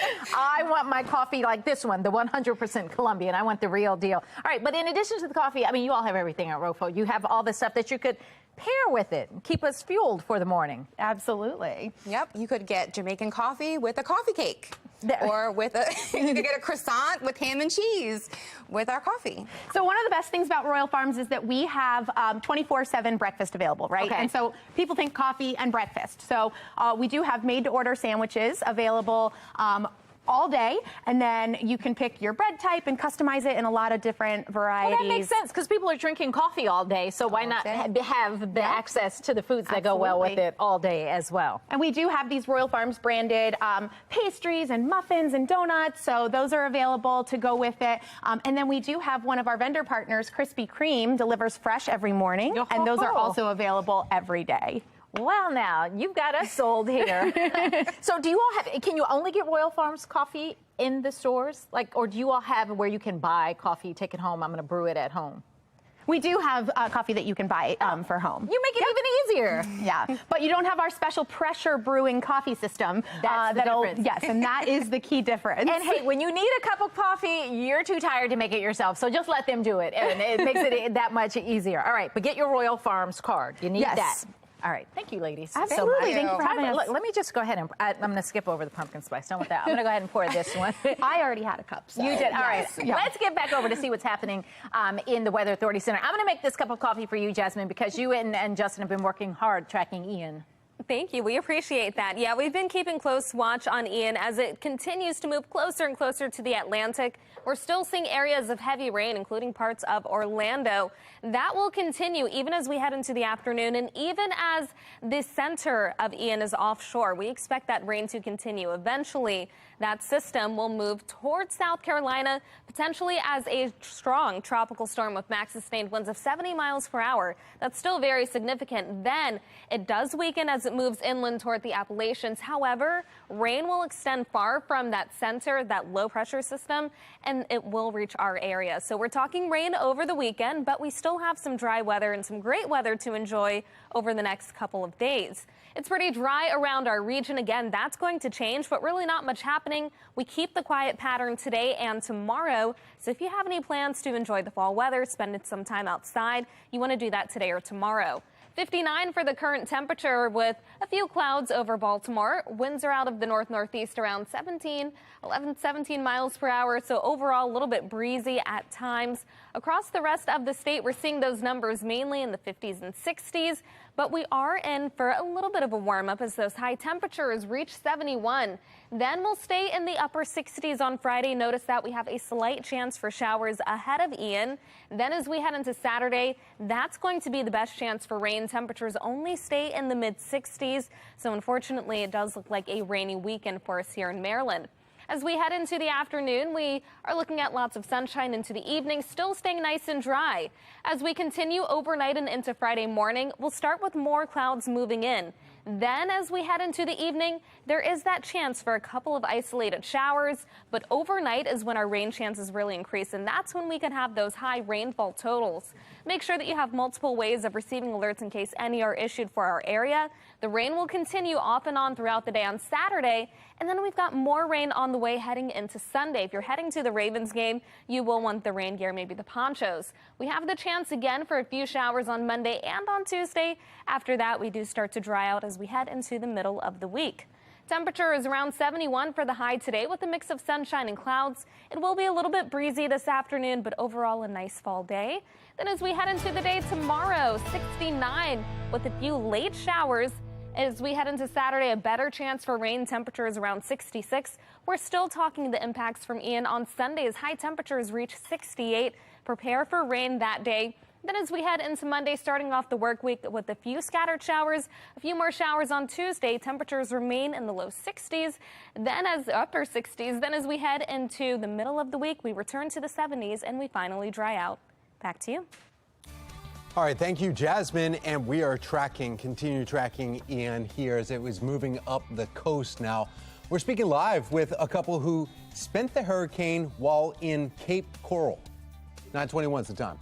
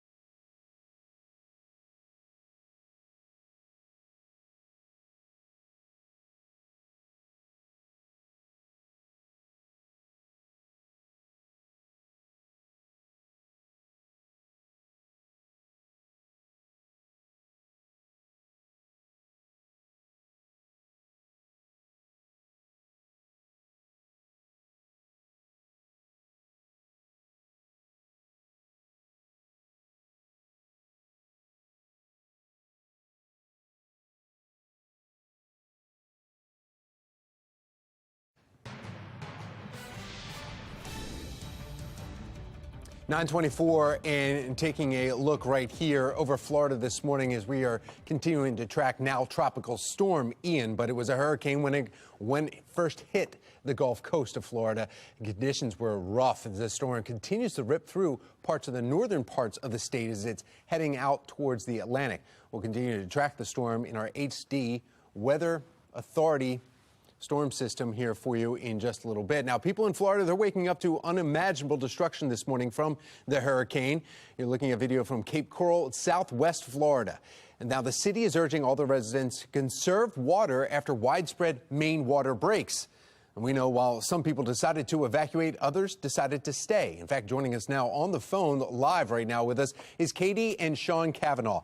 Again, they are in Cape Coral. Thank you so much for joining us, Katie and Sean. Yeah, no problem. How are you, Tom? Hey, I'm good. I know that, Sean, you're a first responder here.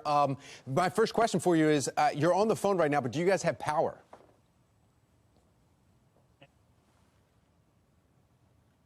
Oh, it's going in and out a little bit right there. Yeah, I think we may have just lost them. Katie and Sean were talking about the conditions. I was speaking with them in the commercial break here just a little bit about how no power. They're right there at Cape Coral, and they were riding it out, and they were talking about it. So it looks like we don't have them now. All right. Oh, can you hear us? Oh, wait, there's Katie. Hey, Kate, yes. I was just asking a little bit more about what it was like for you last night, for you and Sean, though, when you heard the winds coming through. Did you get to see destruction, and are you okay, and is your house okay? Yeah, thankfully we are okay. Our house held up great, but we had front row seats and we were watching our neighbors' windows get blown out, their roofs were peeling off. We were seeing the lanais and the pool cages floating away. It was a scary event, and we were not. Cell phone coverage is going. That's the video that we're showing right now. This is what Katie and Sean sent us. This is that view that they had. So they were showing it, and that's part of the destruction. So, yeah, it looks like we're hit or miss with them right now, but hopefully they will stay safe. And Katie and Sean Cavanaugh speaking from Cape Coral. Thank you so much. We appreciate it.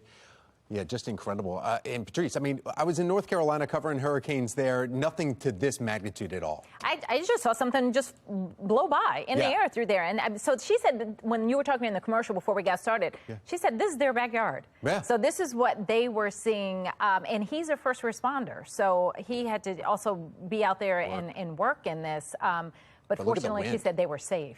Yeah, just I can't imagine being in your house and just looking out and watching that, not knowing if you're next. I mean, at what point your house is going to rip apart or start blowing. It's unimaginable. This is a live look right now from Cape Coral. This is actually a fire. And this is what the FEMA was actually saying, and also Florida Emergency Management were saying the power outages are, you know, they went off, and a lot of people just, well, they may have been cooking something in the oven or whatever when this came, so they kind of went to another room, and they said we see a lot of fires afterwards because then certain power comes back on, and you forget that you were doing something, or people are using generators.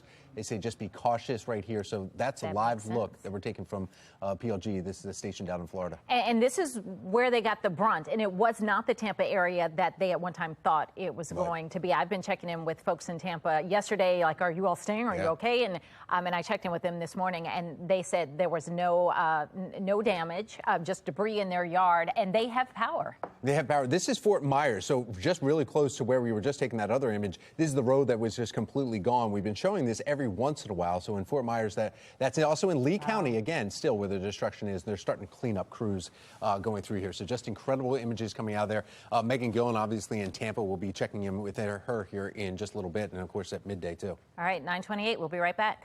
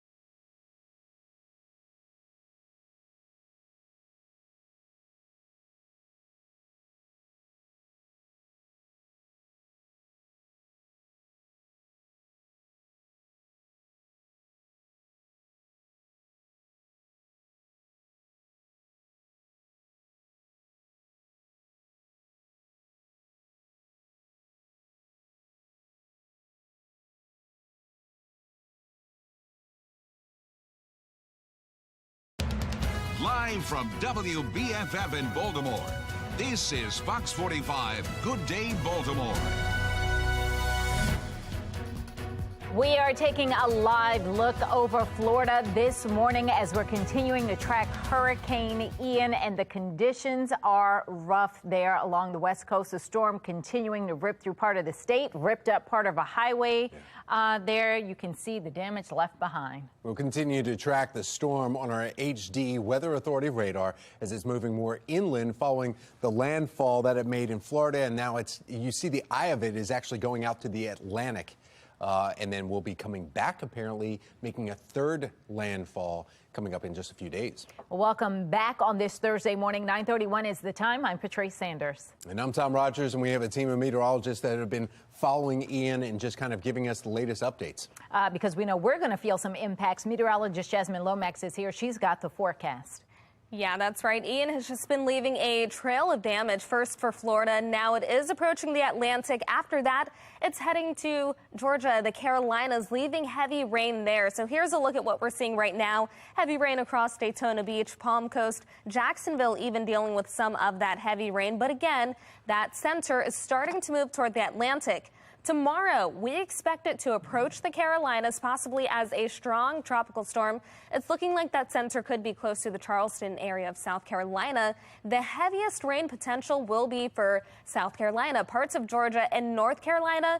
But then heading into Saturday, that shifts toward our area. We are looking at the chance for rain here. At times, that could be heavy rain, and it could mean several inches for some of us. I'll break down how much rain we could see, and I'll give you the timing of that rain and impacts to your weekend plans coming up in my Weather Authority forecast. Back to you. Thank you, Jasmine. Tampa Bay avoiding the eye of the storm, but still getting pounded by the force winds and torrential rain at points. Megan Gillen is there now with what residents are waking up to. And now, by light of day, Megan, how's it look? You know what? I mean, normally if you woke up and you saw this, you wouldn't be very happy. We're on Davis Island here in Tampa Bay. We've got several inches of water. This street really flooded out, but putting it in perspective, this is nothing compared to what's south of us. And this water, as we're seeing, is passable. We're seeing cars being able to make it through. So we've got some minor flooding from the torrential rains. We've got some downed tree limbs and branches that we're seeing kind of all over. So for the cars that are passing through, you got to be careful for what's underneath here. But other than that, it's just still the windy conditions. I think the focus really today, guys, has changed to the power outages. And that's certainly indicative by the police officer still down here. See those flashing lights? He's actually blocking off one of the live power lines that fell down during the storm last night. Just about 2 seconds before you guys came to us, we had an officer drive past us. They are now being removed from their posts here. That means that crews are getting out there and starting to repair some of these issues. Still a lot of power outages here this morning, but again, you know, people counting their blessings here in Tampa Bay, understanding what could have been. We'll send it back to you. Megan, we talked to you all day yesterday, and you were at the hospital where they were putting up the aqua fence because the hospital was on waterfront property. Did they manage to come out okay? They're okay, too. That's actually about 5 miles north of us, just on the other side of Davis Island there. We're going to do another round, but earlier this morning, they seemed fine, too. No major flooding anywhere, just, you know, low-lying areas like this with several inches of water, but not creeping into homes or businesses. All right, Megan Gillen, in Tampa. Hopefully the airport will open up soon so you can head back here and, and then get the effects again of Ian again when you're back here. It's closed through today, so we'll see what happens tomorrow morning. Oh, all right. Thank you, Megan.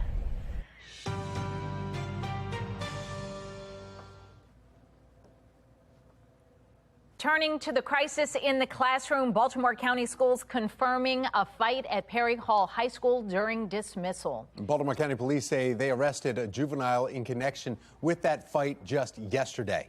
Now, fights were a major problem at Baltimore County schools last year. Fox 45 News getting several videos here and heard from many concerned parents after a number of violent fights broke out.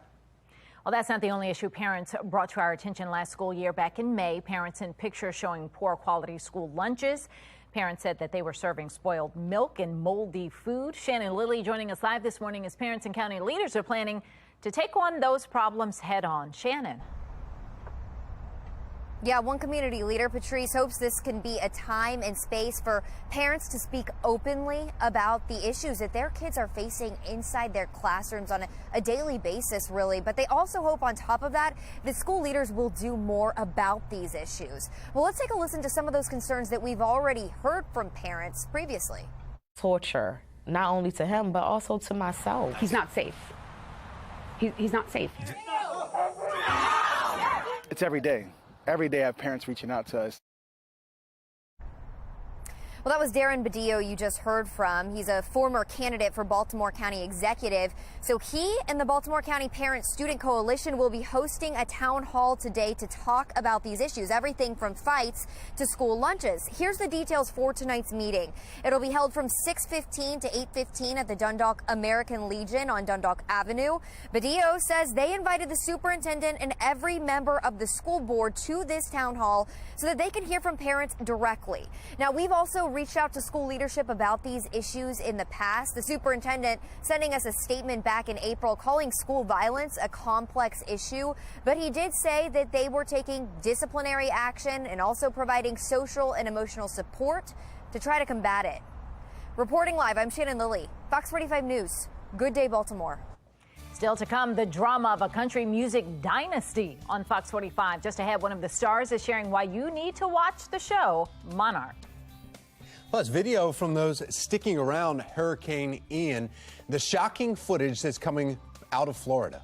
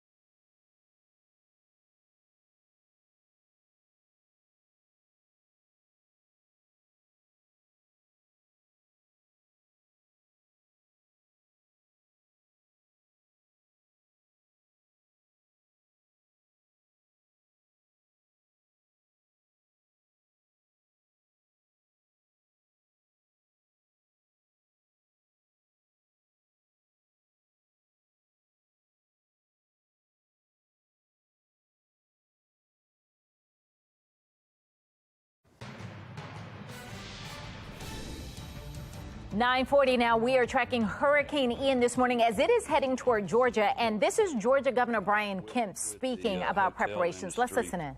To be able to help our guests, and we're certainly welcoming them to our state under very tough circumstances. I would ask everybody to keep those Floridians that have been affected by the storm in your thoughts and prayers. As you know, that was a devastating storm when it hit land. It continued to build strength. Very tough situation, a lot of damage. They're still dealing with the aftermath and the current path of the storm with heavy rain events, flooding, and other things. and that is coming our way. Thankfully, we've been very lucky overnight that the storm continues to move out to sea and further eastward.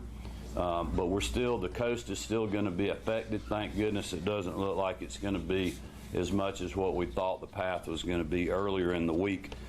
So we are blessed by that, but certainly praying for our friends in Florida. So, yeah, again, that's Georgia Governor Brian Kemp, saying we're not going to get the worst of it, but we're going to get something. So we should be prepared. And we've been talking about Savannah. It's going to be the area probably that feels it the most, if at all, in Georgia.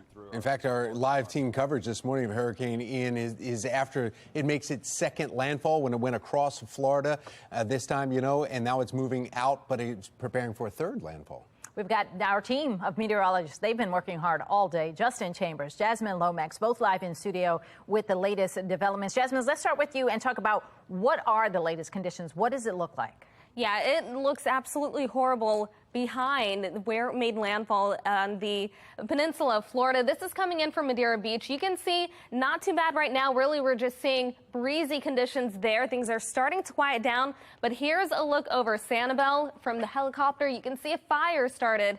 And this is where we're seeing some of that destruction. This is near Cape Coral, where that system was close to landfall. So a ton of destruction there coming in from that helicopter, and really just not what we want to see. Flooded roads.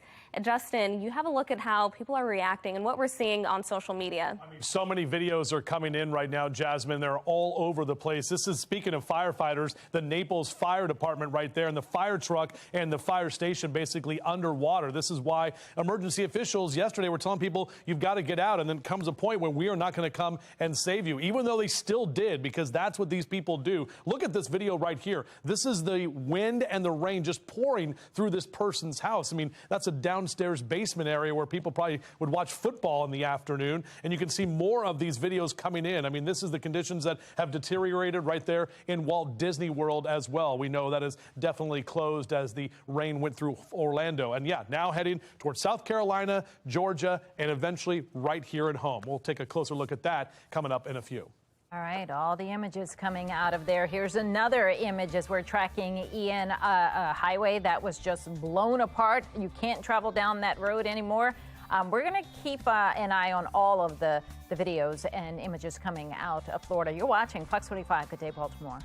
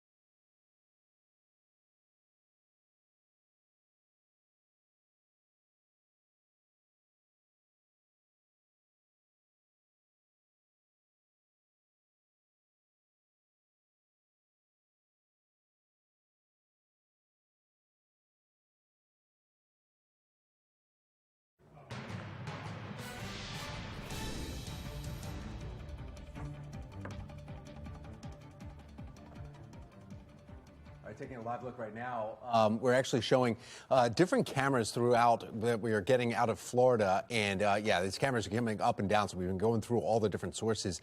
And as you can imagine, with the massive storm going through Florida, we just keep trying to find the issues. This is Madeira Beach in Florida, which actually does not look that bad. We took a shot earlier of Miami, and it was like a beautiful day there. But the storm is up in Jacksonville, and that's where they're having the big issues now as it's heading out into the Atlantic. Yeah, it's a little creepy right here. It's shaping up to be a haunted Halloween with 3 days of terror at the Monster Mania Comic-Con coming right here to our area. In fact, joining us this morning is the man who plays the iconic Michael Myers from the Halloween franchise, James Jude Courtney. James, good morning. Good morning. How are you doing? I'm doing well, but, you know, we were getting your sound check and everything right before we came on during the commercial break, and I'm a little disappointed. You seem like a nice guy. I had you pegged as, like, you know, a psychedelic guy, you know, a psychic that's just, you know, straight-faced, doesn't smile or anything. Well, it's nice guys you got to look out for. That's a good response. All right. So tell us about this. You're here in the Hunt Valley area coming up here for Comic-Con. What will you be doing there? Well, Monster Mania, they put on an amazing show. I've done them before, and we'll be there signing autographs for the fans. There's tons and tons of amazing artists merchandising, selling their wares. Lots of really people will be cosplaying, so, you know, they'll come dressed as costumes, and I certainly invite the fans to come dressed as their favorite horror character. Oh, yeah, that's what makes it fun. I mean, you need to be able to do that. So let's talk, though, about playing Michael Myers. How do you get into that role? Do you watch previous films? I mean, you've been Michael Myers now. Were you telling me that 3 times now, right? Right. I did Halloween 2018, Halloween Kills, and this soon-to-be-released Halloween Ends. It's a really deep character. It's a very deep, you know, spirit. Really, it's a culmination of decades of work, not only acting and stunts, but doing shamanic work, psychological work, and emotional work, because it is a very deep place. And, you know, Heath Ledger went there and couldn't get out. So, in fact, in 2018, David Gordon Green told me he had worked with one other actor who would go as deep and dark as I go in these characters, and that person had a psychotic break, ended up in a psych ward for 2 months. But I have a technique to get into it and get out of it. So, at the end of the day, I don't carry it. Oh, James, thank you so much. We look forward to Comic-Con coming up here this weekend in Hunt Valley. Thank you so much for giving us a perspective into your work. Thank you, sir. Oh, my. I thought dealing with Hurricane Ian was scary and you know, tragic for things going on. That's a scary thing to think. You get into a role and you can't get out. Let's move off of that now. Let's get over to meteorologist Jasmine Lomax. Take a look at the forecast, and we ought to be worried about what's coming our way.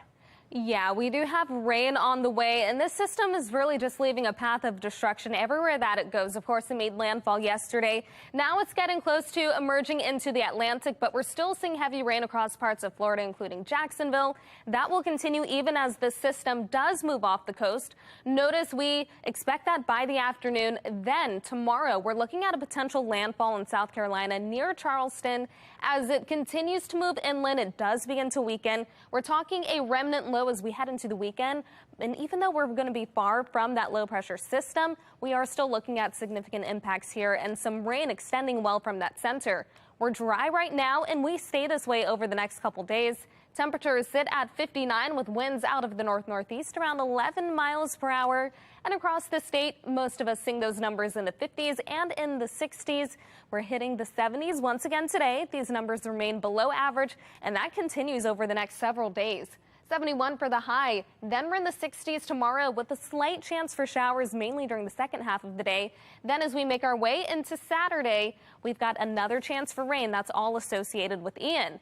Temperatures stay in the mid-60s on Saturday, upper 60s on Sunday, rainy for the Ravens game. Then 66 on Monday, 68 on Tuesday with more showers possible. We dry out and warm up by the middle of the week. Back to you. 9:50 now, an all-new episode of Fox's country musical drama Monarch is out. Yeah, Be More Lifestyle host Mark Clark was able to sit down with country star, well, you'd have to, the man's huge, the country music star Trace Atkins. It's the hottest new show of the season. We're talking about Monarch just 2 episodes in, and fans are already hooked. The new series features country music royalty and it features someone who is country music royalty. Trace Atkins joins us, and also my vote for the new voice of the Smokey Bear ads. Trace, welcome to the show. How you doing? Oh. I'm doing great. Hey, I also heard that James Earl Jones announced that he wasn't going to do Darth Vader anymore. So, hey. Boom. Luke, I am your father. And I'm from Texas. I love it. So, okay, you you play Albie Roman on the show. Tell us about your character. Man, are you surprised it took off so quick, man? Well, Albie is, he's just an old traditionalist. He's a country music singer, and he wants to just be left alone to play his guitar and sing his songs, and they just will not do it. So he has to deal with all this drama and everything, and bless his heart. I'm just glad that I don't have, every day I leave the set, I'm like, my God, I'm glad that's not what my life is really like, you know? And so, Trace, how much is this character? Is there a little of you in here? How much, what percentage is you in here, or is it 0% of you? Oh, there's a huge percentage of me in there. I just haven't had to bury anybody in the woods yet. Oh, no. Okay. Well, leave it at that. We don't want you to get arrested. So, look, man, congratulations on this hot new series. Anything you want to say to our new fans who are watching you? Hey, if you're enjoying this show, I appreciate it. Thanks for watching. And awesome. I guarantee you're not having as much fun watching it as I had doing it. Look, again, I think country music is always, it seems like it always comes back. Sometimes it's red hot, sometimes it cools off. It feels like it's back, doesn't it? Feels good to me. You said it is what it is. Well, look, man, thanks for joining us. Appreciate you. Again, you can catch him in the next episode of Monarch. The show airs Tuesdays at 9, of course, right here on Fox 45. Trace Atkins, thank you so much for your time. My pleasure. Well, a dry week ahead for us up until the weekend. Meteorologist Jasmine Lomax lets us know how Ian is making an impact for our next weather maker. That's all coming up in her 10-day forecast. 9:53 is the time.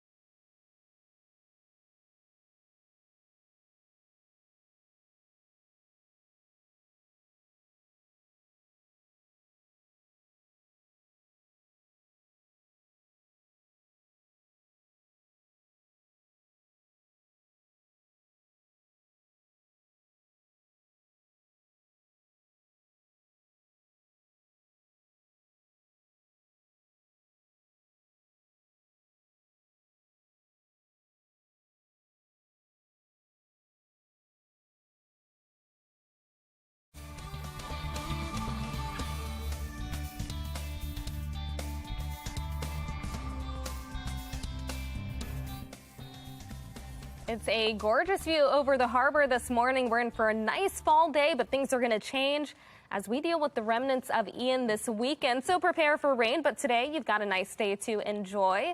Temperatures reach the low 70s this afternoon, 60s tomorrow with the chance for late rain continuing overnight into the day on Saturday, mid-60s, upper 60s on Sunday, rainy for the Ravens game. We've got the chance for a few showers on Monday and Tuesday. Notice temperatures, though. They stay in the 60s and 70s. We were in the 80s on Sunday and not looking at the 80s for a while, so that's nice. That is, once you get through all the rain. National Coffee Day, you've got a cup? Yeah. Make sure you go grab some. The day that it's been, I just need to take this to head. I mean, like, just, there we go. Here's my cup for the day. Oh, did you all want some? Man.